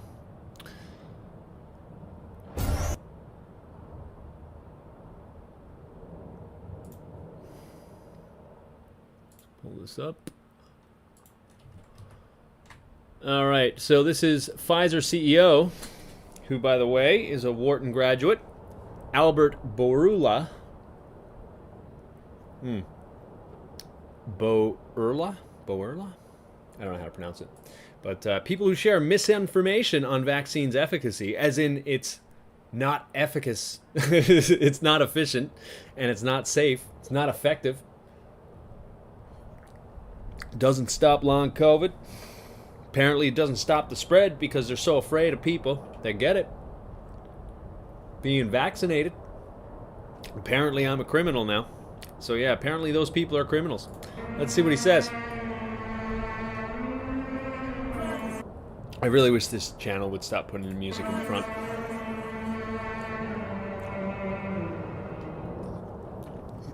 There was some fake news during this period of time about the vaccines, all sorts of conspiracy theories. Yeah, it's when you say they're safe and effective. That's the fake news. Deal with that. Atlantic Council, by the way, just to let you know. Good old Atlantic Council. We covered this on the channel before, but I'll get you a link to. I mean, even the Wikipedia is good enough, but I'll get you a link there. And how did you navigate that? And where do you feel the primary source of this sort of fake news was? How damaging was this to us? I'm afraid it was quite a lot damaging, and there was, particularly with us, we were targeted by a lot of. By Russia, I'm sure, right? Russia, Sputnik told us. Hold on, here you go. That's the Atlantic Council for you, just to let you know. They are filled with shills, Vatican garbage. Let's say dark organizations that you don't really know the ownership. You suspect that there are some countries behind. Countries, Russia, right? We were getting a lot of briefings from CIA, from FBI about CIA, Catholics in action, eh? I mean, they're worse than any country I can think of. Attacks that may happen to us, cyber attacks, I mean, but also about the spread of misinformation. There are two groups of people, right? There are the people that they are vaccinated, there are people that are skeptical about the vaccination, and both of them are afraid. Those that are getting the vaccine, they are afraid of the disease, and they believe that because people are not getting vaccinated... Well, they're afraid they can't participate in society, too. There's that, because you've all manufactured consent above our heads, just like what they're trying to do for little Missy Internet Greta, right? You're manufacturing consent above our heads, so then you can't buy, sell, or anything like that, right? Without the vaccine. So there's that. A lot of those people are about that. They don't really necessarily care about the the virus, anyways. They are increasing the risk to them. They are increasing the exposure. So they are, let's say, mad with them that they don't get the vaccine. Why? If the vaccine was safe and effective, you wouldn't have to worry about it. You wouldn't have to worry about it because you're vaccinated. You're inoculated. Nope. Guess not. Those that they don't get the vaccine, they're afraid of the vaccine. And no, I'm afraid of a group of shitty people with ties to the Jesuits that want to control the light. And the vaccine is where I like to draw the line, actually. I'll put on the mask so I don't, like, spread it to other people. Yeah, I'll do that. I got no problem. But as for you thinking you can force something into my body, it has nothing to do with fear. It's just where I draw the line. They are met with the people that are pressing them to get it. And there is those I understand. Yep. They are very good people. No, you see, you're pigeonholing both sides. You're straw manning both sides. You seem to pretend that you know everybody's mind on this, and you're only saying one side of things, the one that you want to tell. They are decent people, that they have a fear, and I understand it, and they don't want to take chances. But there is a very small part of professionals which they circulate on purpose misinformation so that they will mislead those that they have concern. Those people are criminals. They're not bad people, they're criminals because they literally costed millions of lives. And should be treated as... No, you're a criminal. You're a criminal because you like to play judge, jury, and executioner, and you have no office to do so. And you've also made sure that the people that you pay off in the government have passed laws so that you could never get charged for anything. Or sued for anything. You're the criminal. You are the criminal. As criminals as well, those who have done that.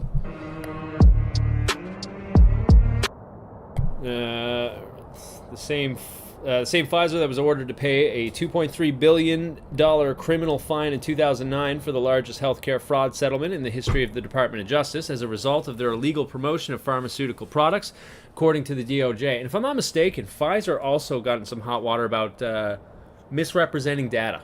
This might be what it's talking about there, the fraud settlement.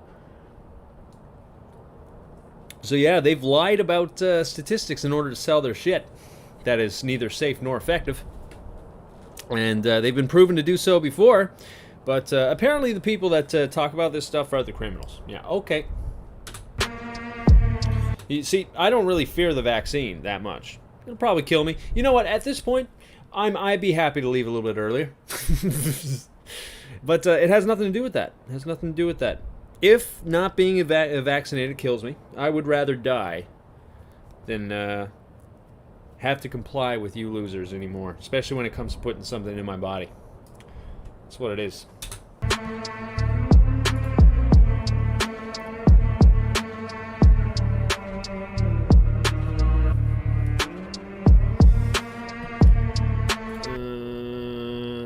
I think this is what it is. Let's see.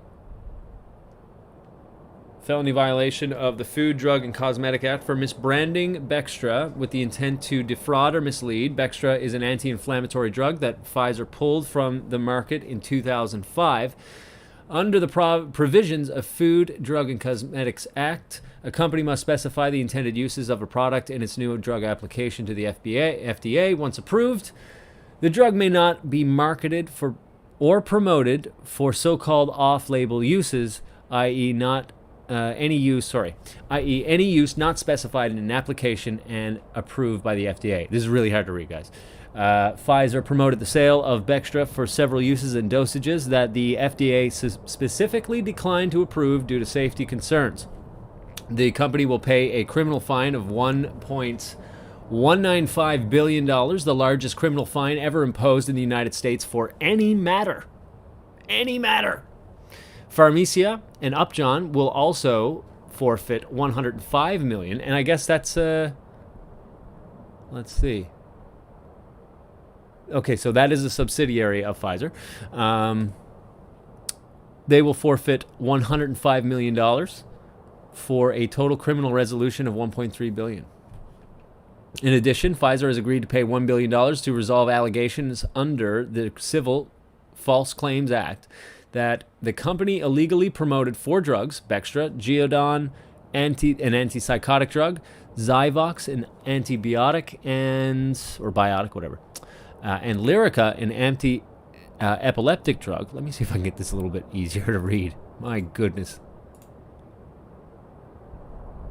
Okay, a little bit better. And caused false claims to be submitted to the government health care programs for uses that were not medically accepted indications and therefore not covered by those programs. The civil settlement also resolves allegations that Pfizer paid kickbacks to healthcare providers to induce them to prescribe these as well as other drugs. The federal share of the civil settlement is $666 million, yada, yada, yada, and the state Medicaid share of the civil settlement is $331 million. This is the largest civil fraud settlement in history against a pharmaceutical company. As part of the settlement, Pfizer has also agreed to enter into an expansive corporate integrity agreement with the Office of the Inspector General of the Department of Health and Human Services. That agreement provides for procedures and reviews to be put in place to avoid and promptly detect conduct similar to that which gave rise to this matter. Lovely. Lovely stuff. Lovely stuff indeed. Can't believe the ultra-processed bioengineered food that people eat. Yeah, that's a good call. She tried to say something against Facebook in big situation, but she's not so clear. I know. Yeah, she's not clear on anything that she said. She doesn't give any information that we don't already know. It's just that she's admitting it. So this is how you burn, this is how you're like the pressure valve. She's the pressure valve. That's what she does. I think you might be a little bit behind there on that there, Prim. But even still, it's a good point. Good point about that, the internet Barbie. Yeah.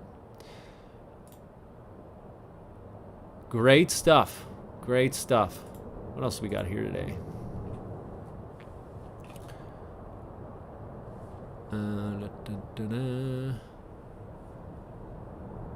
That is, I can give you this channel. They do not agree with everything I do. I think he's a flat earther. I am not a flat earther. But in any case, he does do a pretty good job, actually, at documenting some stuff. So take these things with a grain of salt. Do your own research on it. But he does a pretty decent job. Does a pretty decent job. So yeah, this is what I wanted to expose, though. We got the old RSBN network. I'm guessing straight out of the Templeton Institute, red and blue.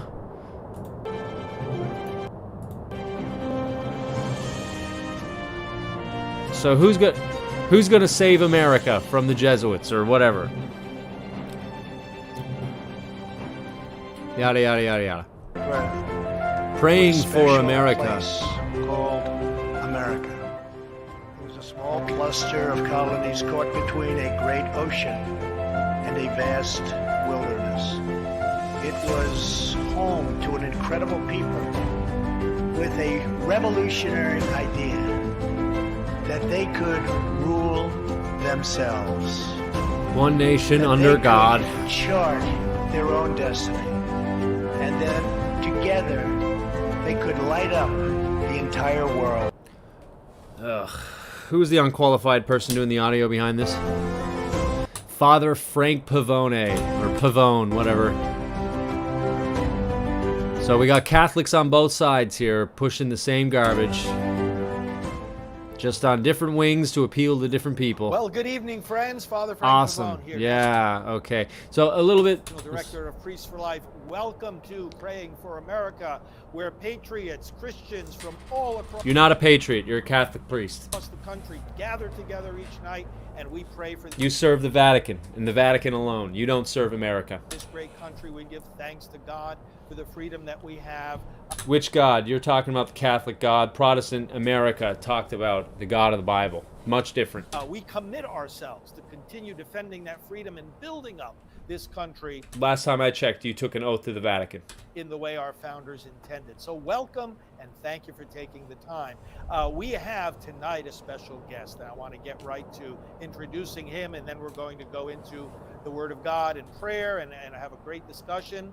His name is Mike Hill. I first met him shortly after I moved to Florida myself with our Priests for Life ministry, and he was serving in the Florida House of Representatives, and got to know him and the great work he did in the... Mike Hill, House of Representatives. Let's take a look.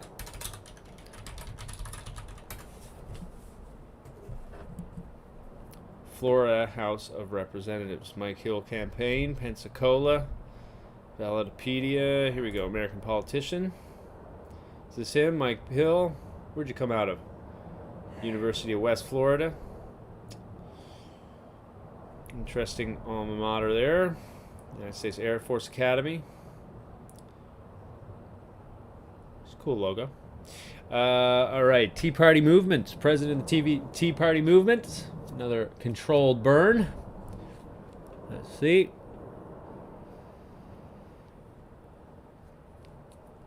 Hill defeated Lau comfortably, which enabled him to become the legislature's only African-American Republican member. Breaking ceilings. Fake ceilings.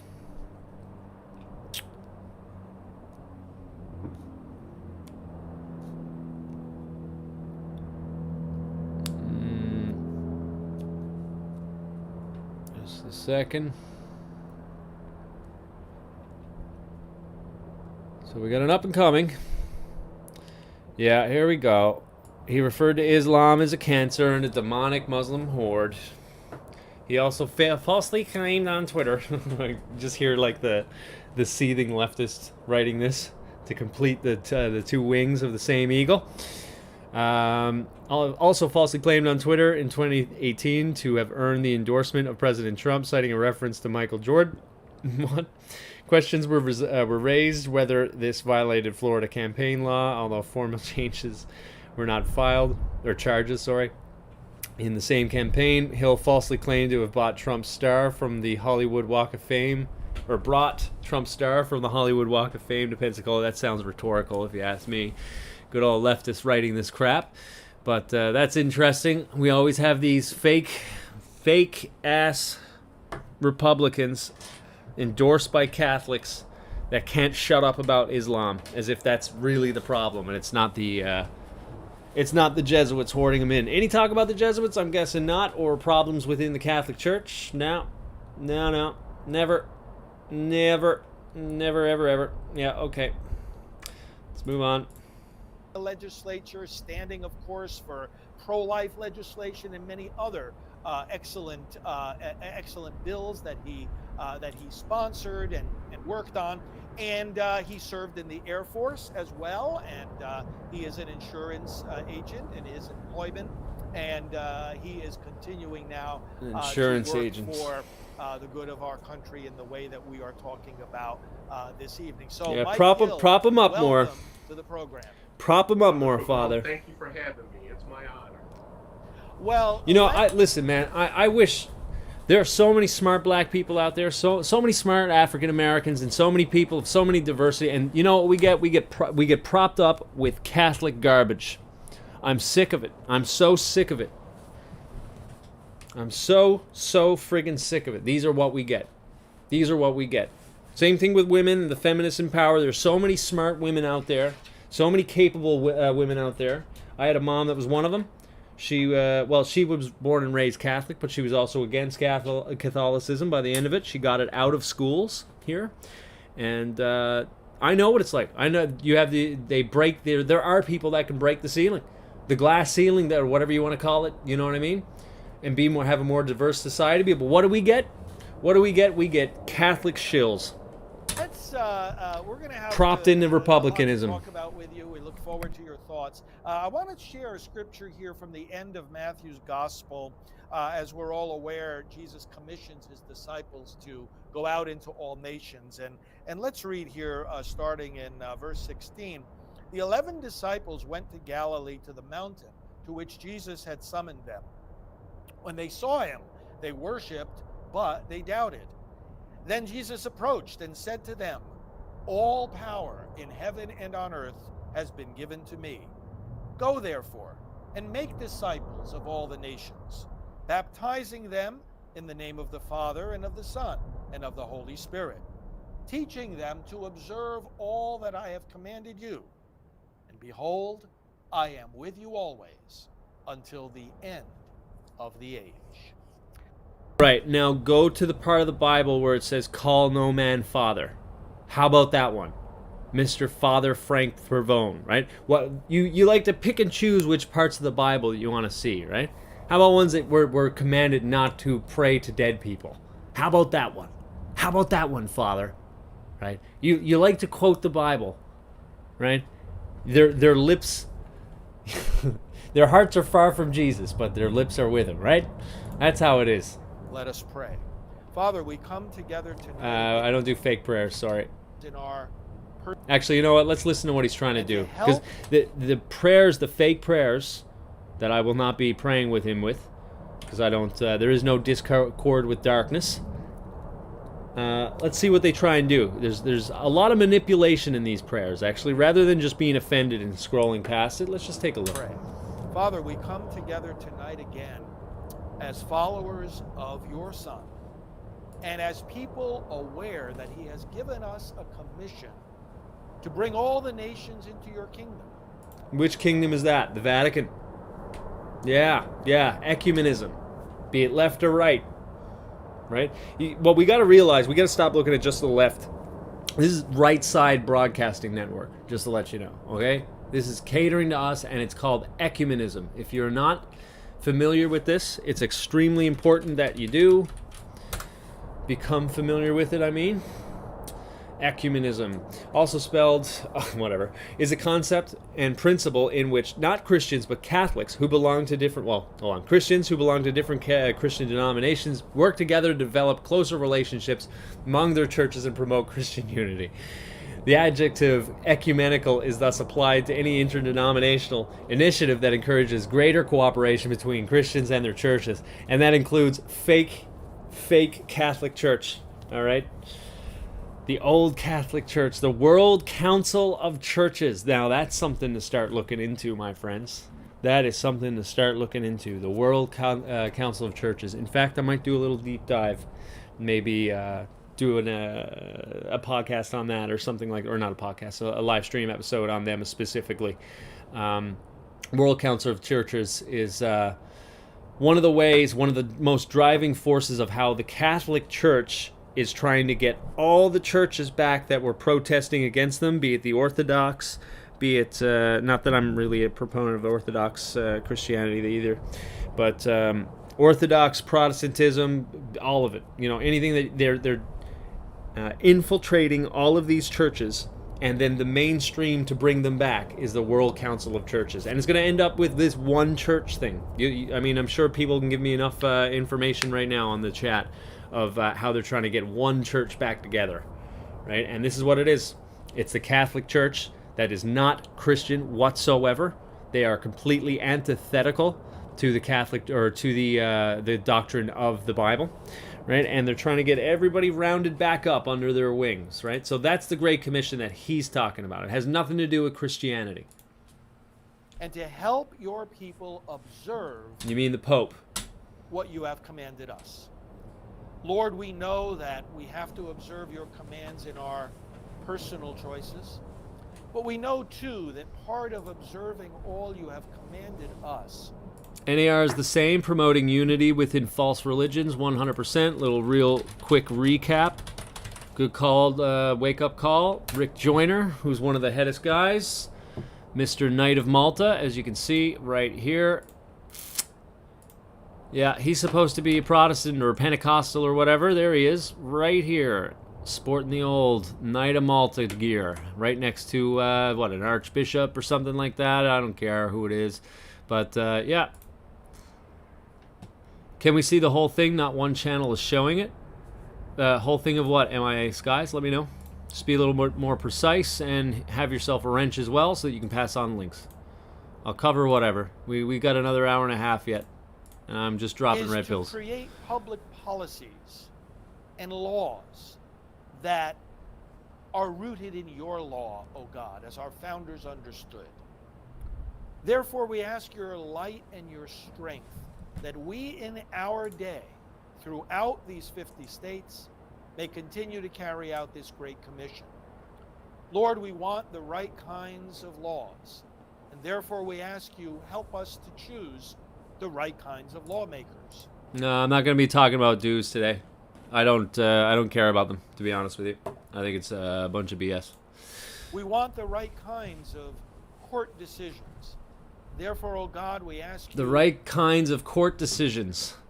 So let me guess what we're talking about there. Are we talking about Kyle Rittenhouse? Because listen, folks, don't get your hopes up. What happened to Derek Chauvin? What happened to Derek Chauvin?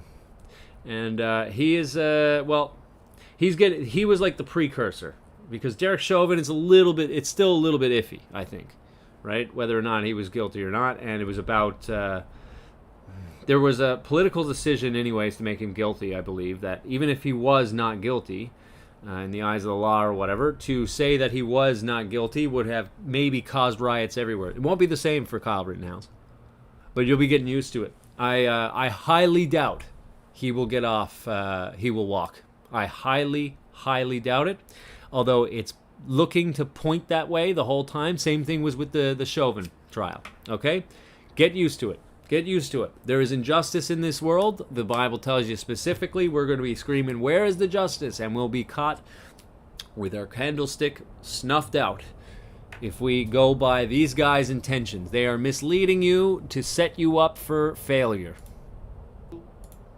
That we would put in place the right kinds of judges. Lord God, we want all nations to observe what you have taught us, because what you command is the path to our happiness and our fulfillment. What? The path to your happiness? No. You're now tickling my ears. Last time I checked, there's a great deal of suffering. Even though there is peace and his burden is light, there is a great deal of suffering that comes with being a Christian. It's the inability to go back to looking at lies and just believing them. That comes with a great deal of suffering and seeing the world that is fallen. And there's very much with it. The path to happiness is not a Christian doctrine, okay? If I wanted the path to happiness, I can just be a pagan. I can just pray to an idol for my happiness, okay? That was very easy to do, all right? This is how I could just meditate all I want, right? And I will find my path to happiness on this earth. No, this has nothing to do with happiness. You're just tickling my ears, Mr. Pavone.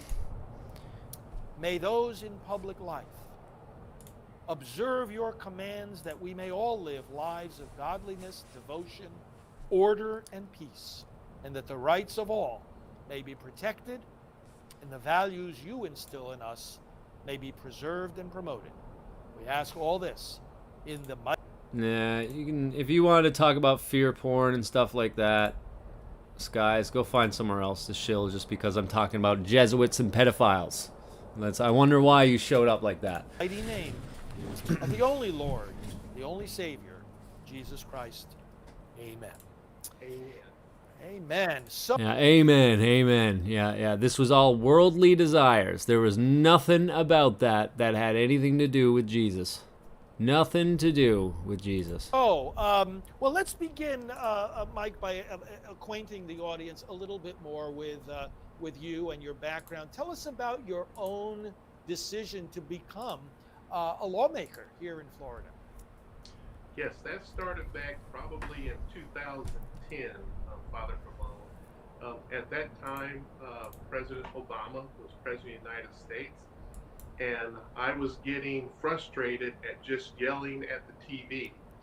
So I told myself I can either run for office or I can keep yelling at the TV. So I decided to run for office. I ran for state senate, which was back in 2010. Didn't know what I was doing or how to even go about it. I just ran for office. Of course, I didn't win. I got 30% of the vote. But then in 2013, there was a special election because the state representative. Like, why can't we get a speaker that I don't need to speed up to 125? You know what I mean? How many people are out there? Like, again, so many qualified African Americans. Why is this guy that breaks the ceiling? In my area, I'm in the panhandle of Florida, the Pensacola area, had passed away from cancer unexpectedly. So there was a special election. I was encouraged to run. I was elected in that special election in 2013 and then had to run again in 2014 for the regular seat. And I did. So I was in office from 2014 until 2018, then ran for district. First time I ran was in District 1. Then I ran in District 2 and was elected again. And so I left office in 2020, November of 2020. So just a little over a year ago. Yeah, so this guy gets free advertising here. So, you know, it is as you were talking about that, I thought how often I have said that the call to elected office is a vocation. You know, people talk about the clergy, we have a vocation, but the call to public service, lawmaking, I mean, that's Scripture says, Paul writes to the Romans, and he says that those who are serving in public office are ministers of God. Because of course God establishes all authority and guides us in the way that we need to go. Listen, Jesus also talks about give unto Caesar what belongs to Caesar and give unto God what belongs to God. Don't mix them up. I know you're a Vatican stooge and you can't figure out the separation between church and state. I understand. I get it. And I'm not even saying that Christians shouldn't be in office. I'm not saying that at all. I'm just saying don't call it a vocation. It's not. You're not a vocation either, right? You specifically go against the vocation of what Jesus said. Call no man father. Call no man your father. But apparently this guy's my father, right? Yeah, and okay. in your time in office, I mean, there were a number of abortion-related bills that you were involved in sponsoring. Tell us about some of those initiatives. Yes, Father Pavone, I sponsor what is called the Heartbeat Bill. The Heartbeat Bill specifically says that once a heartbeat is detected in the womb, and that can happen as early as 18 days, but once a heartbeat is detected in the womb, then that baby cannot be aborted. Now, the first time I introduced that legislation was with the 2019 state session. They keep coming at us, and just listen. Abortions suck. They're against God's will. But you know what? If we're just going to team up with Catholics over it, well, we're not following what the Bible's saying. There is no discord with darkness. I'm supposed to follow Frank Pavone and Mike Hill because he's against abortion? Can we get a friggin' Protestant in here, please? You know? It just drives, like, this. They keep using abortion specifically.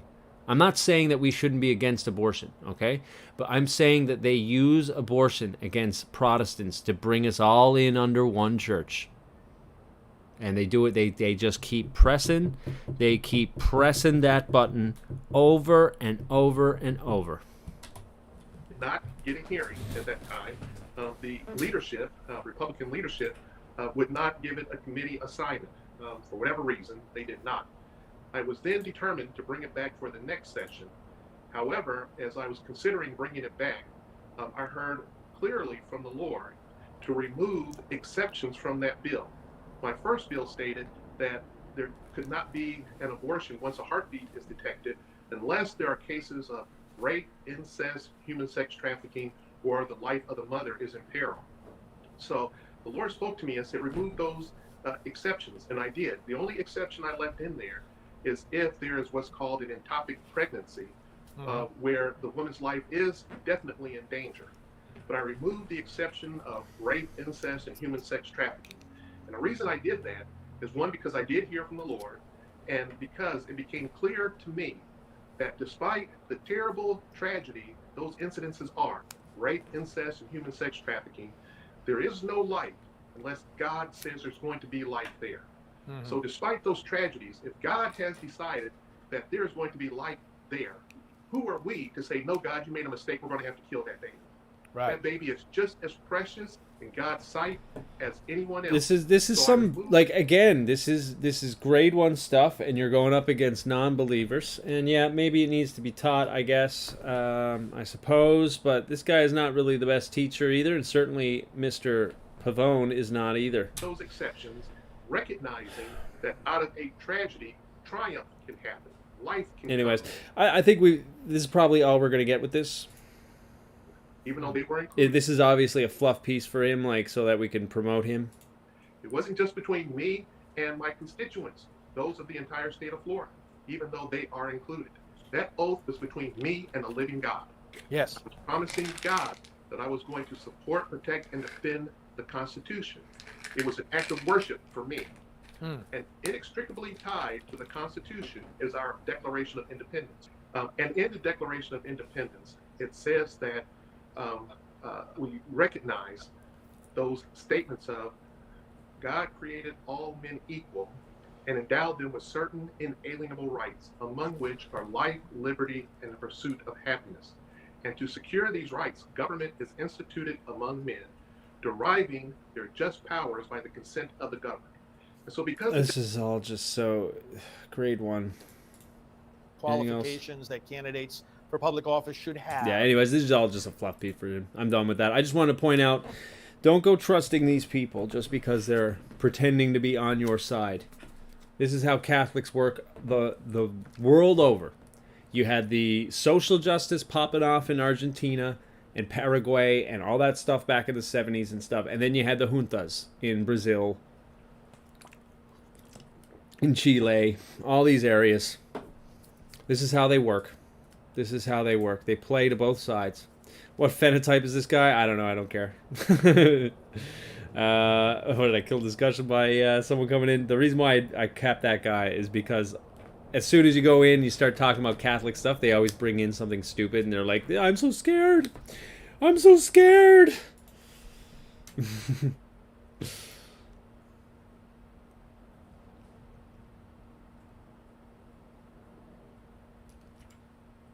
Pull this here now.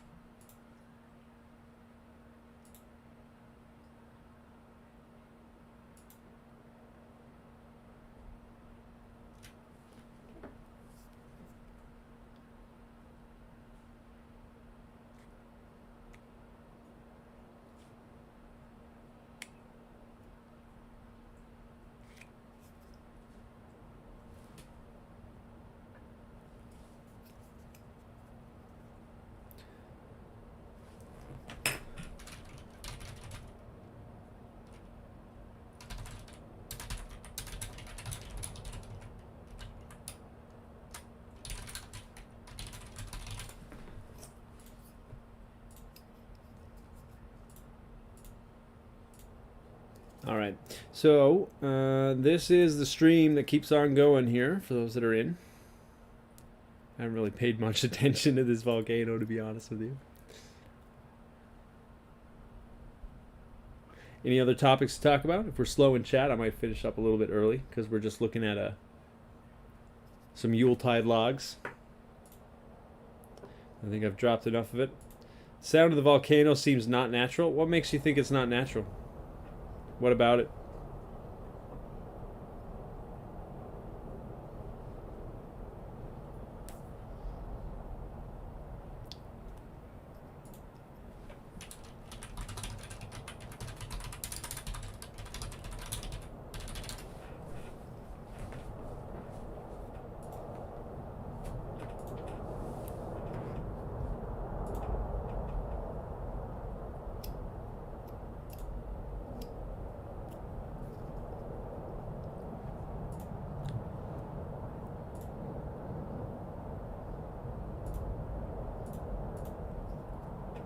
Sounds natural to me. I mean, that's how volcanoes sound. Oop.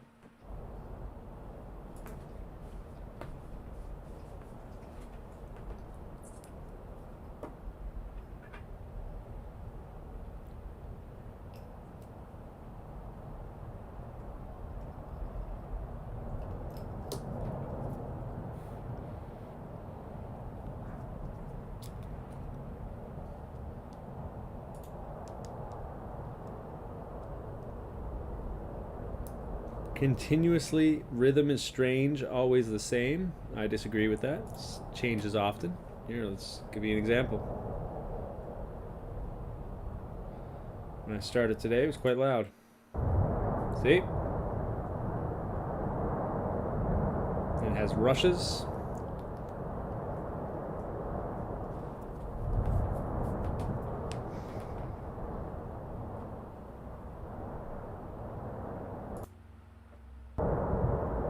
Sounds different to me. Now it's slowed down.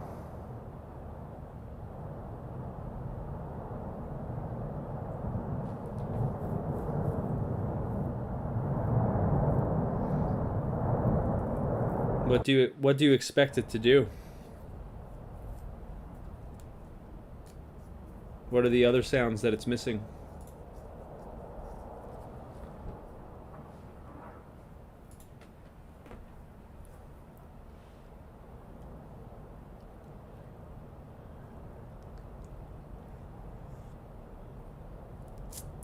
Although personally, I think it should be singing "Happy Birthday."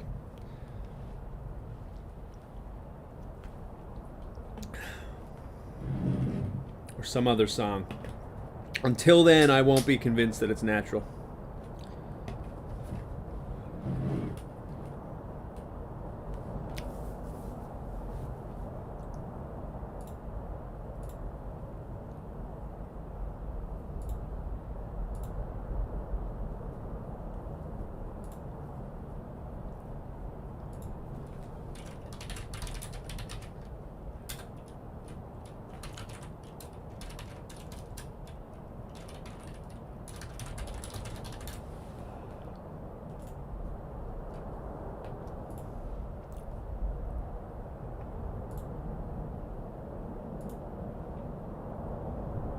Normally stops, sometimes making different sounds. What sounds though? It does make different sounds. I just showed you how it makes different sounds. But it is consistent. It is a much more consistent volcano. Not so much with sounds, but usually you get some ejections and it stops and stuff like that. We've really only had, until this week, there was only 2 times where it had stopped. But stopped it did. It did indeed stop at some point. I think day 3 had a full day of stoppage. Day 8, I think, had a few hours where it was just dead, and then boom, but that was because of a clog. This is a constant magma network that will push itself up until it can no longer push itself up from its reserves. We think that we're going into that period now.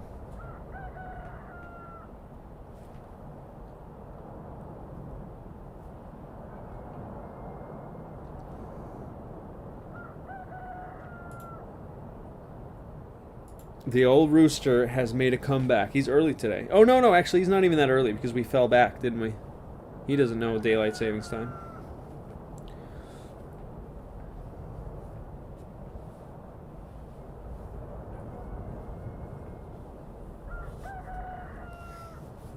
But yeah, if you check out through the footage of the past week, you'll see that the mouth has stopped a good bit.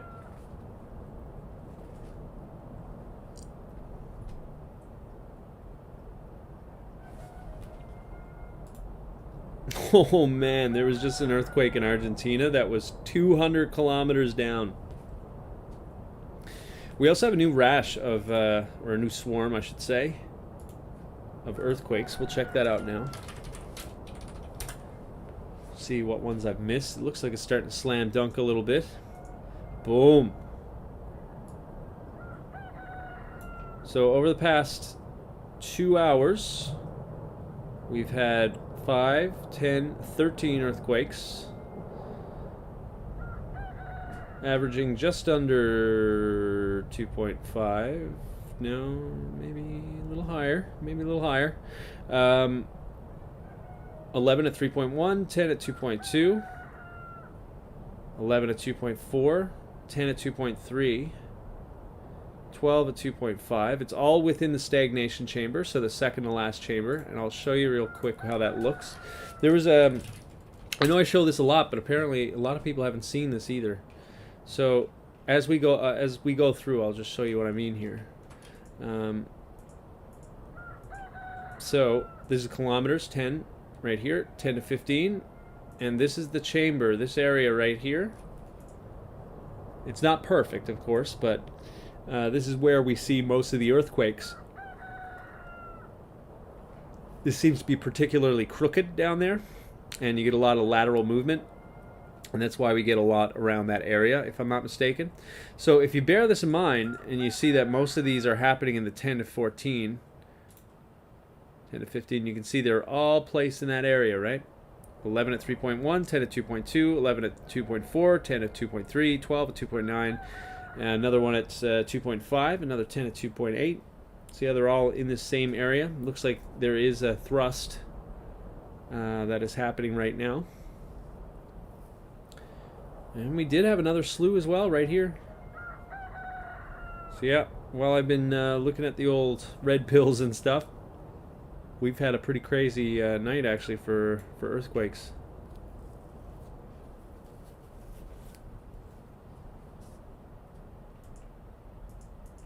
A lot going on here. One thing to note is that there isn't too many deep ones. There is this right here, 56. Has this been reviewed yet? Apparently it has not. Because 56 kilometers, I mean, I think that's the deepest I've seen. That stays that way, so we'll have to see what goes on. But it's much to the north of most of these that we see. 56, this, yeah, so like, as you can see, 28.56 here. This is pretty average. See, a lot of them are like that. But this one is 29.82. So I don't know if that's part of it.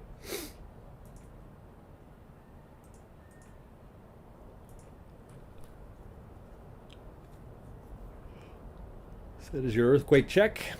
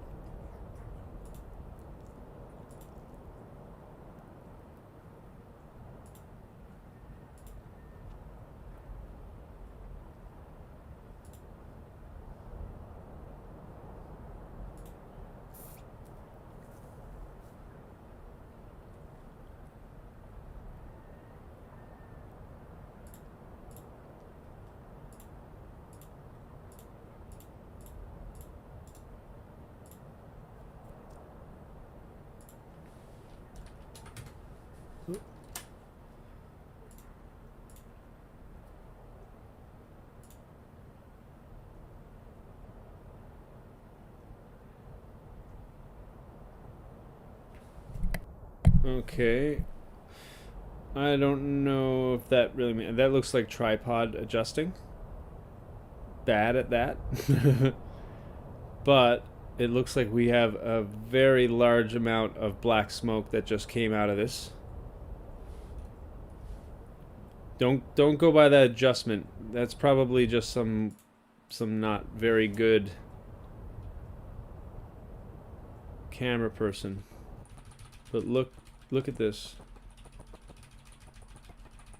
Okay, you got a lot coming up there, and then I don't think this is a dispersal of the ash. I'll let that load for a second. Boom.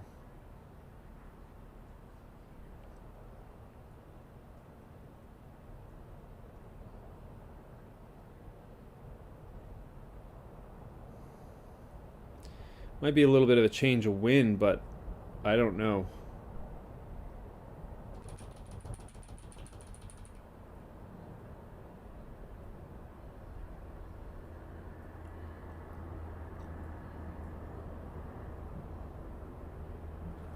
Not a fiberglass, so might just be a trick of the light since they don't have any decent cameras on it.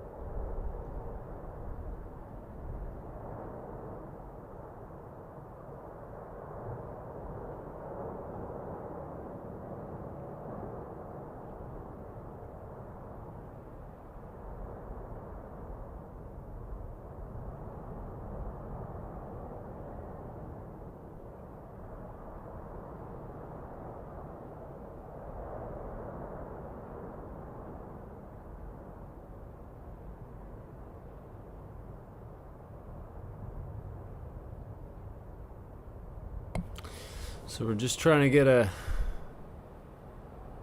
drip on what's going on with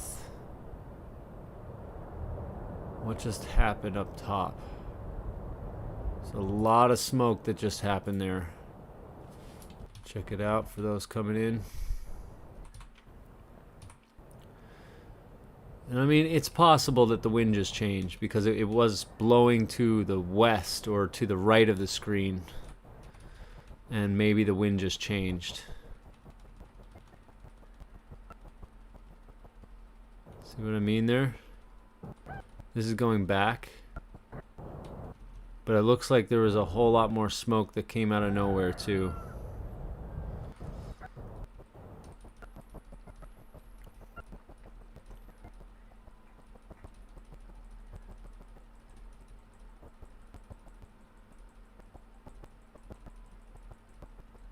And he just pulled it. I don't know why he'd do that.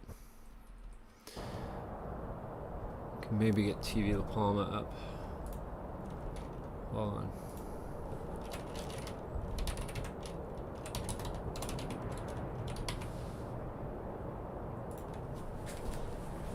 Oof, sorry guys.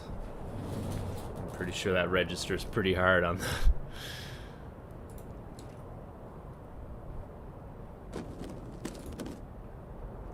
Okay, yeah, I'm gonna pull that one up because we don't need the Yuletide logs from TV Canarius Turned into the biggest cuck channel ever.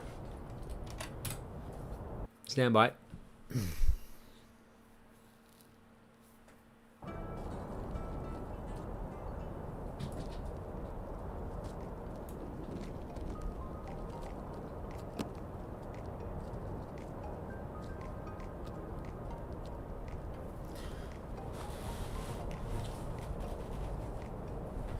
Yeah, it was a wind change, I'm pretty sure, what just happened. But a lot of smoke along with it. You can see it lit up there. I do wonder what's happening here. If that's just lava flow. It's lava flow. Because it looks like there's a lot coming from this heavy stuff too.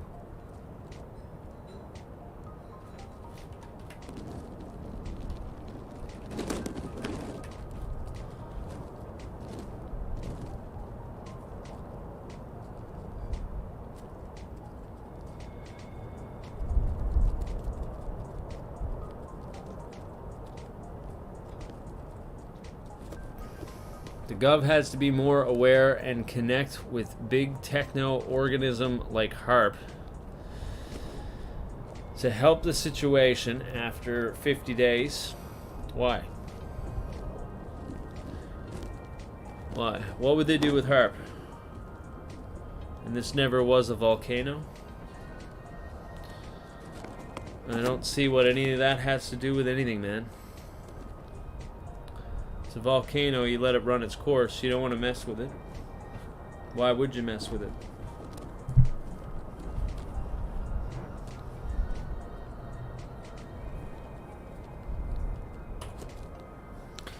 The fact of the matter is, this volcano is overdue. This is not La Palma, that looks like Mexico to me.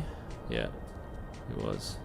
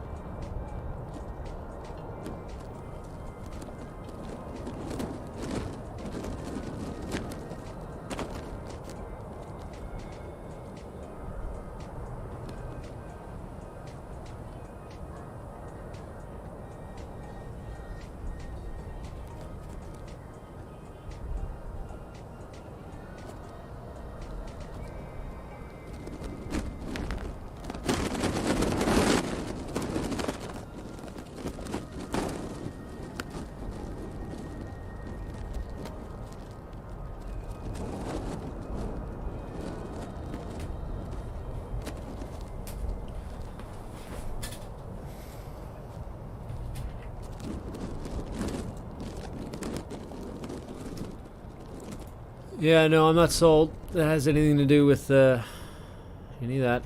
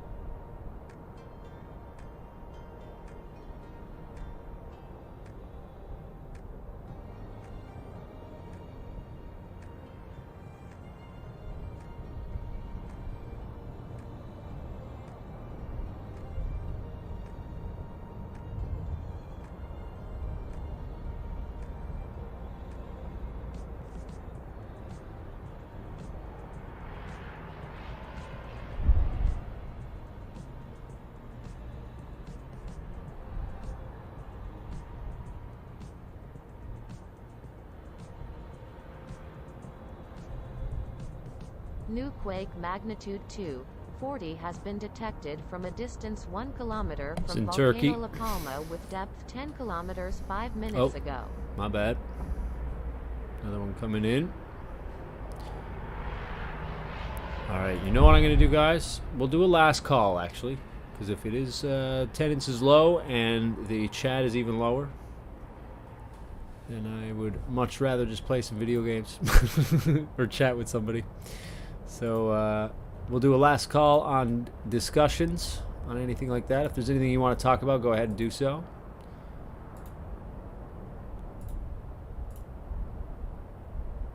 But considering we don't have the best conversations today, we're getting all of them today.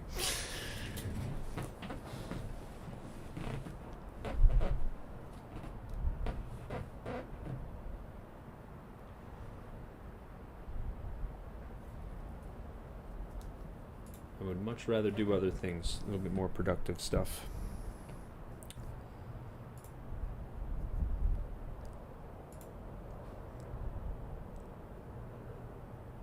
The real story is, the real story is that whatever this structure is up here is still kicking.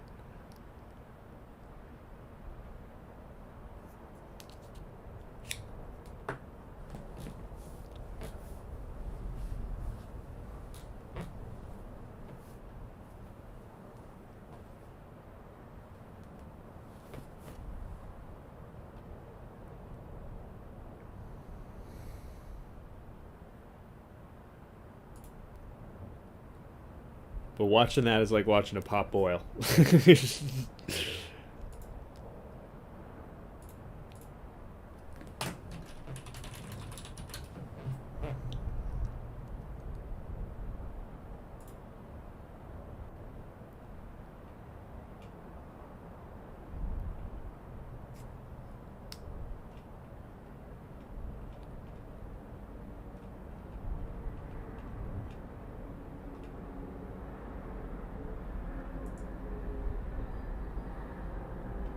Update quake Spain with magnitude 2.20 and depth 10 kilometers already one time so far 5 minutes ago.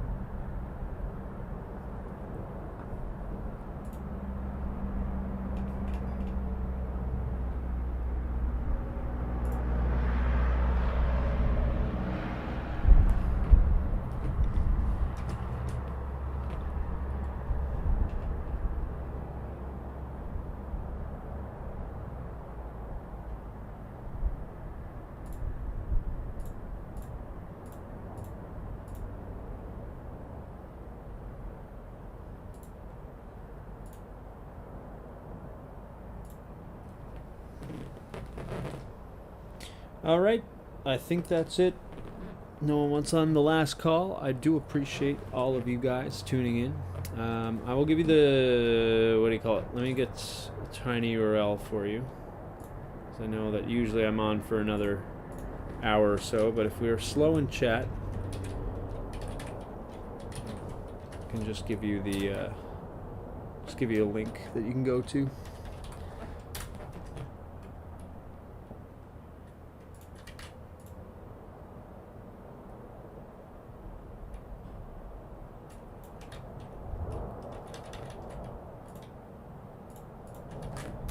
And here you go, guys. Remember, there is also a Discord if you'd like to join. There's many of us in there. All right, guys. Thank you very much for tuning in.